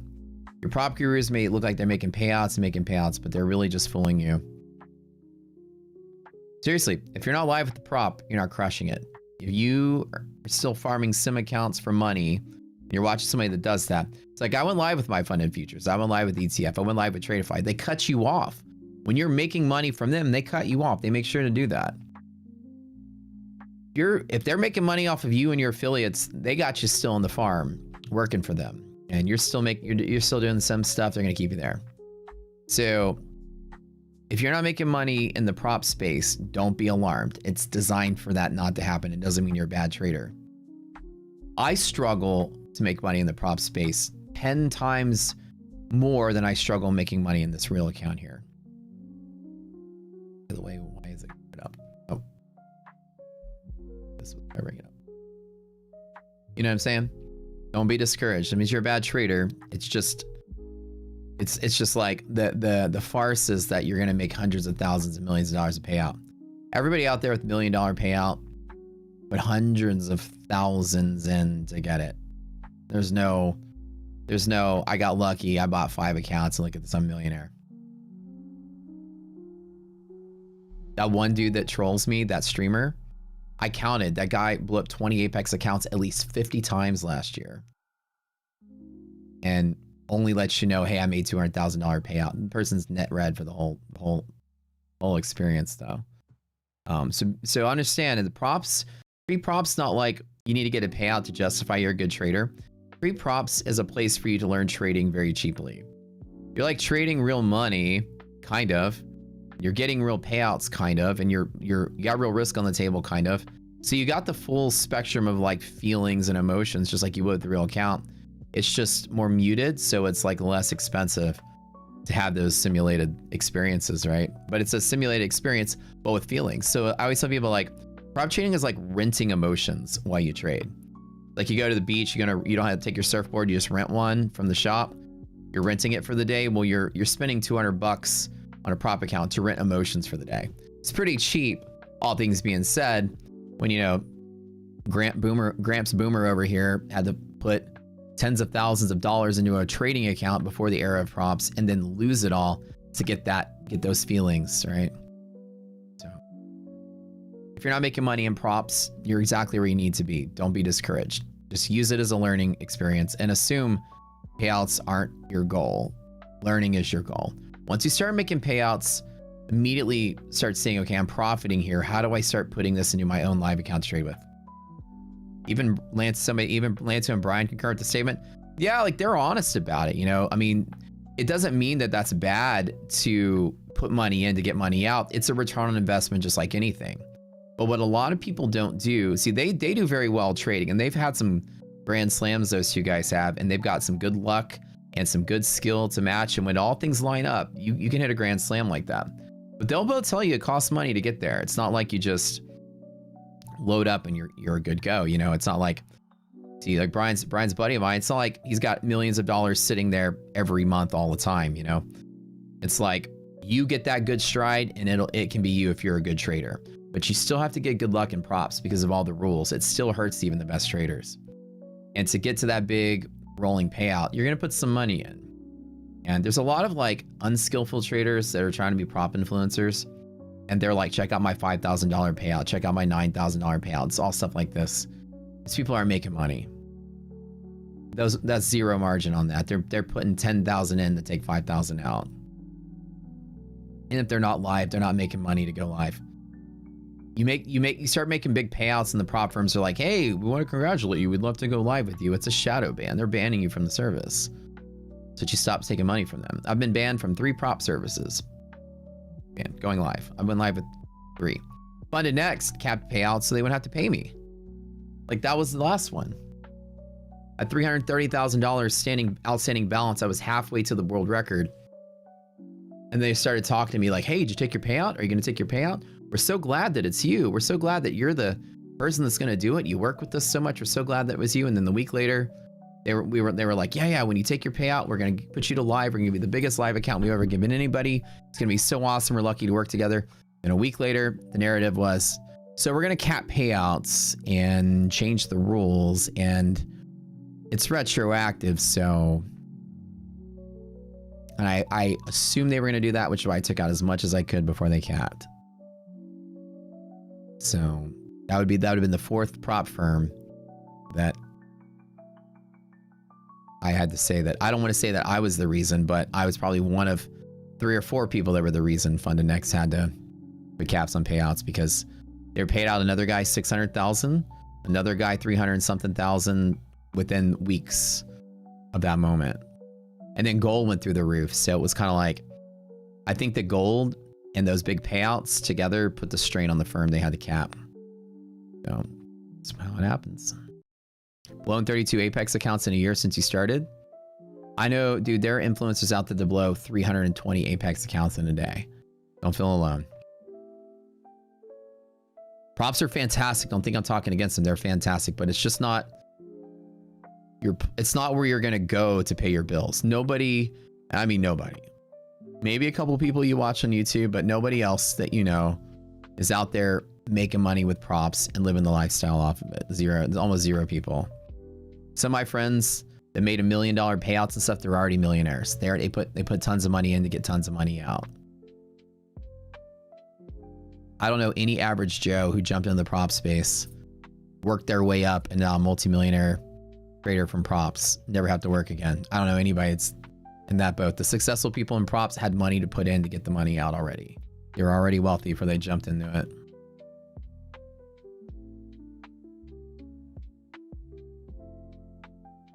$1 million payouts to get more followers? Yeah, you know, it's the whole marketing. I mean, I won't be dishonest to you about that. It's how they market. Market your payout, market your payout. You're just basically, you're just advertising the prop firm. That's it. Look how much I got paid. Look how much I can make. Look how much you can make. That's just how all these kids market. Yeah. Apex is the hardest one to make money with of all the prop firms out there. Apex is literally the hardest one to make money with. not only are their rules the hardest, their hidden rules the hardest, but they also have subjective payout rules. They can cancel you just because whatever reason. They've had people just outright say that they do that. So, you know, to get $1 million payout from Apex, like Jade, anyone else that did, A, you got to put a lot of money in. B, you got to be a really good trader. C, you got to be lucky enough to make it through to that level without having the market go against you with trailing drawdown. It's just like one bad volatile swing and then you lost the whole thing. And then the last step is, do they actually pay you at the end of it, right? Is the hardest place to get that big payout. And it put a lot of money in, a lot of luck, and you're lucky that you got anything out of it. But props, I guess the props are fantastic. Like, it's the people that promote them that I always kind of advocate against. There's like a community of people that aren't real with y'all because they want people to just buy from them. And I mean, I'm like super real about it, you know? It's kind of helpful. I had some kid try to size up to me as like, well, look how much I got paid out versus your 200,000. I'm like, you can't compare your paper trading gains to my real money gains. It's not even the same. You'll be paying, you're taking home 30% of that at the end of the day after all your resets and pay-ins and taxes and fees and profit split. Ain't no way your $200,000 payout is a $60,000 take home. Don't even talk to me. And you had to work your ass off for it, and it's 1099 income. Like, let's be real there. Just for trading micros or prop firms, it's very helpful. Yeah, for like the psychological game, it's really helpful to go to micros or props. But yeah, no, I have to tell you guys, like people like Brian and stuff are really, really good traders. That's the thing. It's like, even really, really, really good traders will tell you the same. They'll be honest with you about it. The prop space is extremely hard to succeed in. Even the best traders will all sit there. It's like at poker, right? The World Series of Poker. The final table, like the last people there, you can have 100 professionals, all of equal talent. The last 10 people is all luck. But you have to at least have the skill just to get there to begin with. But it's like, who gets the $1 million payout? It's all luck at that point. All these good traders that finally get there, it's just they're good enough to play the game, but then you just get that lucky roll and you'll make it. But you won't get that lucky roll if you don't have the skill to back it up. That's kind of how it works, right? Like there's no way you're just going to luck into $1 million payout. It's the other way around. You have to be extremely talented. And of all the talented folks, rarely one of them will get the luck to go with it to withdraw that much from a prop firm. That's why it's so rare. So you have to be like the peak of your talent, plus you got to get lucky to go with it. They'll even, yeah, I'm sure Brian and Lance will say the same thing. Yes, payouts are in your future if you're good, but you also have to have as much luck as you have skill so that the market just behaves with whatever your strategy needs it to do. For me, like January or December, like that era, and earlier in January or later in January, those are like weak spots to my strategy, right? Like that would have blown up Apex accounts if I was trading Apex. It's just, you got to make sure that the market aligns with what you normally trade and you're basically on fire with that luck to go with it. And that you don't get those swings that just sort of like fuck your strategy sort of thing. And for me, you know, with Funded Next, I took out 2 payouts. One was 120,000, one was 60,000 back to back. So I showed them both on stream when I took them. And then everything else I take out in $6,000 or $5,000 chunks. Well, there's an 80-20 split now for Funded Next. So it's 6,000 minus 1,200, which is 48. That's it. Each payout every 5 days. 48 net. I've never looked at FTMO, I guess, so I'm not really sure. But like I tell you guys, just don't be discouraged if props are just too hard for you. That's the whole point of this conversation. Your goal is not to go in there being like, I'm going to be like Brian and Lanto. Your goal is to go in there and be like, I'm going to learn trading. These guys already knew how to trade. There's a fair bit of like being talented, but also being lucky. Knowing how to play the prop roles and knowing when to trade, when not to trade is super important with these prop accounts. When to avoid the market and when to strike. And then when you strike, just hope you get lucky because you pick the spot that the market goes with you. But you can't just like jump in and start trading randomly. You have to have discipline, extreme amount of discipline. And then you're at a table with 10 other disciplined poker players and y'all are all good, but you need to be the one that gets the 2 aces, you know, and then play it the right way once you get it. It's a fair bit of luck for you to take a big payout stride with firms. So be on the lookout. There's a couple warning signs. Your guru is not live with the prop firm. They're a failed trader by definition. I work for a prop firm. I consult for other prop firms. I know the stats. Like, I know how this works and I know exactly how the industry works. So if they're not live, they're not making money. That's it. They're paying more than they're taking out. Well, number one, keep that in mind. Number two, if the payout is from this prop firm one day and this other prop firm another day and another prop firm, hey, check out my payouts and there's 8 different prop firms listed and every day it seems like one of them's a payout. The other 7 aren't. People forget that if they're posting about 8 firms and every day it's just one of them, where are the other 7? Oh, I'm just trading one today. No, you blew up the other 7. Post the one that wins. Trade one up, trade one down, post the winning one. At any given time, I'm only trading one prop firm. With the exception of right now, I'm trading 2. But it's only because I want to just focus on one. FundedNext said I was going to live, so I'm like, all right, I'll try to take profit now. But FundedNext capped payouts instead and never kicked me alive. I'm still taking payouts and they keep saying we're going to send you to live, but we think they don't actually have a live program. That's our thought with FundedNext. So I'm still on the cusp. They said we're going to send you to live and then got quiet. And then a week later, they just decided to cap payouts. So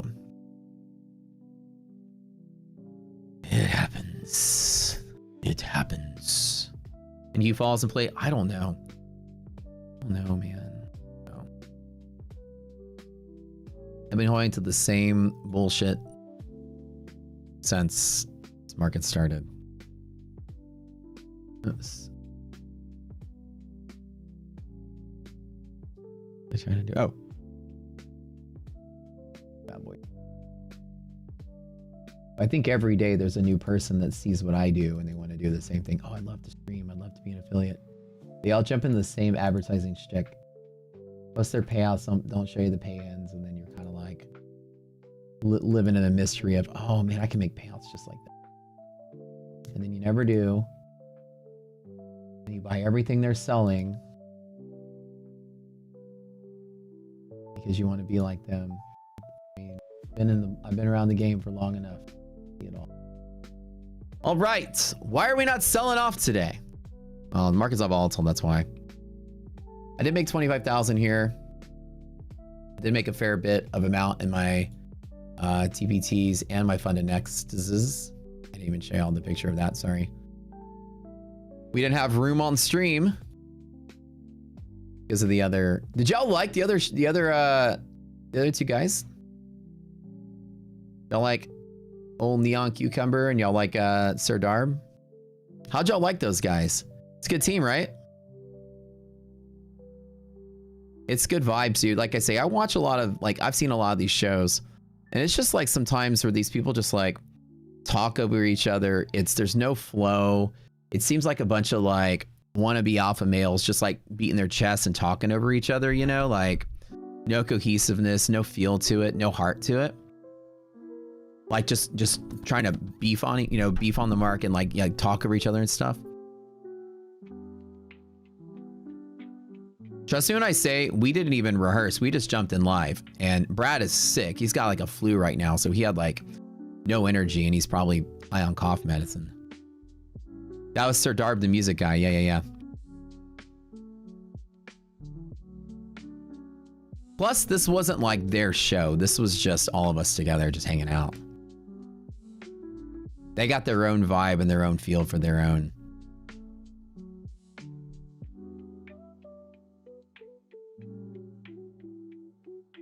He has a couple of indicators that he uses for liquidity, which is similar to what I do. He's looking at tick charts, but he's looking at like how quickly 2,500 ticks fills, like on a time basis. So if 2,500 ticks fills really quick, then it's the same thing as when I look at a tick chart and I tell you guys how I do it. I watch order flow this way. I've got a tick chart, and I use a 25 tick chart, which is a little faster. His is a little more robust. Mine is like just eyeballing it. You see how like there's just kind of like a flow where there's not a lot of orders. But if you'll see in a minute, if the market moves and it's like 10 candles appear very quick, then that's large amounts of order flow. So he's looking at how quickly 25 orders come in, and it's a time indicator. So if the time is really small, then the market's extremely liquid, right? A lot of orders means liquidity. So he has like a time, I mean, call it time something that he looks at. I just stare at the chart, and I'm so old school about it, but I can watch the flow this way. You can determine the market's liquid by two reasons. Number one, VIX is in decay. Market's not illiquid when it's not market's volatile when it's illiquid. So the opposite is true. When it's volatility is in decay, market's a little liquid. But with that, you can also see when that time is really small or a lot of candles fill up really quick and the market doesn't go anywhere, it's also liquid. Lots of buyers, lots of sellers, and price stays the same, then the market's liquid as well. There's a bunch of ways to tell, but those are the ways most people do it.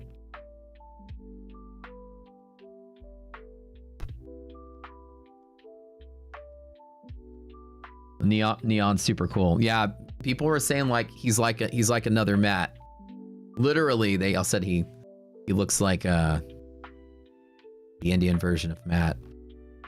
But the headphones had the V shape, look like the chain, and the glasses.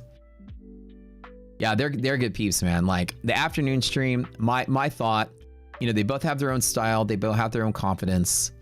You know, Brad is like just a chill, like, you know, you're not gonna watch trading in the evenings getting off of work and you're gonna watch some like 22-year-old kid yelling and screaming at the microphone. You know, you're gonna want to like learn something with a relatable person just like yourself. The afternoon, you're gonna want it to be kind of like a little more high energy, a little bit more market's still alive, market's still happening.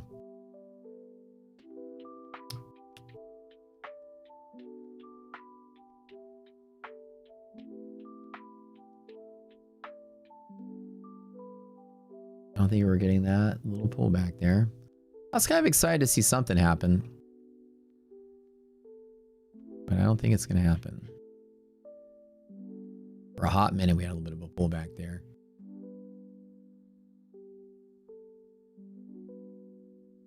So they're going to be next week, at latest 2 weeks now, probably 2 weeks, and 2 Mondays. If we can get everything set up, that's the target. They can start. So the afternoon stream right here will be Neon, and then after the market closes, Brad will come on and do whatever in the evenings.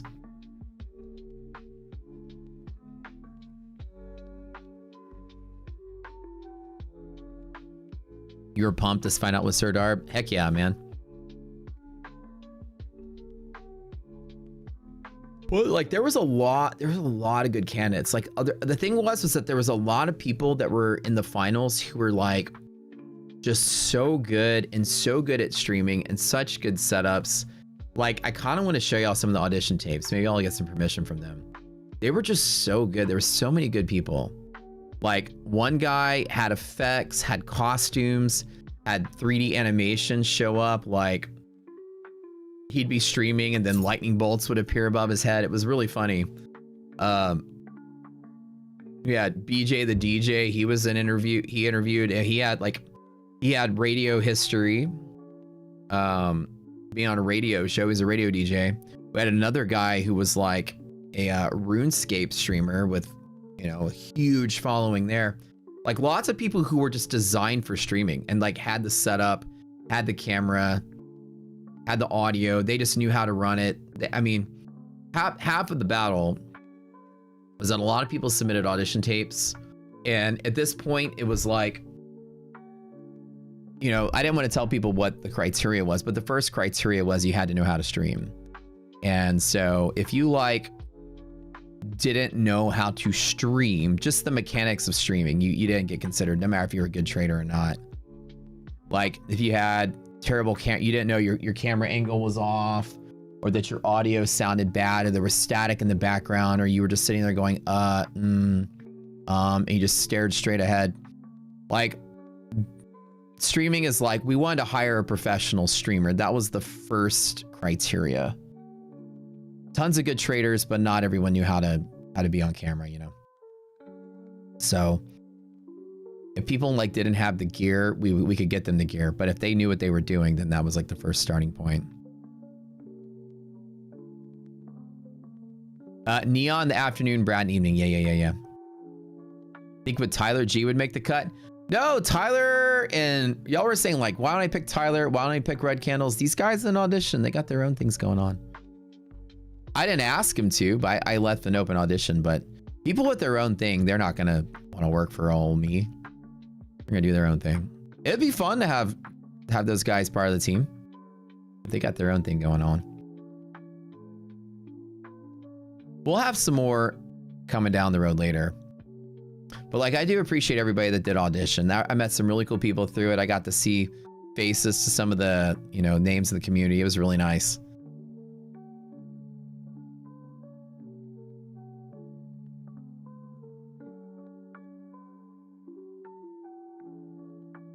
Yeah. So yeah, the first criteria was you kind of had to know how to stream. You had to be able to carry the show. That professionalism is sort of needed. I want an experienced streamer. First and foremost. Then obviously you had to have some kind of trading knowledge and rocket scooter knowledge to go with it.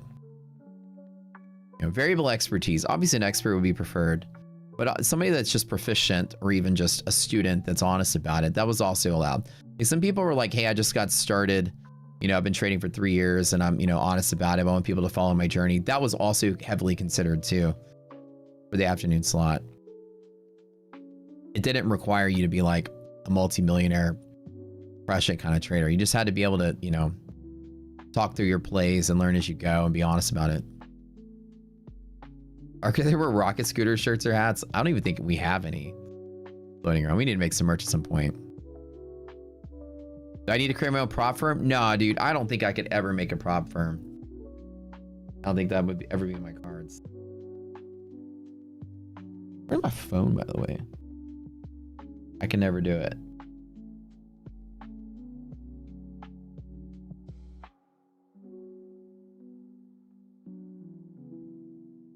Two major reasons. Prop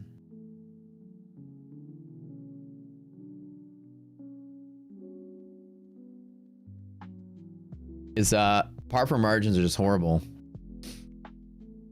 They don't make as much money as you think they do. Margins, and it's so competitive now, it's just almost impossible to get one in and start up. Even with like the infinite funding of like funding pips, they entered the market with a loss leader campaign and threw money at it like crazy, and they still couldn't get the market share they needed. I mean, it's tough. Number two is I'd rather teach you guys how to beat the game rather than be the game itself. If I was the game itself, I couldn't stream and teach you guys trading because there'd be a huge conflict of interest. If I'm streaming and teaching you guys how to trade and y'all are watching me trade at the same time you're paying me money to trade, I think that would be I'd have a strong ethical dilemma with that. Not being that I would be dishonest, but I would say that I would like, you know, obviously people in that boat, if I lose, I win. If I win, I win, right? So like, it's almost like weird to say, you know, hey, watch me trade, and then people are gonna watch you trade and maybe follow your trades. But at the same time, you're making money when they lose. So are you trying to win? Are you trying to lose? You're covered either way. And that conflict of interest with like has always prevented me from ever wanting to be the prop firm itself, you know?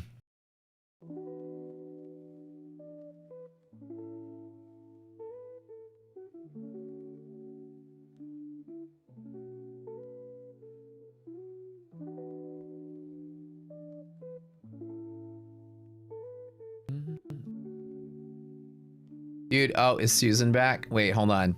Why, somebody, Brina banned this comment. Why did you try to make losing money? Why did I try to make losing money when you're above consistency? Sound like something so genius when it's not that hard to open and close positions.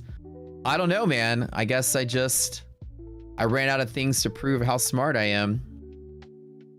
I guess I'm a super duper genius opening and closing positions. I did get a perfect SAT score when I was 12, but I'm in my 40s now, so I can't really flaunt that, you know, achievement too much further after high school. So I got to invent something else to flaunt, show how smart I am, I guess. Can't do mental math anymore. He's a lovely person. What do you have against girls, Froyo man? Are you not a fan of girls?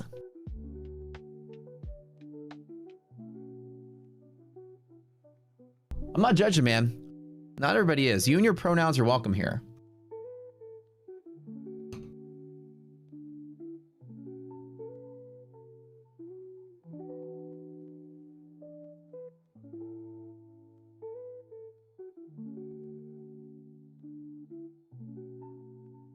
Actually, maybe they're not. I'm changing your internet. The guy's coming out tomorrow again.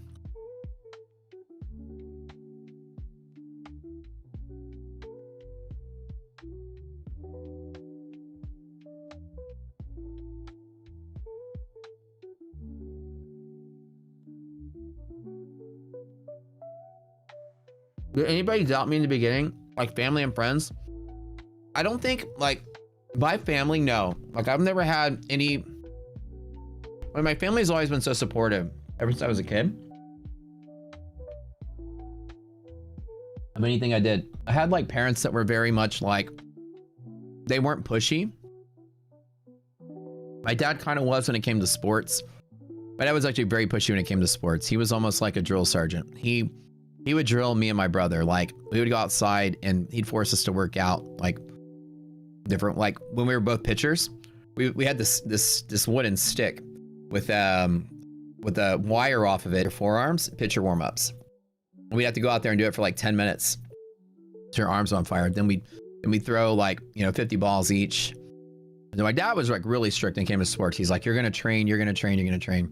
My brother went pro, so obviously it did well for him. But like when it came to everything else, they were pretty lenient. They really didn't know what to do with me. They were always trying to get me into like programs, advanced programs, to get through school. My dad wanted me to get through school faster. My mom, he wanted me to like skip grades and stuff. My mom didn't want that.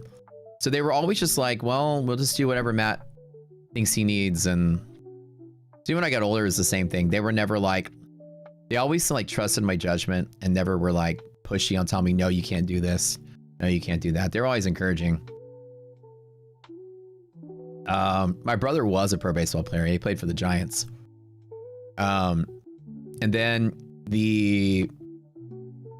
so my family was never like talking to me against anything. Anything I ever did, I was always successful at it growing up. So they always were just like hands off with me.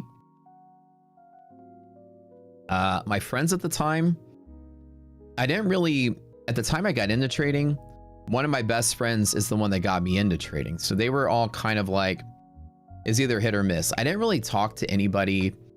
When I got laid off and I was day trading, I had a handful of friends that were trading that I talked to, and everyone else that I knew from like, you know, college, I kind of lost touch with.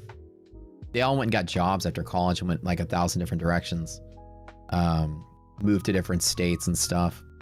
So about that time, I didn't really know anybody. I didn't really have a huge crew of people I hung out with. Everybody from high school went different ways, college went different ways. And then here I am, like, you know, my friends were like engineering friends, and they all still had their jobs. And those are the ones that were always like, they thought it was cool that I was trading, but they didn't understand it. I talked to them about it. So I didn't have like I didn't have a support system, but I didn't have a counter support system either. I'd have like a group of people that were trying to like tell me you can't do this. But I did have a lot of people standing behind me saying, you can do this, you're gonna do this, you're gonna make it. I was pretty much on my own fully with it, yeah. What other businesses do I own? I don't talk about it for the most part, just because, you know, you get these weirdos that come in here talking shit about my girlfriend. These people will go on to Yelp and leave us dozens of bad reviews, I'm sure. It's very lonely in the poorhouse. I feel like that's where this comes from. I'll give you a hint. One of the new things we're doing is we're opening a fitness concept. So we're getting into the fitness business now. in this market die off. If my name is John, why do you call yourself Matt? Matt is, I've always called myself Matt ever since I was a kid. My mom named me Matthew. That's always been my name. I'm in a lineage of my family. The first name of every firstborn male in my family is John. Goes all the way up the channel. But ever since, so I carried the tradition of the family, but ever since I was a kid, I mean, my T-ball uniform says Matthew on the back of the shirt. Always been Matt. My mom wanted Matthew. My brother's name is Adam. But my dad wanted me to carry the family name. And unfortunately, I broke that tradition because my son's name isn't John. I didn't send that tradition down. So I'm the last of 10 Johns in the family. I've never gone by it though. Usually every single like first day when I was a kid at any school class, the teachers would call my name and have to be like, it's Matt, and all my friends would be like, oh, he goes, it's Matt. Are my parents successful too? I would say they both are. They weren't educated outside of high school. My parents had me when they got out of high school, so my mom was like 20 years old. My dad was 21, and my dad worked at the phone company, AT&T now, but he worked for Bell, Southwestern Bell for a while, and he spent, you know, his whole career with them, and he worked his way up to executive management by the end of it, but with no college education though. My mom has worked as like administrative work, and then had moved into like oil and gas procurement, like in this part of her career. She's about to retire. So I would say like successful as far as parents are. They were very successful parents. They're really good in their careers. They came from the generation where college wasn't affordable to everybody, so they didn't go. But they worked their way up, and they're both really smart. So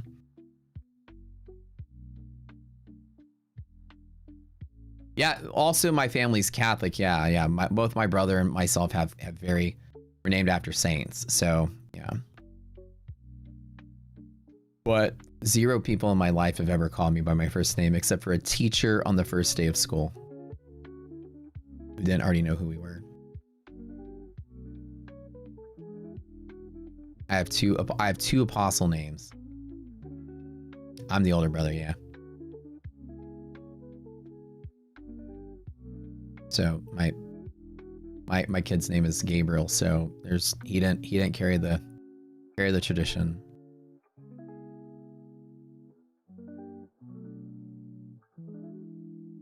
No, I've never gone by that name in the history of my life anywhere. I never would have. Yeah, I never would have been like the name of the channel. It basically was like when I feel like this is exactly what happened. My dad was like, I know what I want to name our kid, and my mom was like, no, I want a Matthew. And my dad was like, but. My mom was like, nope, he's Matthew. My dad was like, but the tradition. And my mom was like, nope, he's Matthew. And then they settled. So I'm like a movie star. Like I go by my middle name. Always have. My ethnic background, French. Are you guys filling out a credit application in my name? Make sure at least you buy something cool. You see my identity. Now I'm like 95% French, dude. Cajun French. My grandma both my dad's parents and my mom's mom are all 3 of them are Cajuns. My grandpa my mom's dad was a mutt.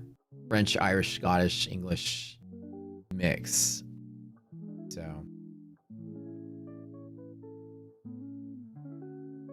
I don't speak French though. What's my first pet's name? John. No, I'm just kidding. Can I do the Gambit impression from Deadpool? Oh god. What was his face? Wasn't it John Cena? Who was that who Gambit was, right? That Gambit. Y'all better do a hole up in here. Wait, what did he say? Hold on.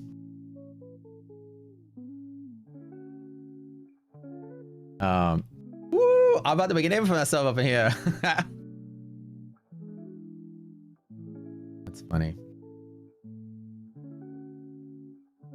Not what was his name? No, it was what's his face? Channing Tatum, not John Cena. Channing Tatum. It was Tatum. Yeah, yeah. Gabriel's son Archangel though. Yeah, you know when I was a kid in my when I was younger, I had a dream that I would have a kid named Gabriel. That's how weird it was. And his mom on our first date told me she had a dream she was gonna have a kid named Gabriel. Tell me about the spookiest shit you ever heard in your life, and I'm not making that story up. Imagine the weirdest first date in the world. Conversation topic was that. I was sitting there on my computer.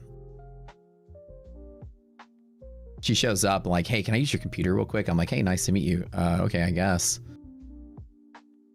And she's like, sorry, I gotta log into my email. I gotta do some stuff real quick. And she looked at it and she's like she saw something on my computer that said Gabriel. She's like, what is that? And I was like, it's a weird story. I had this dream, and she freaks out. She's like, no way. She showed me her diary when she was younger, wrote about it. I was like, that's crazy, right? Well, it happens. So if you want to believe there's some kind of simulation we live in, there you go. Justin Wilson cooking show? No, I never saw it. Yeah, no, she's cool, dude. Yeah. Yeah, her and I were friends. We had our kid as friends, actually. To fulfill the destiny. And again, like, it's a weird thing, but we were more friends than anything ever. And then like we'd already split up, and the conversation after we split up was like, you know, should we still have this like kid? Because that was our thing, and we're getting older.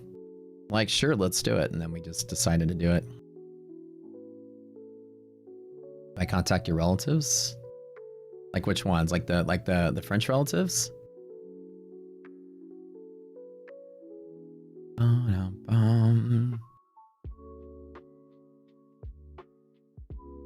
See you later, man.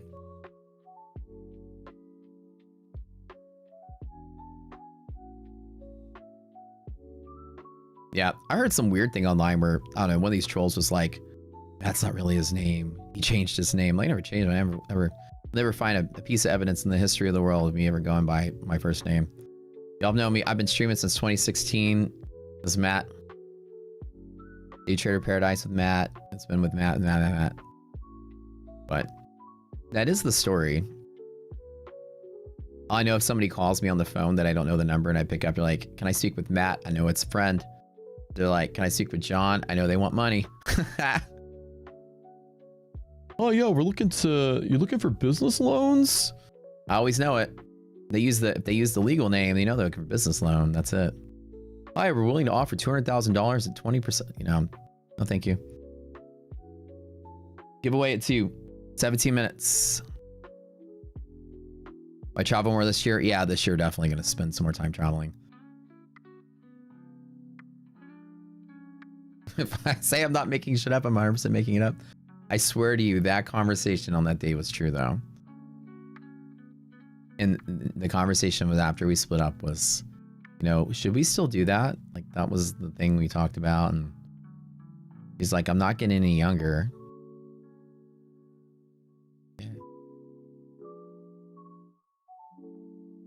And my kiddo is like so gifted. He's smart. He's smarter than I was at his age. Really smart, like really, really smart. So there's a reason for everything. So that needed to happen.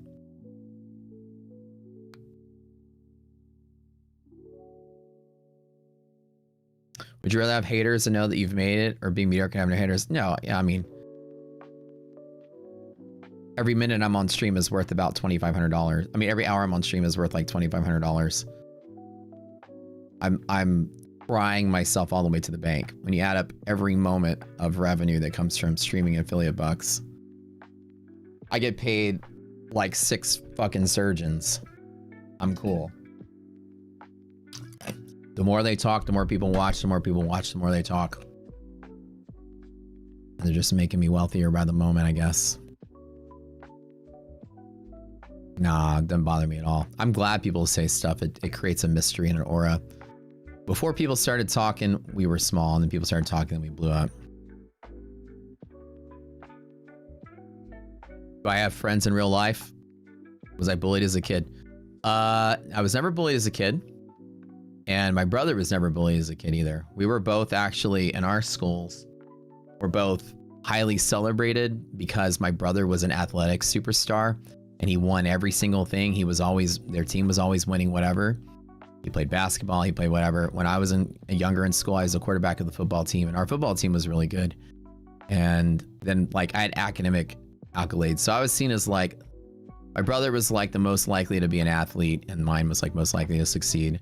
And we were known as like, you know, like my little brother's more popular than I was because I was like a nerdy kid. He was a jock.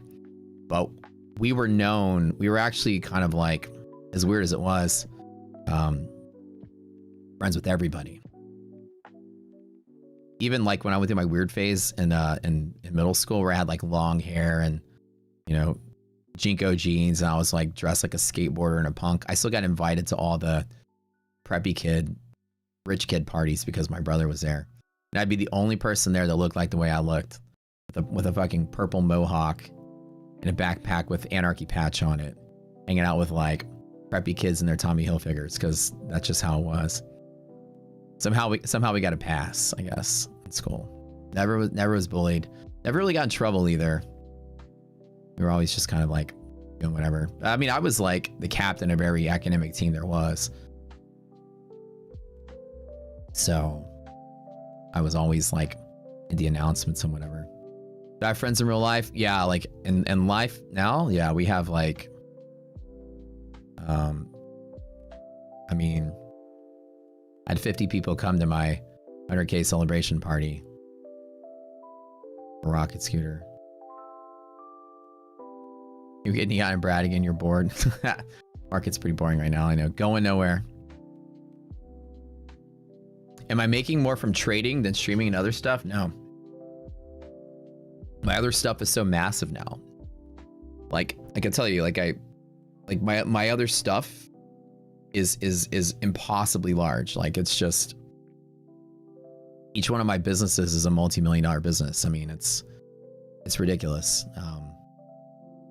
My trading is huge, but I mean, when you have as many streams of revenue as I have, all my other stuff, everything I do banks. So when you add up the other 17, 18 things, there's no way trading could be with that.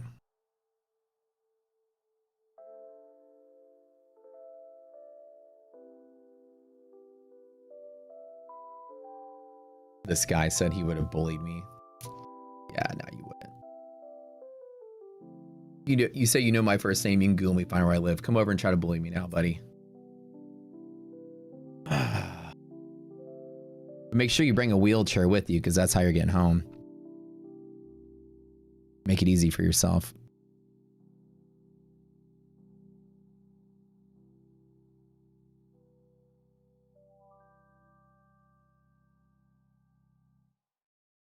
I'll let you keep one of your legs.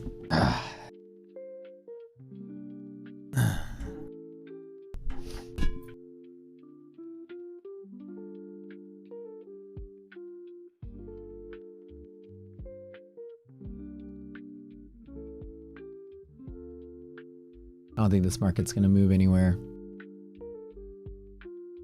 All the other kids at the pumped up kicks. If you still Lance gnome, I'm gonna hate your guts.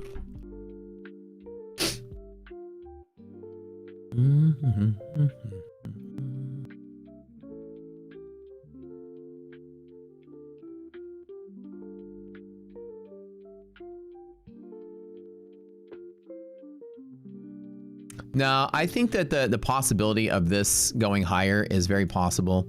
I think this late in the day, though, I don't think we're gonna get the move. But I don't think we're gonna get the sell-off either.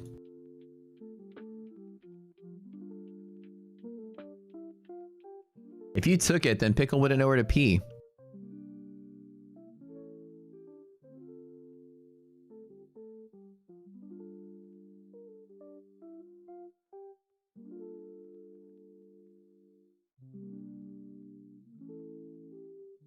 Now, I had somebody message me that said that this guy, I had somebody message me from that, you know, the Atlas group of traders, you know, that group of people.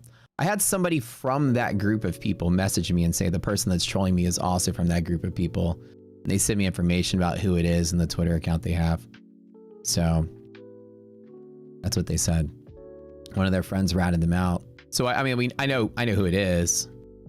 I'm not telling y'all, but so it's one of those guys.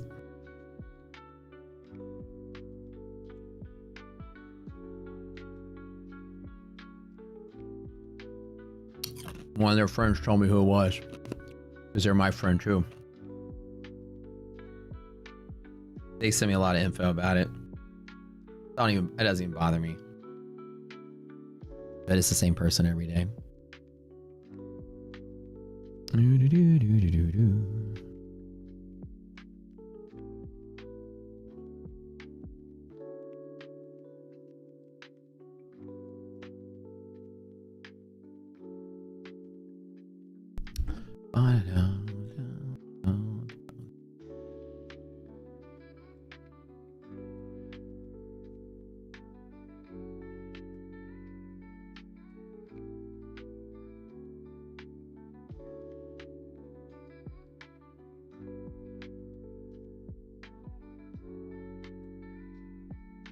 Market going nowhere. Market going nowhere.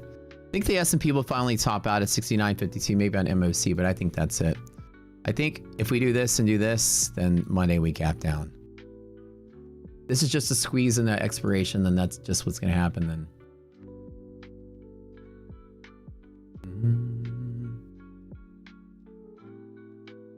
How to manage all these businesses? Other screens here. You see me writing emails all day and just doing that. I usually, when I'm streaming, when I'm off stream at night is usually I run everything. I've got teams of people that run most of my stuff. The things that I actively manage, like Rocket Scooter, the prop website, marketplace,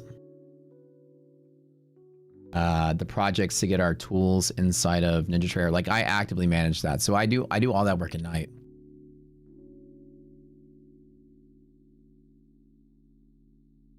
All the physical stuff out here in the real world that's not trading related is all managed by other people. I show 100K. Oh, thank you. Appreciate that. How many hours do you sleep? I go to bed every night. I used to stay up 3-4 years ago. I used to stay up almost all night. I mean, I'd get 2 or 3 hours of sleep and I'd stream. Now I can't because like I fucked my health up doing that. So I try to go to bed at like 11 every night. I try to go to bed early and force myself to sleep a full night.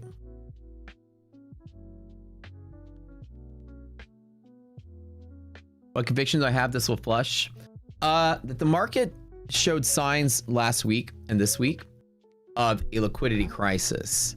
This being a dead cat bounce into expiration is not a mindset shift into bull market. Is my thought.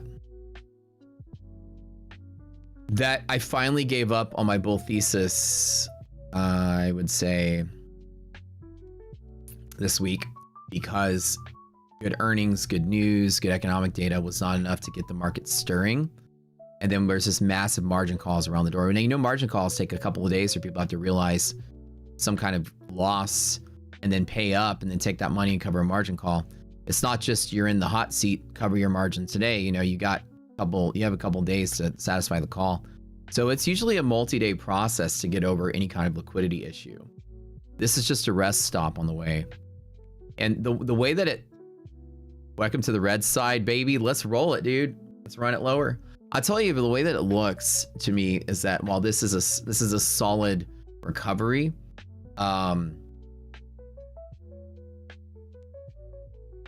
people have been not buying stocks at this level, despite good economics data and good earnings data. So what's going to make them buy it now? That's all I'm saying. And I think we have the rest of the quarter to pan this out. And like I said, I just have this belief that February is going to be a very nasty month. My first business was my trading business. Was a subscription community for trading in a decade ago. And it was barely monetized. It was monetized to pay for like the things that we shared together. So like we shared programs and spreadsheets and Zoom, and we got together. It was like, this is barely modded. It's like 30, I think it was like $30 a month. And this is before Discords were a thing. Nobody had a trading Discord. I'm probably one of the first people to ever have a paid trading community. In 2015, Discord wasn't even a thing for traders. It wasn't even a thing barely for gamers. I don't even think Discord was around at 2015. Everyone was using like Slack that used anything at all. When did Discord about? Discord was a Discord started in 2015, so it had just started that year. Nobody knew of Discord, so we had like a Slack room and a Zoom call, and that was like the first thing I did. And we were like making like materials and sharing them with each other, and it was a very, very small like payment, and there wasn't like courses or call outs or anything like that. It was just like, it's a members only club, and we basically spent that money on stuff that we all shared. You know, hey, there's this cool program, let's all buy this one program, let's get a subscription to this thing or something like that. But then it started building into a bigger community, and I started developing tools and software and hiring developers and stuff. So immediately we had to start turning into a software business because, you know, it was costing money to have people. We built our first app, you know, had a podcast. We hired some streamers back then, and we had a podcast. We all did podcasts together. And so we were probably one of the first people to ever do a paid trading service. I say one of the first. That was the first company I ever built. 2015 was when I started the Slack room. Before that, for like 2 years, I was a moderator for Wall Street Bets on Reddit. I was a moderator for stock market and investing. So I was moderating all three places. And so we built our community being kind of big on Reddit. I used to write very, very, very long posts about oil and the mechanics of oil and all that stuff. When oil started crashing, I kind of got a lot of press and a lot of popularity because that was the hot topic for those years. 2013, 14, and 15, you had the shale boom and the shale crash. That was like me front and center. You know, I was writing posts on Wall Street Bets that would get like tens of thousands of upvotes. I mean, it was that big. Oil was just the thing to talk about that year. What do you do with all that money getting pulled from metals and crypto? People are stuck, man. They're having to sell their stock to pay for it. That's what's happening this month. That's why the stock market's pulling back. That's kind of the problem. Yeah, Ross Cameron too, and Tim Sykes. Yeah, they were like the first people ever to like start trade rooms. Those guys, the penny stock guys. Our philosophy was simple. I'm going to trade. You can watch me trade on Zoom. I'll show you my active trades, and then I'm going to build tools in front of your eyes. So back then, what we actually did was like when I was building the risk interval, me and the original small crew of people, we'd get together in a Zoom call and we would all talk to each other while we're trading. It was like a round table of friends, and we just chatted about trading. And the ideas we had, like we would circulate information about the CME group and all the stuff we were researching. They were all futures traders. And I created the risk interval like live on that Zoom call with other people, you know, just talking to them about it. And it was kind of like a little mini think tank. And then it just kind of blossomed from there as like word of mouth. People are telling their friends like, hey, there's this cool thing. These guys are creating like these indicators that are exploiting like, you know, technical papers that we find and exploiting patents that we've read from the CME group, and just kind of took off word of mouth. No, I didn't graduate in computer science or finance. I have a degree in chemical engineering, and I have 78%, I'm just making up a number, like 80% of a biology degree. So I have 1.8 degrees. I never finished bio though. I dropped out of the program so I can go be an engineer. I don't know if I really care about this and think this is going to sell off, but I do want to just exit this trade before MOC.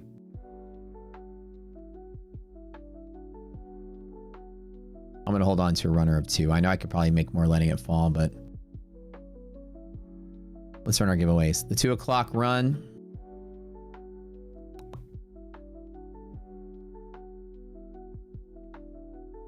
All right, I'm just going to take that. I really don't want to be in the trade. Universe, thank you for letting me get out of that with a green. Let's call it. Okay, let's do giveaway. 27,000, the big account. Back up to 325. Oh, I love, you know one of the things I love about, you know, the hater or two? It's like every time I take drawdown at the worst possible part of the day, there's a person out there that clips my stream at the worst possible drawdown and goes, look at this guy, he sucks. Like 3 days later, I'm back to all-time highs in the account. You know what I mean? Easy peasy. Nah, I cut out. I don't think we're selling off. The fact that I got this was luck enough. We might, it's coin flip from here. I really don't want to be part of it. Okay, not TPT. We're gonna do fund to next. No, hold on. We did Lucid. TPT. Fund to next. Fund to next, baby. So whatever I got on that, I close it out and I'm done. Like it hasn't fallen. That was the out. Thank you, universe, for giving me that. I waited all afternoon for that. And I'm looking forward to the market closing around here and then gapping down on Sunday. Watch. Sunday we gap down. I feel it. Really feel it. All trades were made on stream, by the way. I didn't do any trades last night. Like zero trades. So. All right. On the road to million, baby.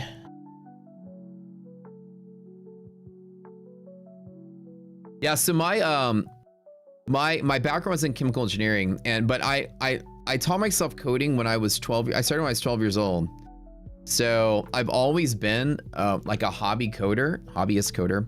I was in computer science all through school, all through high school. I was captain of the computer science team. So I competed in UIL programming tournaments and yeah. I did all comp sci and comp sci AP. I could program. When I was a kid, first thing I learned was Visual Basic was the very first, Basic was the first thing I ever learned. And then then in middle school, your first computer science class we had was Turbo Pascal. So I learned Basic first and Turbo Pascal. And then the next level of computer science was C++. So I learned all of those in junior high, high school. And then I did high school was computer science. And then I learned basically everything else as I got older.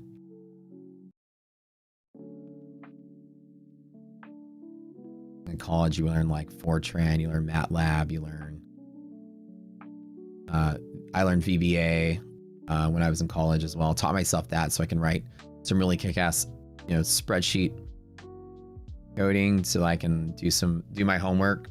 And designing chemical plants, part of your courses in chemical engineering school. So obviously, like I was coding some of my stuff to run the simulation, to run my plant and all that.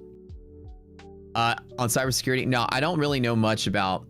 Like I said, on a scale of like 0 to 10 on a programming sense, I'm probably a 3 or a 4. Like I can code, like I coded everything for Rocket Scooter, every indicator, every tool, every part of this I code. But now, like that's not the career path I took. So I'm not a full stack programmer by any means. Like I don't have that capability. I hire people to do it, but I have the know-how to manage people that do it, which is good. I can speak the language enough to go through code reviews and to review code and to read it and see where the errors are and stuff. But like, it's kind of like you can say, I can understand my parents when they speak Spanish, but I really can't speak it that well myself. That's kind of where I am at this phase. The entirety of hedge pressure, monthly hedge pressure, resilience, arbitrage, liquidity maps, all of that, monthly maps, I coded the entire thing myself in Python, all of it. And then I've converted to JavaScript and then RocketScript as well, which is a coding language we have on the platform. So I can code in all 3 of those languages. Like I said, I would consider myself, maybe I'm underselling myself. I consider myself just proficient, not an expert. Like enough to do what I need to do, but I hire experts instead. All right. Oh yeah, shit, I gotta clear the list. Oh, my bad. Okay, guys, hold on. Type it again. Type it again. All right, one more time. One more time.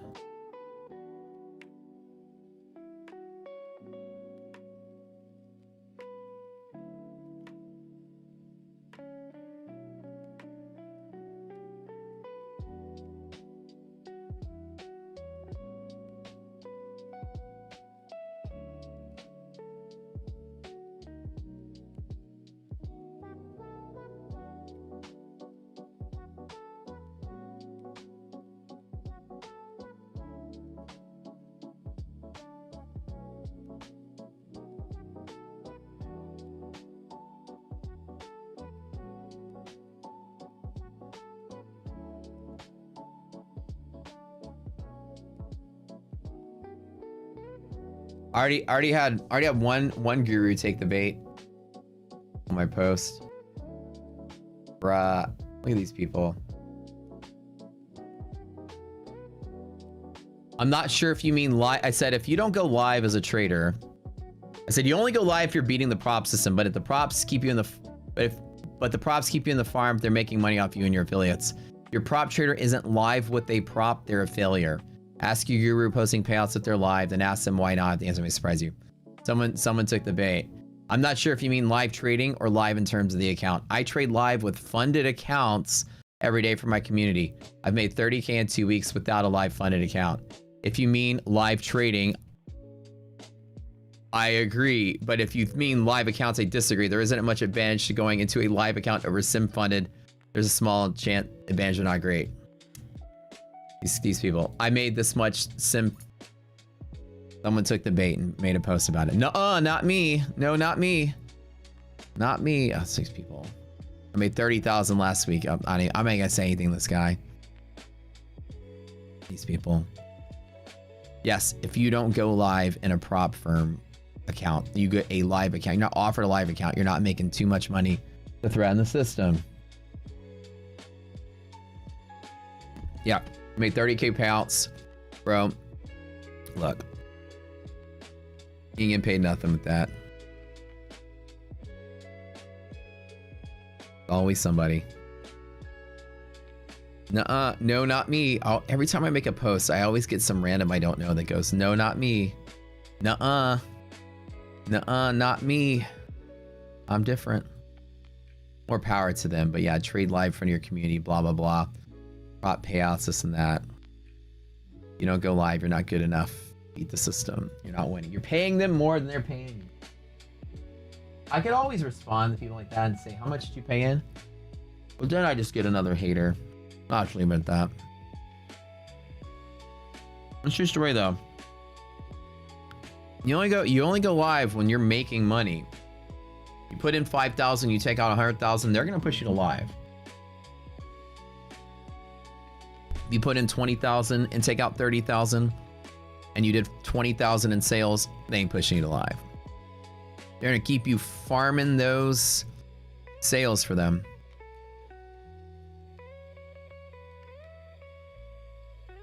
Congratulations, CB42.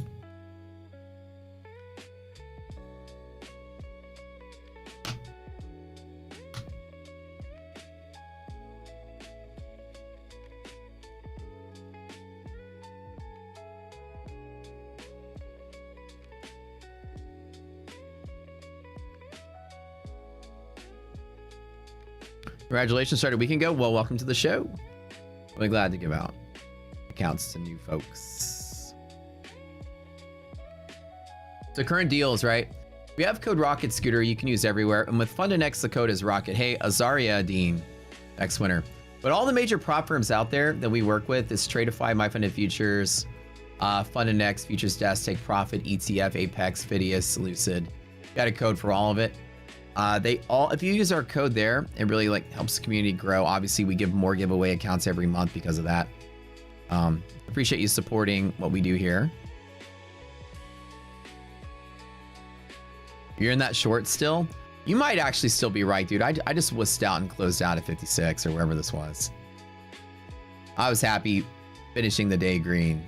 If somehow MOC blasts us to 206, I might pump a pretty quick short to close without it being a solid green day. But man, even opening today above DD band, right? That's just tough.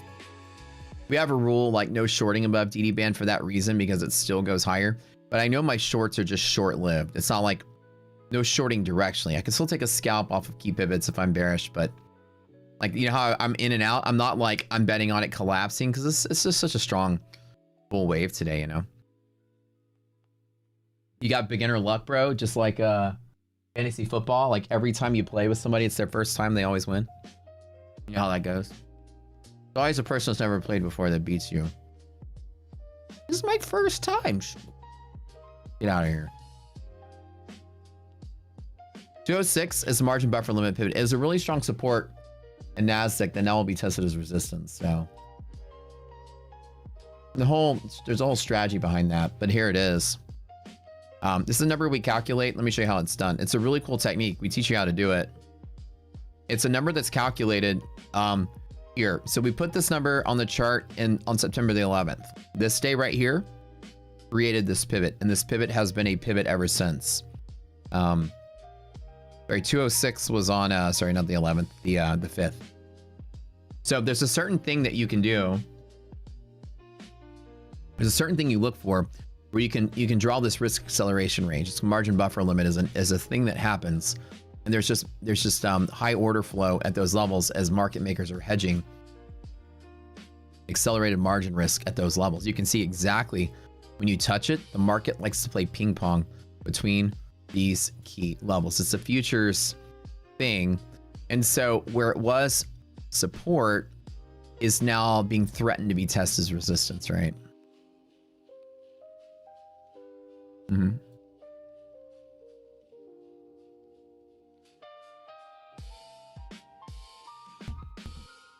Don't forget to sub to the channel if it's your first time here, guys.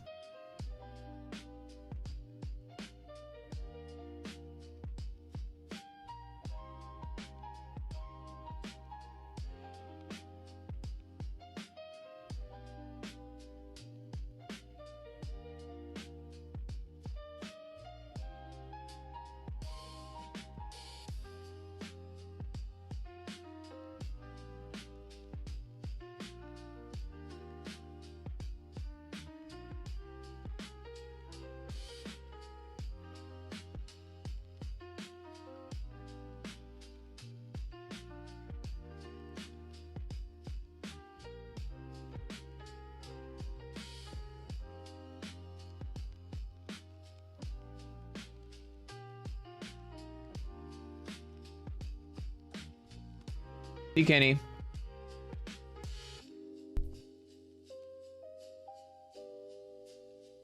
How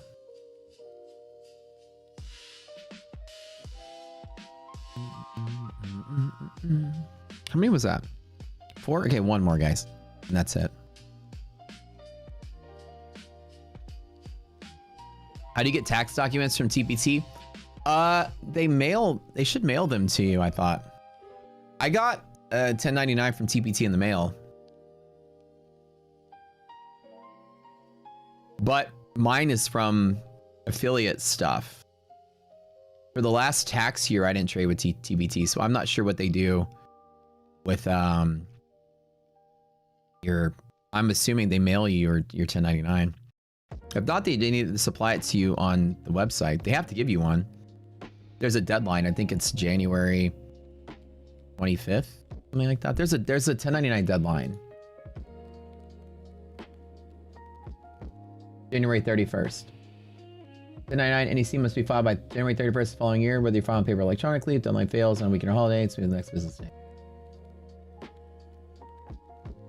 But technically speaking, if you didn't get it by the 31st, they're in violation of the law. But they should have it for you somewhere. Did they mail? Because I got a 1099 in the mail, but mine is for affiliate stuff. I wasn't trading with them, so I don't know if they handle. Those are two different departments or what. All right, winners, you guys are golden. Contest over. Congratulations. Do we have some spot on here to put y'all's names? Okay. So how this works? Go to my channel, Discord. Link in description below this video you're watching right now. In the channel, there's a contest channel in Discord. And you go there, and there's an admin named Slacks. Talk to him, send him a screenshot of your YouTube ID. That way we know it's you. And then have an account with FundNext or whoever you win an account with. Already sign up for that prop. They'll give you instructions how to do it. And then we'll tell you how to get your accounts. Congratulations to the winners. Why did I feel gapped out on Sunday? Market feels super strong today. Right. It's all going to depend on what crypto's doing. So just imagine this, right? If you come in Sunday and crypto's selling off, the market's going to gap down. I'm fully convinced that this squeeze, this liquidity event, has to do with people just being over leveraged in crypto, gold, and everything else that's pulling back. The market didn't rally with good earnings. The market didn't rally with good Fed projections in December. The market didn't rally with good GDP data, it didn't rally with good CPI data, it didn't rally with good PCE data, it didn't rally with good non-farms data. Nothing is making the market rally. Even this good earnings season, where like 80% of the stocks every day this last week were beating expectations, the market was still not rallying. There's a liquidity crisis. People are pressed for cash to push into the market. I think it's because they're getting squeezed so hard. Over-leveraged firms in crypto are forced to sell other things to hang in there, which is why for every bull in the market, somebody's dumping stock at every high. So with that being said, we're not out of the slump until I think crypto starts stabilizing and stops selling and gold stops rallying and people just sort of chill out, you know? So I think that today was a dead cat bounce to squeeze puts. Obviously, it wasn't a recovery day in the bullish. It's testing the bull side. Now, we did clear some bear pivots today, but I think we're going to open up Sunday, and there's a very high possibility we gap down and keep trying to trade lower.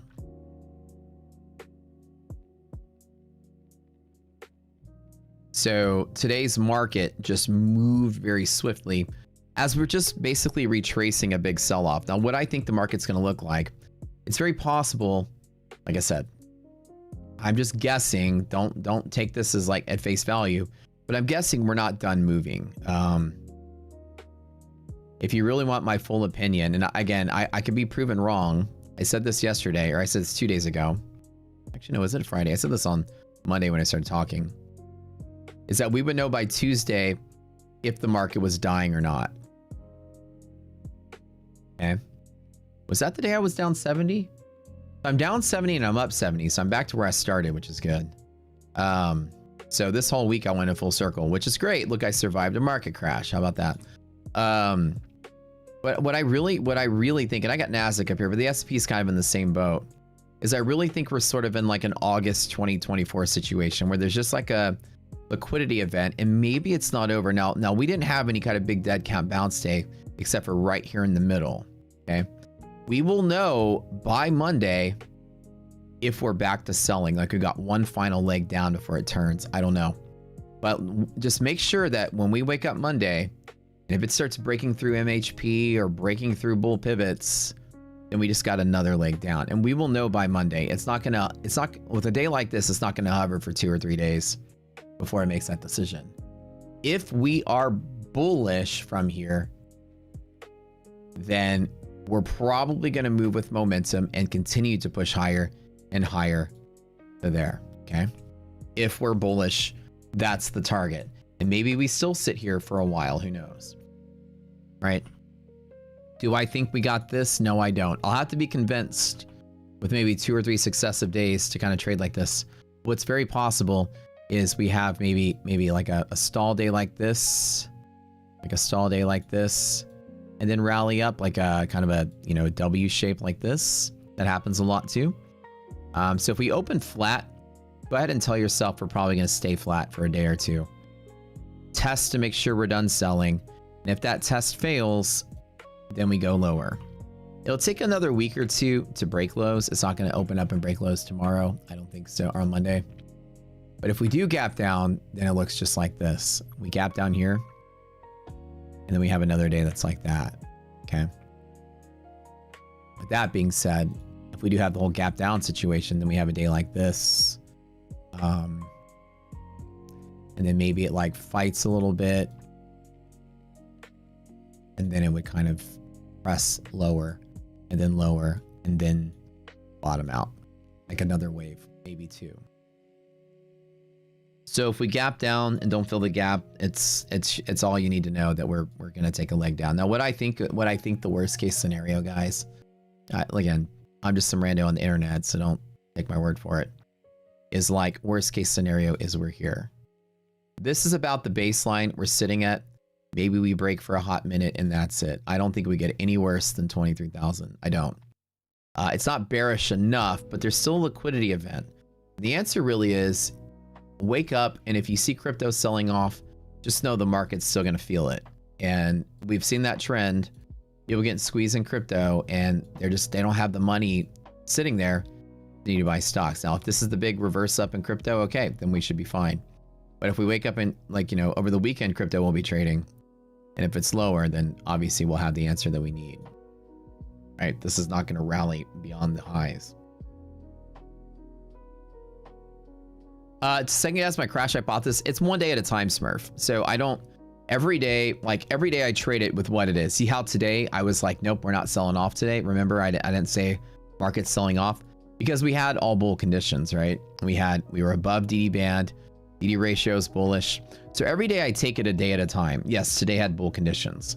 So tomorrow or Monday when we come to chat, we'll look at it on Monday and we'll see, do we have bull conditions if we open? If we have bull conditions when we open and we plow through them again, then you know we're in a bear market. If we have bear conditions when we open, we know we're in a bear market. If we have bull conditions when we open, I'm still going to trade as a bull. So what's the IQ needed to understand your tools and course? Oh, it's basic. We trade off of levels and consistent approach. It's not super complicated. Buying and selling at certain levels. And we have cheat sheets on our charts that just tell you support, resistance, kind of help you out. But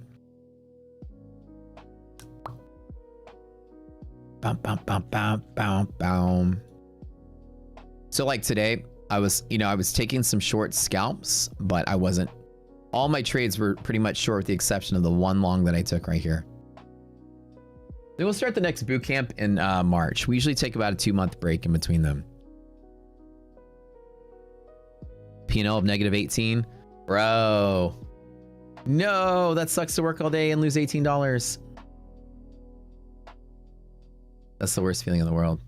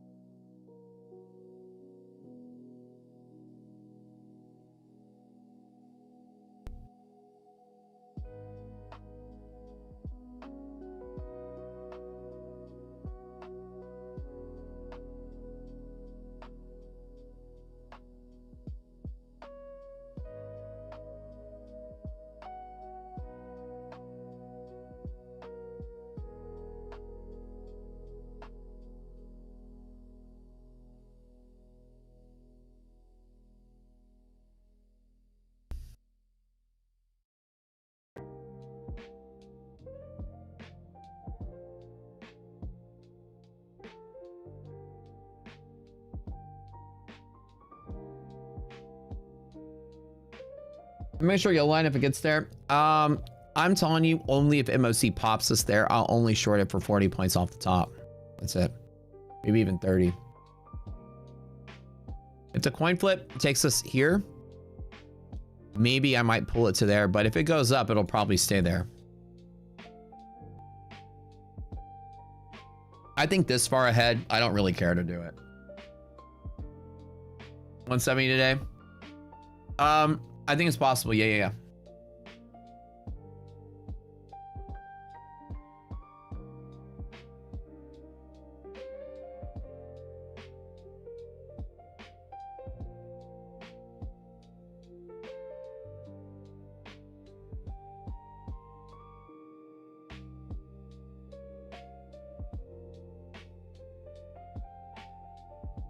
Back in a minute.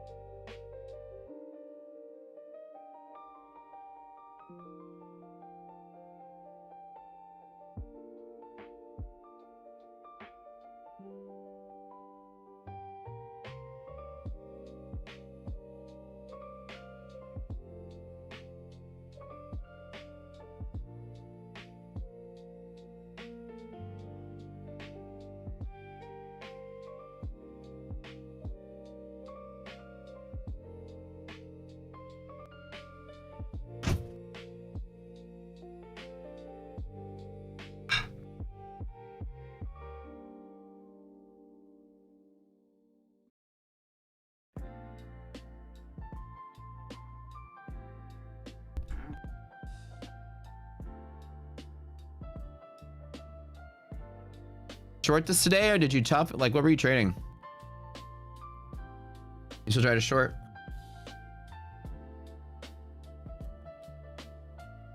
That's tough, man.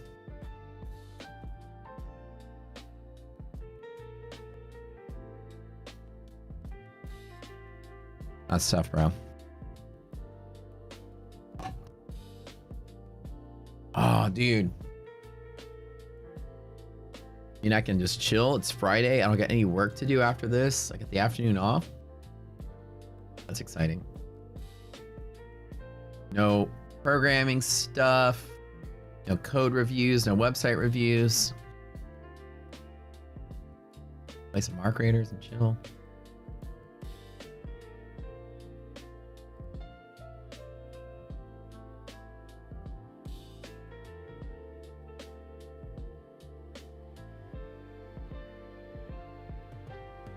I honestly don't think we make it to 206 today. That would be too much of a move. Honestly, that we've already engulfed yesterday's candle, and I think that that would be way too much, but I'd be extremely surprised if we close any higher than this. Even though I drew it, this is huge. No, we've not fully engulfed it, sorry. 177 would be fully engulfing that candle. That'd be crazy. You know the Arby's trade is real? Oh, 100%, dude. We hit that 52 level and then maybe it's done.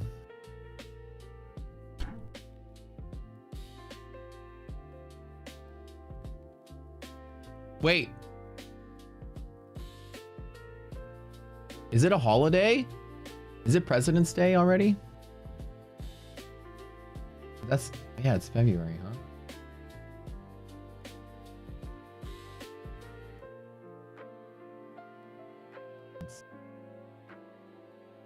Oh, no, like the stock market is pretty normal. It's a bank holiday only. Is that Monday? That's the 16th. No, that's next weekend. That's not this weekend. Y'all get me confused. Yeah, when y'all start saying it's a holiday, I started second guessing myself. I was like, wait. Super Bowl Sunday, then a holiday? Jackpot.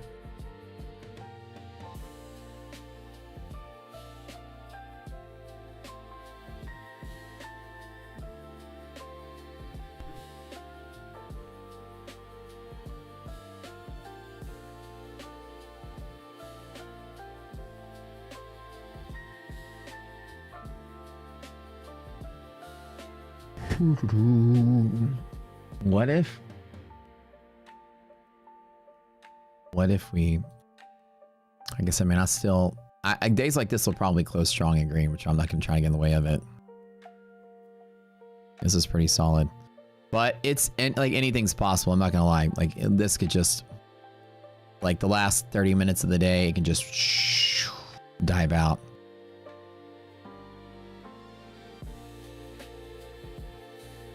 Yeah, the kid I should know. Yeah, exactly.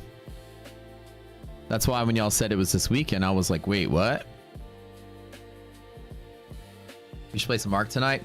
Yo, let's do it. I'm going to a party at maybe like 9 or 10. I'm going to go to dinner and then go to a party. So I should be free until then.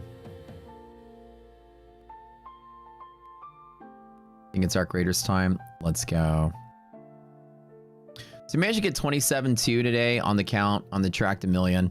I'm back at the 330 mark. This is good because, you know, in December, I was hovering at the 100 area for the first 2 weeks. And I pushed to the 250 and I sat there for a month. And now I'm getting close to the 350. Now it's starting to accelerate, which is good. A bunch of blueprints you can give me. Let's go. I think I have like 80% of my blueprints by now.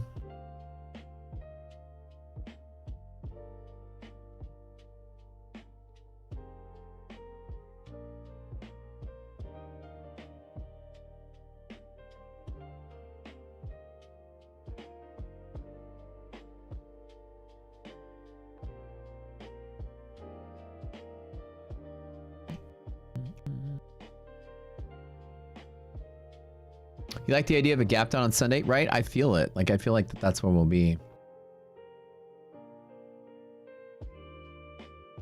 But who knows, right? Who knows what's going to happen? Because anything could happen over the weekend. Trump could say, hey, no more tariffs ever, you know, and then we gap up 1,000 points. Like, I wouldn't be in this environment. I wouldn't be taking gambles to hold over 3 or 4, you know, dead periods where you can't get out. Do you have the snap hook? I do have the snap hook blueprint. Yeah, I have it. That's one of like the first ones I got, actually. Do I stream all day, then gaming, then dinner, then club? How do I find time to whack it? Oh, bro, I'm whacking it like 2 or 3 times while I stream. You just can't see it. I'm so quick with it. I'm very efficient. I do. I have a kid. I do. he's about to turn 8. That the Safekeeper augment. I just got it. I just got it earlier in the week. I got it from the locked room in Bluegate under reinforced reception, inside of the black containers. Yeah, the black graded containers. That.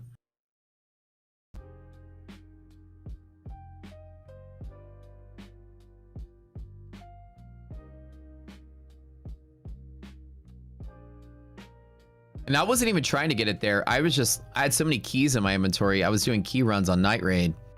So I was like, okay, every Night Raid, I'm like, I need to get rid of these keys. I just collected them. I never finally got rid of them. And I had like 4 keys for that room. And each time I ran, I got an augment or something good in that one room. I told people I got my anvil blueprint in the weirdest place.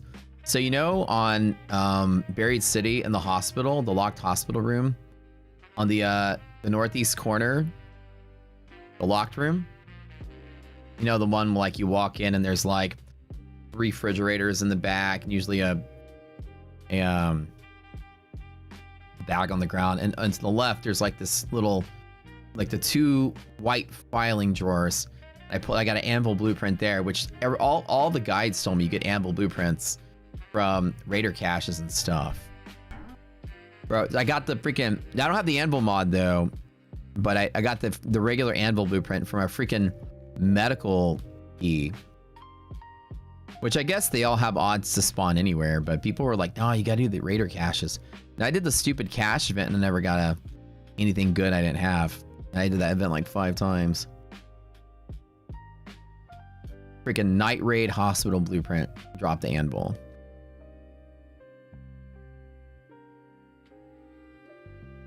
You got your Aphelion blueprint yesterday out of one of the seed boxes in the seed vault? Wait, I didn't think that the seed boxes... I've done seed vault so many times and I never thought anything else dropped but seeds. I do it just to gather seeds, but to buy my my weapon stuff, my weapon parts from the vendors. Springs. I'm always short on springs, so I run it every once in a while just to load up on seeds. So they actually, I guess the Aphelion blueprint spawns on everything, but it wasn't even a night raid. Okay, because technically the Aphelion now, because they took it off of the matriarch, right now it spawns everywhere, I guess. So I guess it counts there. I got my Aphelion blueprint and a Wolfpack blueprint from somebody in Buried City that was running by, and I was like, yo. He goes, hey, are you friendly? I was like, well, I'm friendly if you're friendly. And he goes, you need a Aphelion blueprint? I was like, yeah. He goes, hold on. Just dropped it in my feed. He's like, here you go. Hey, do you have a wolf pack also? I'm like, no. He's like, here you go. And I was like, thanks. Like, that interaction could have gone so different. I could have just like mowed that guy down. I guess I would have got the blueprints either way though. So I was about to literally just like mow this guy down for walking in behind me. I was in the administrative building, the space building, actually, on a night raid Buried City. He was just carrying around with him. Homeboy was like, I just wanted to give it away to somebody. He's like, I brought them in with me just to give them out. I was like, well, how nice of you. Wish you luck, Bash. Oh, you're gonna love it, man. It's addicting. It's fun. The shredders terrify you? Bro, okay. They used to terrify me, so I figured out how to beat them. Shredders are so easy. They're as easy as hornets now once I figure out how to do that. Like the hornet, once you know, don't freak out. Just stand still. Then once the hornet does its thing, just dive out of the way, right? So the shredder, all you have to do is just walk. Keep your stamina up. And the minute it starts to do its little red glow, just line of sight it. And then it explodes and people see it and they run away from it like it's about to axe you to death or something. But essentially just find a pole. Like I'll find like any kind of pole in the room or any kind of thing and just kite it in circle. Yeah, because it shoots like radially around it. So as long as you line of sight it, you won't get hit. So like you can find any like pole or post and just let it come to you. And then once it starts to light up, just line of, because it stands still and then it goes, kapow. And when it stands still, you just gotta line of sight. Super easy. Yeah, you better ask somebody. Do I fight the other raiders often or just fight the clankers? I actually do a mix of both because I'm still grinding out my shit. I'm not doing a lot of PvP because I don't want to go into PvP lobbies. Just still take longer. But I'm at the level where now I'm starting to like, okay, I'm gonna start PvPing more. So, but once you start going to PvP lobbies, then when you go into a night raid, that's you got to go in there and fight people. So you got to basically walk in there with a full kit. Yeah. Go PvP with me. Let's do it, dude. We have a gaming channel in our Discord, so everyone shares their IDs, so we'll all get on. It's a psych experiment on cooperation and game theory. Oh, no. You know when like Arc Raiders came out, it wasn't actually an extraction shooter. It was just like a game where you fought robots and like an open world sort of, you know, like Fallout style game. And then when the developers played it, they thought it was the most boring game ever. And they were like, we spent all this time on this game. This game sucks.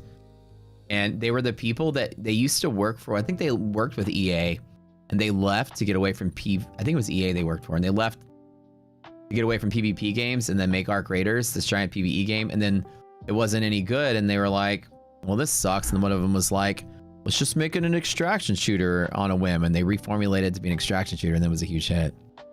The irony was that they were trying to just develop a non-PvP game, but somehow fighting robots with a bunch of people just was so boring to them. And they said like the fun moments were gone in the game. Just doing straight PvE all the time, with open maps and boring and no excitement. You just go in, don't die to the robots, you know, collect stuff. The Arc Raider bots are actually building AI learning models. Dude, let me tell you, the other day I was playing and I was running from like a leaper because I was in the open. I was on the right, the kind of like the southeast side on Blue Gate, you know, the zip line to go down into the maintenance area. Freaking leaper was chasing me. And I was like, whatever, let me just jump. Let me just go down, like, you know, get away from the leaper. Got down to the bottom of the zip line. The leaper jumped into the shaft and was like, and followed me all the way down to the bottom, and I had to fight it there anyways. They're learning, man. They're figuring out.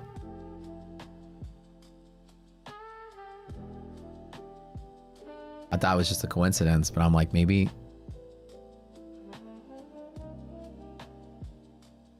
The bombardiers lead their shots. Dude, we both got the shaft exactly. I actually saw a video somebody was doing, like right when the bombardier lines up and it's about to shoot you, you can actually shoot its propeller, its thruster, and knock it off course, and then you can actually deflect the bombs. If you time it just right, you shoot it as it's shooting you, and the bomb just goes over your head. Crazy. What's up? What's up? All right, we have MOC coming up in 9 minutes. Market's pushing slightly higher. Looks like 69.52 is it. Oh, you see me messing on Discord? Hold on, I got you. Hold on, let's see what we got. I need to go. I have like a list that I have to compare to see which blueprints I don't have. Hold on. I need a lot of the guns. That's what I'm missing. I have a lot of that. I don't have some of those guns though. Is that a, not a patina? Is that a, I don't have the volcano. I don't have the, hold on. Let me tell you what I don't have. Yes, I have a spreadsheet. I am missing.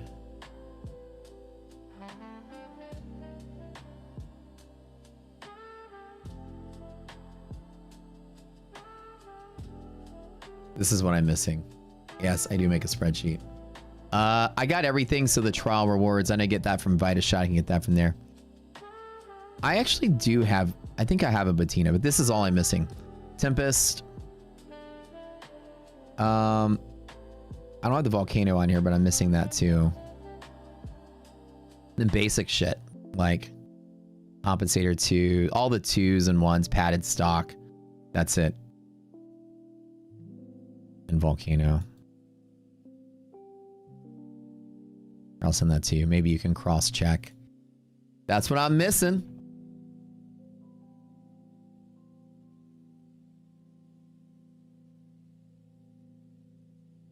And we're off to 160. You guys nailed it. Lover, can I look at my DM? Yeah, sure. I got you. Hold on.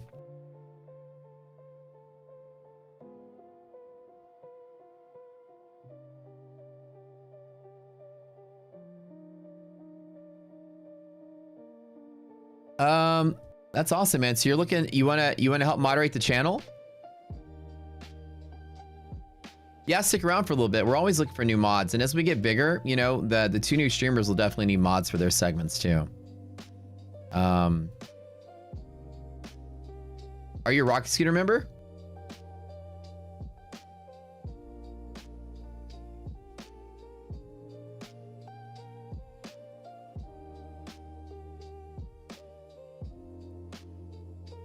Are you a platform user? Want to know if any more news is coming, Simo? Probably not today. Are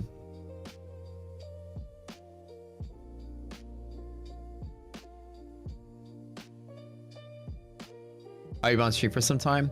Well, one of the things is you have to kind of, being a member is sort of like required because you have community and being ingrained in the community, both here and in the Discord.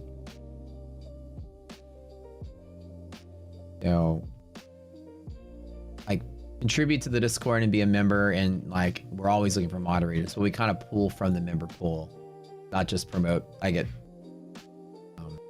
just like promote somebody. It has to be people that understand the community and the culture.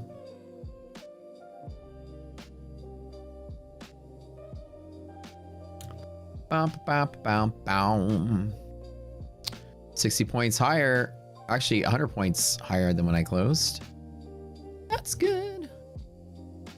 You think we take a quick drop for MOC? Should I just fat finger this one?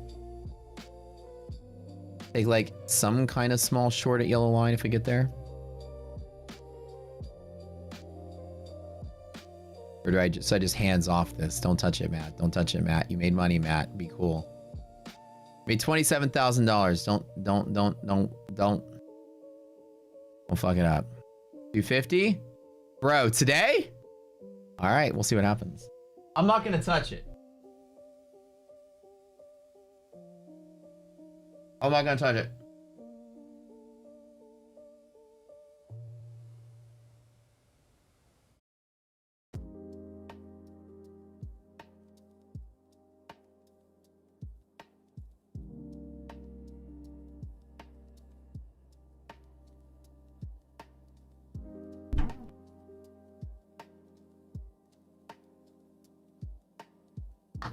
I'm glad I closed exactly here, though.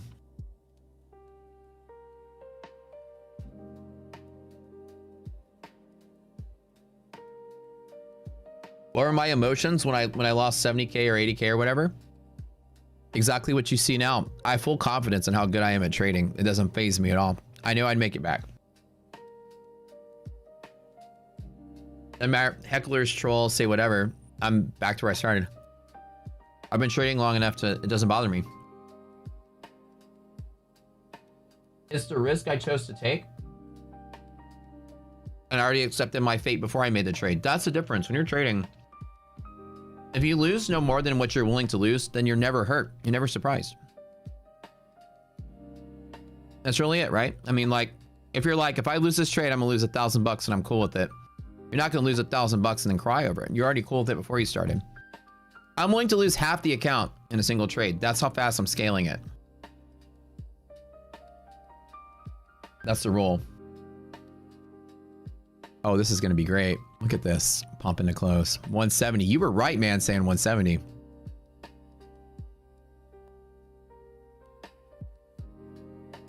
Is it worth just touching? Give me like another stupid candle. Y'all want to bet that MOC drops a little bit?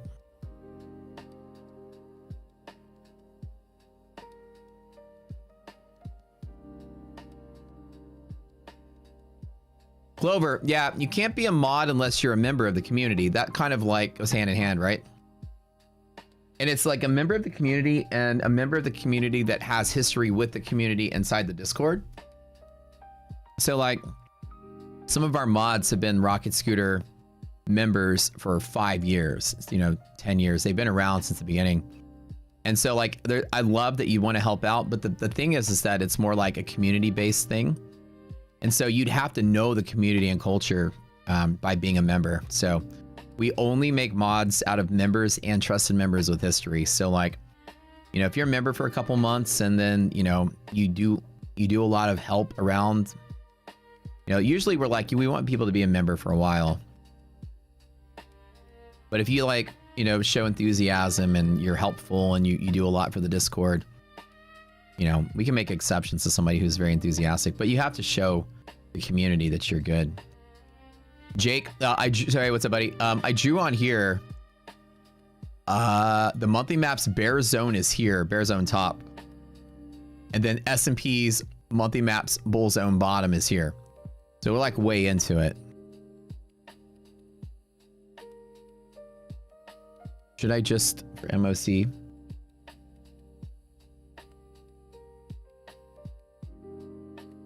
Take a small short for MOC. No way we close at a high here. I think by MOC, we work our way back into here. So you can see the monthly maps, at least for now. It'll be different on Monday, but at least for now, we've pressed into bull territory in S&P, and 6948 is bullish. Going for, we even broke into this pocket, which is the only place that's bearish on the 10th of February. So from there, S&P's pretty much formally rescued, right? In all formal sense here. Let me just attempt one final. And then of course, NASDAQ though, here's the thing. NASDAQ still is in bear zone a little tiny bit for the rest of the week, right? So Monday, Tuesday, Thursday, there's only some promise of bullishness, but we're still sort of like in the hole with NASDAQ. That's the one issue there. I'd love to see that yellow line tap though. If we push another 40 points to MOC, I'm just gonna cry. But I think that like 206, what is like a $3,000 loss on 3, I'm not even gonna cry that hard.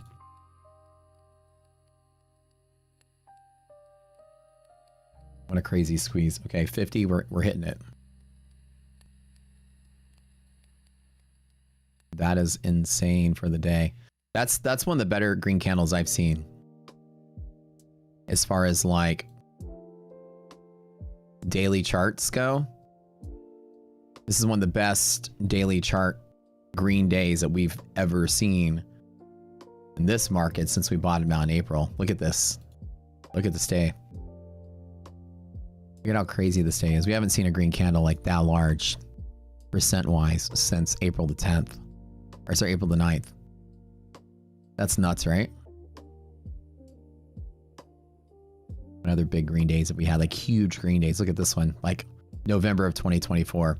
This is like once every year sort of candle. What a day. All right, Brad, let's tap it. I did want to short off a yellow. Look at that, 64 right there. NASDAQ, we are hitting that 200. Look at that. I was right. Look at that. Look how crazy that is. There she is. All right. God, as much as I want to just like push it. He's going to short yellow line. Do I add to it? No. No. I knew it, dude. I drew that today. I drew it today. What a crazy recovery, man. I know it's gonna be down like 3 to 4. I'm gonna push right there. All right, do I?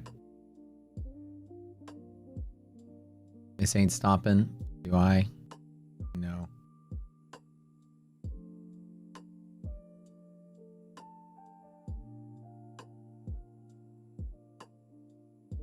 That is an insane close. No, I think after market we just bleed out to 180. Like after market closes, wherever we end up, I think we do this.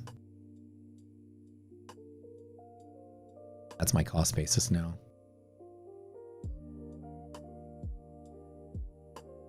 Let's see what the sentiment really is today.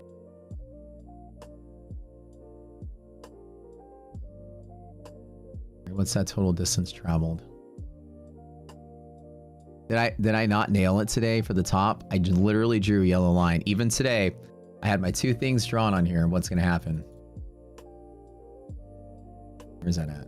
Let's go back. No, it doesn't have it anymore. You guys, my 2 plans, right, were pretty simple. It was like either A, we go to here, or B, we go to here and then pull back. That's what I thought. I don't think we pull back all the way to there, but I think I'll settle with 80 for now. I think like breaking yellow line and continue to trade will be the most ridiculous non-catalytic bull run day. It would be impossible for me to think that we keep going from here because there's no event. This is expiration mechanic, and that is the strong resistance to finish out. We already did the giveaway, man. You missed it. There's that yellow line. You said, fuck it, you're in. Bro, I'm telling you, trading this close to MOC has been painful for me at times. Sometimes I bought like MOC dropped us to MHP, and I bought in the last like 3 minutes of the day, and then it fell like another, and I lost, I believe, like 10 grand one time trying to play at the last hour of the day. So this should be fine. I think that inside of here, the middle, at least the middle of this is the retrace, which is why I put us right close to about 80, a little bit under. But yeah, we're going to close strong probably on this one. If they could turn this break even, I'll be fine. And out yellow for a quick 150. You guys are nuts, man. Trading this late in the day. Like literally 5 minutes left. Fundamentally, I want to be short the market. What's the margin requirement on NASDAQ is 60,000. I could hold 5 contracts over the weekend. Dare me? Y'all dare me? Dare me to short 5 into the weekend? How bearish am I? Trump better not say anything. I don't know, man. 60K is margin requirement, right? I can hold 5. Yeah, don't do it. Yeah, no, I'm not gonna do it. No. Maybe 2 or 3 though. I'm that bearish. Like I have a really strong bear thesis, and I'm not kidding. If crypto continues to sell, I'll be happy to walk into a gap down situation. All right, so I am gonna probably break even on this as we're falling close to 80, maybe. Hopefully we bleed out some of this. Maybe we close down here, but I don't think we fall below 150.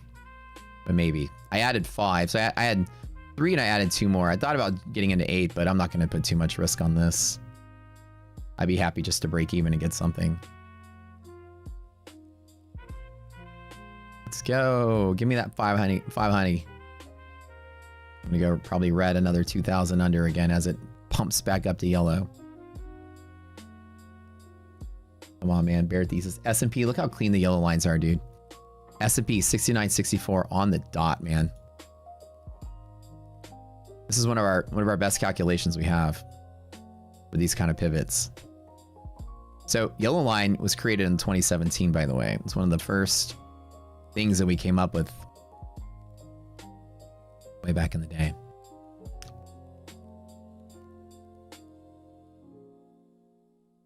Watch, green candle to there. Watch. It's gonna fake out. Gonna fake me out. Gonna fake me out. Green candle to here. Maybe I'll add to it.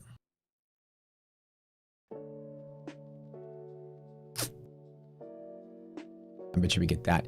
I bet you we get this like quick fucking flush. Just close at 180. Let's see if I'm right. Even from here, it's 60 points a drop. It's possible. It's literally possible as you get close to expiration. Then a 150. That'd just be $3,000. I'm only playing with a little bit. I'm barely touching it. The lines are fired. He's so good, man. Like finding out like where. Well, I tell you guys, when you want to short in a bear market, wait for whatever you want. You're gonna get it. And I drew this all day. Like we would get up to here. That's the place. The rule of bear markets is whatever you want, you're gonna get. Just wait for it. Like wait for it. It's volatile. It's gonna move. Sparks. Yeah, all of my pivots are based off of. Most of them are based off of options. Other of them are based off of other principles. But mostly these volume pivots. The yellow line is based off of futures. It's something called margin buffer limit. But everything else, hedge pressure, bull zone, is based off of options. Yeah, it's gamma exposure levels.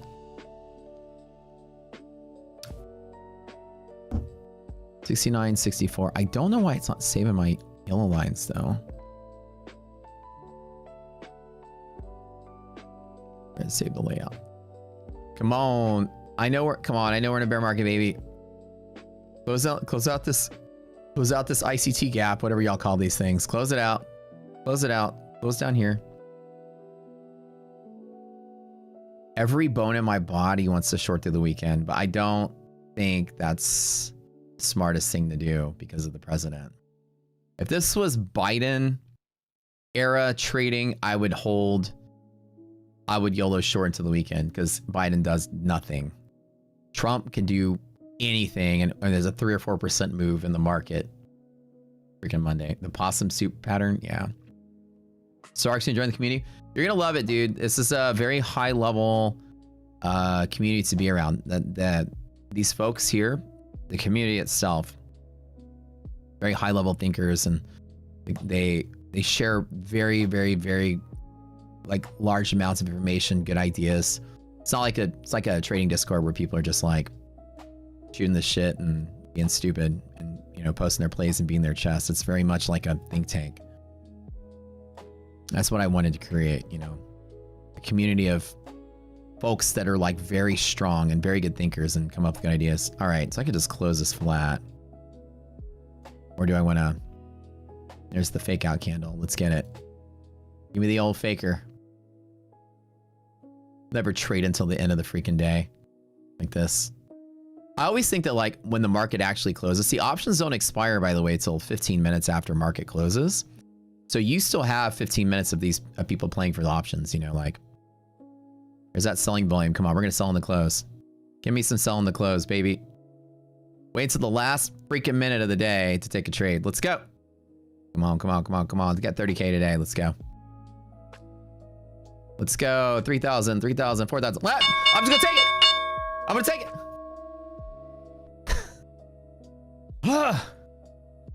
Is this the 1 minute time frame? Yeah, so we don't trade with time frames here. We just use volume pivots, and they're the same on every time frame. Did you not literally say it? Bro, you said it all day. I watched you say it. Yeah, so the pivots are the same despite the time frame because we don't do price action or candle action analysis. We do volume levels. So these pivots are high volume pivots that are predictable from head start. Like we had these mapped up on the chart all day. And so I'm not using the candles. So I trade a little differently than most people. But that's it. I managed to get that to 30K. I got the props up. Pretty decent day for me today. So thanks for tuning in, guys. It's been great. I'm looking forward to like the new, and like it's gonna keep falling. Told y'all, man. Ain't no bull market here. But you know what? Closing at the close, I'm good. Good deal. Was it 328 on the road to million? That's perfect. Appreciate you guys being here. This was fun. As always, had a great time. It's fun streaming with the boys today. That's cool. I'm looking forward to doing more co-streams with them when I can bring them on more. What is the yellow line? All right, hold on. You're bringing me back. Yellow line is something called the margin buffer limit. It's an exploit. So a lot of our techniques are exploits of CME group protocols. Our group read every single patent and every single publication the CME group has ever put out. And we created trading ideas out of the things they do to control the market. All right, I'm back. This is like the Marvel movie where after the credits, you get something special. I just like the scene in Deadpool where he's eating cereal, you know, at the end of the movie. Okay. Maybe a little tutorial real quick.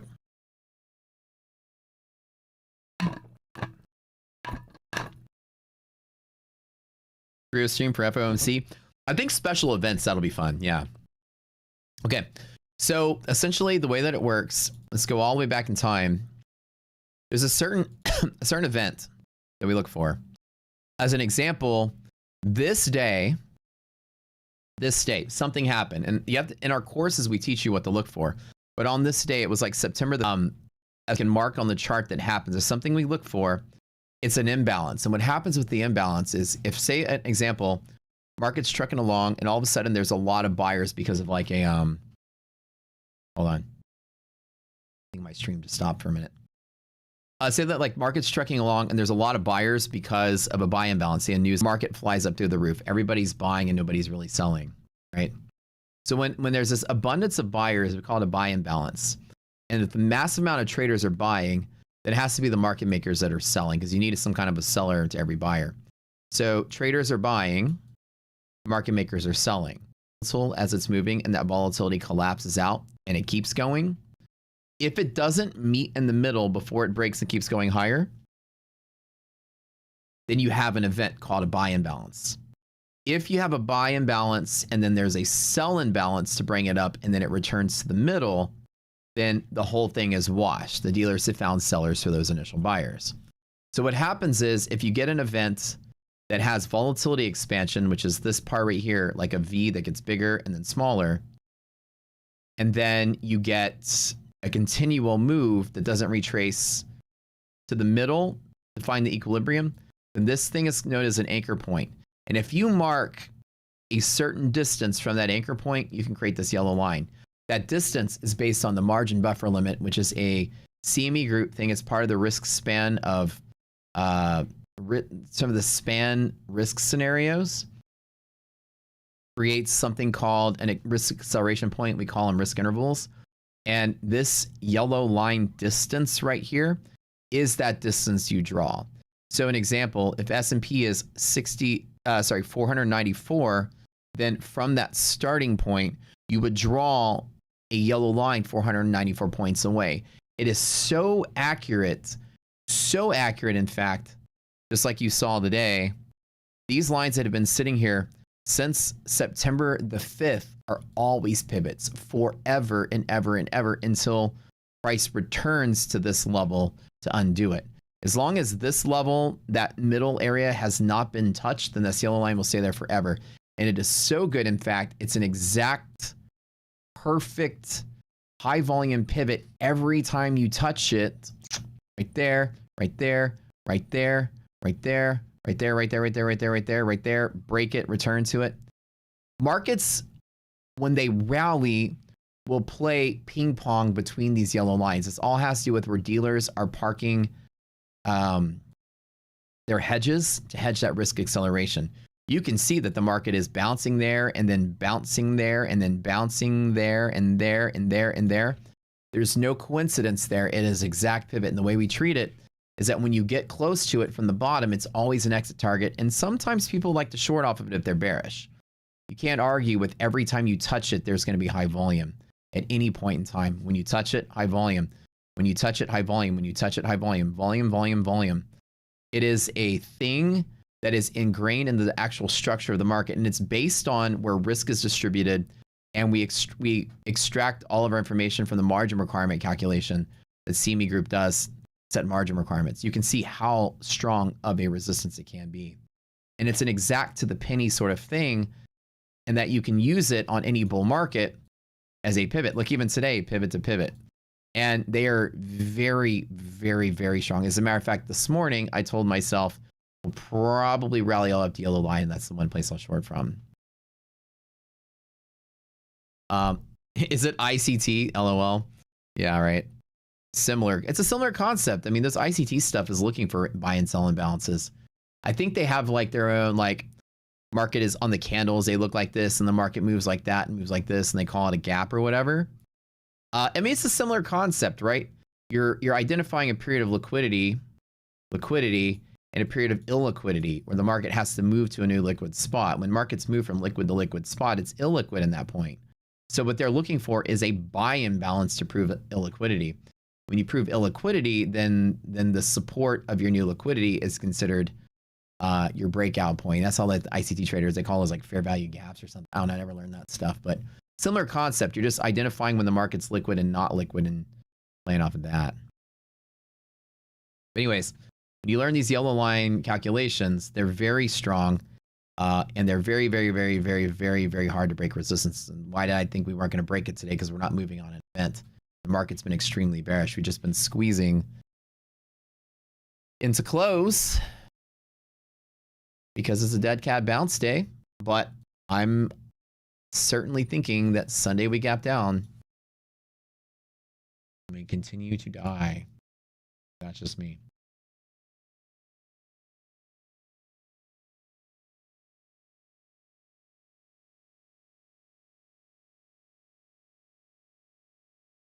We'll see y'all on Monday.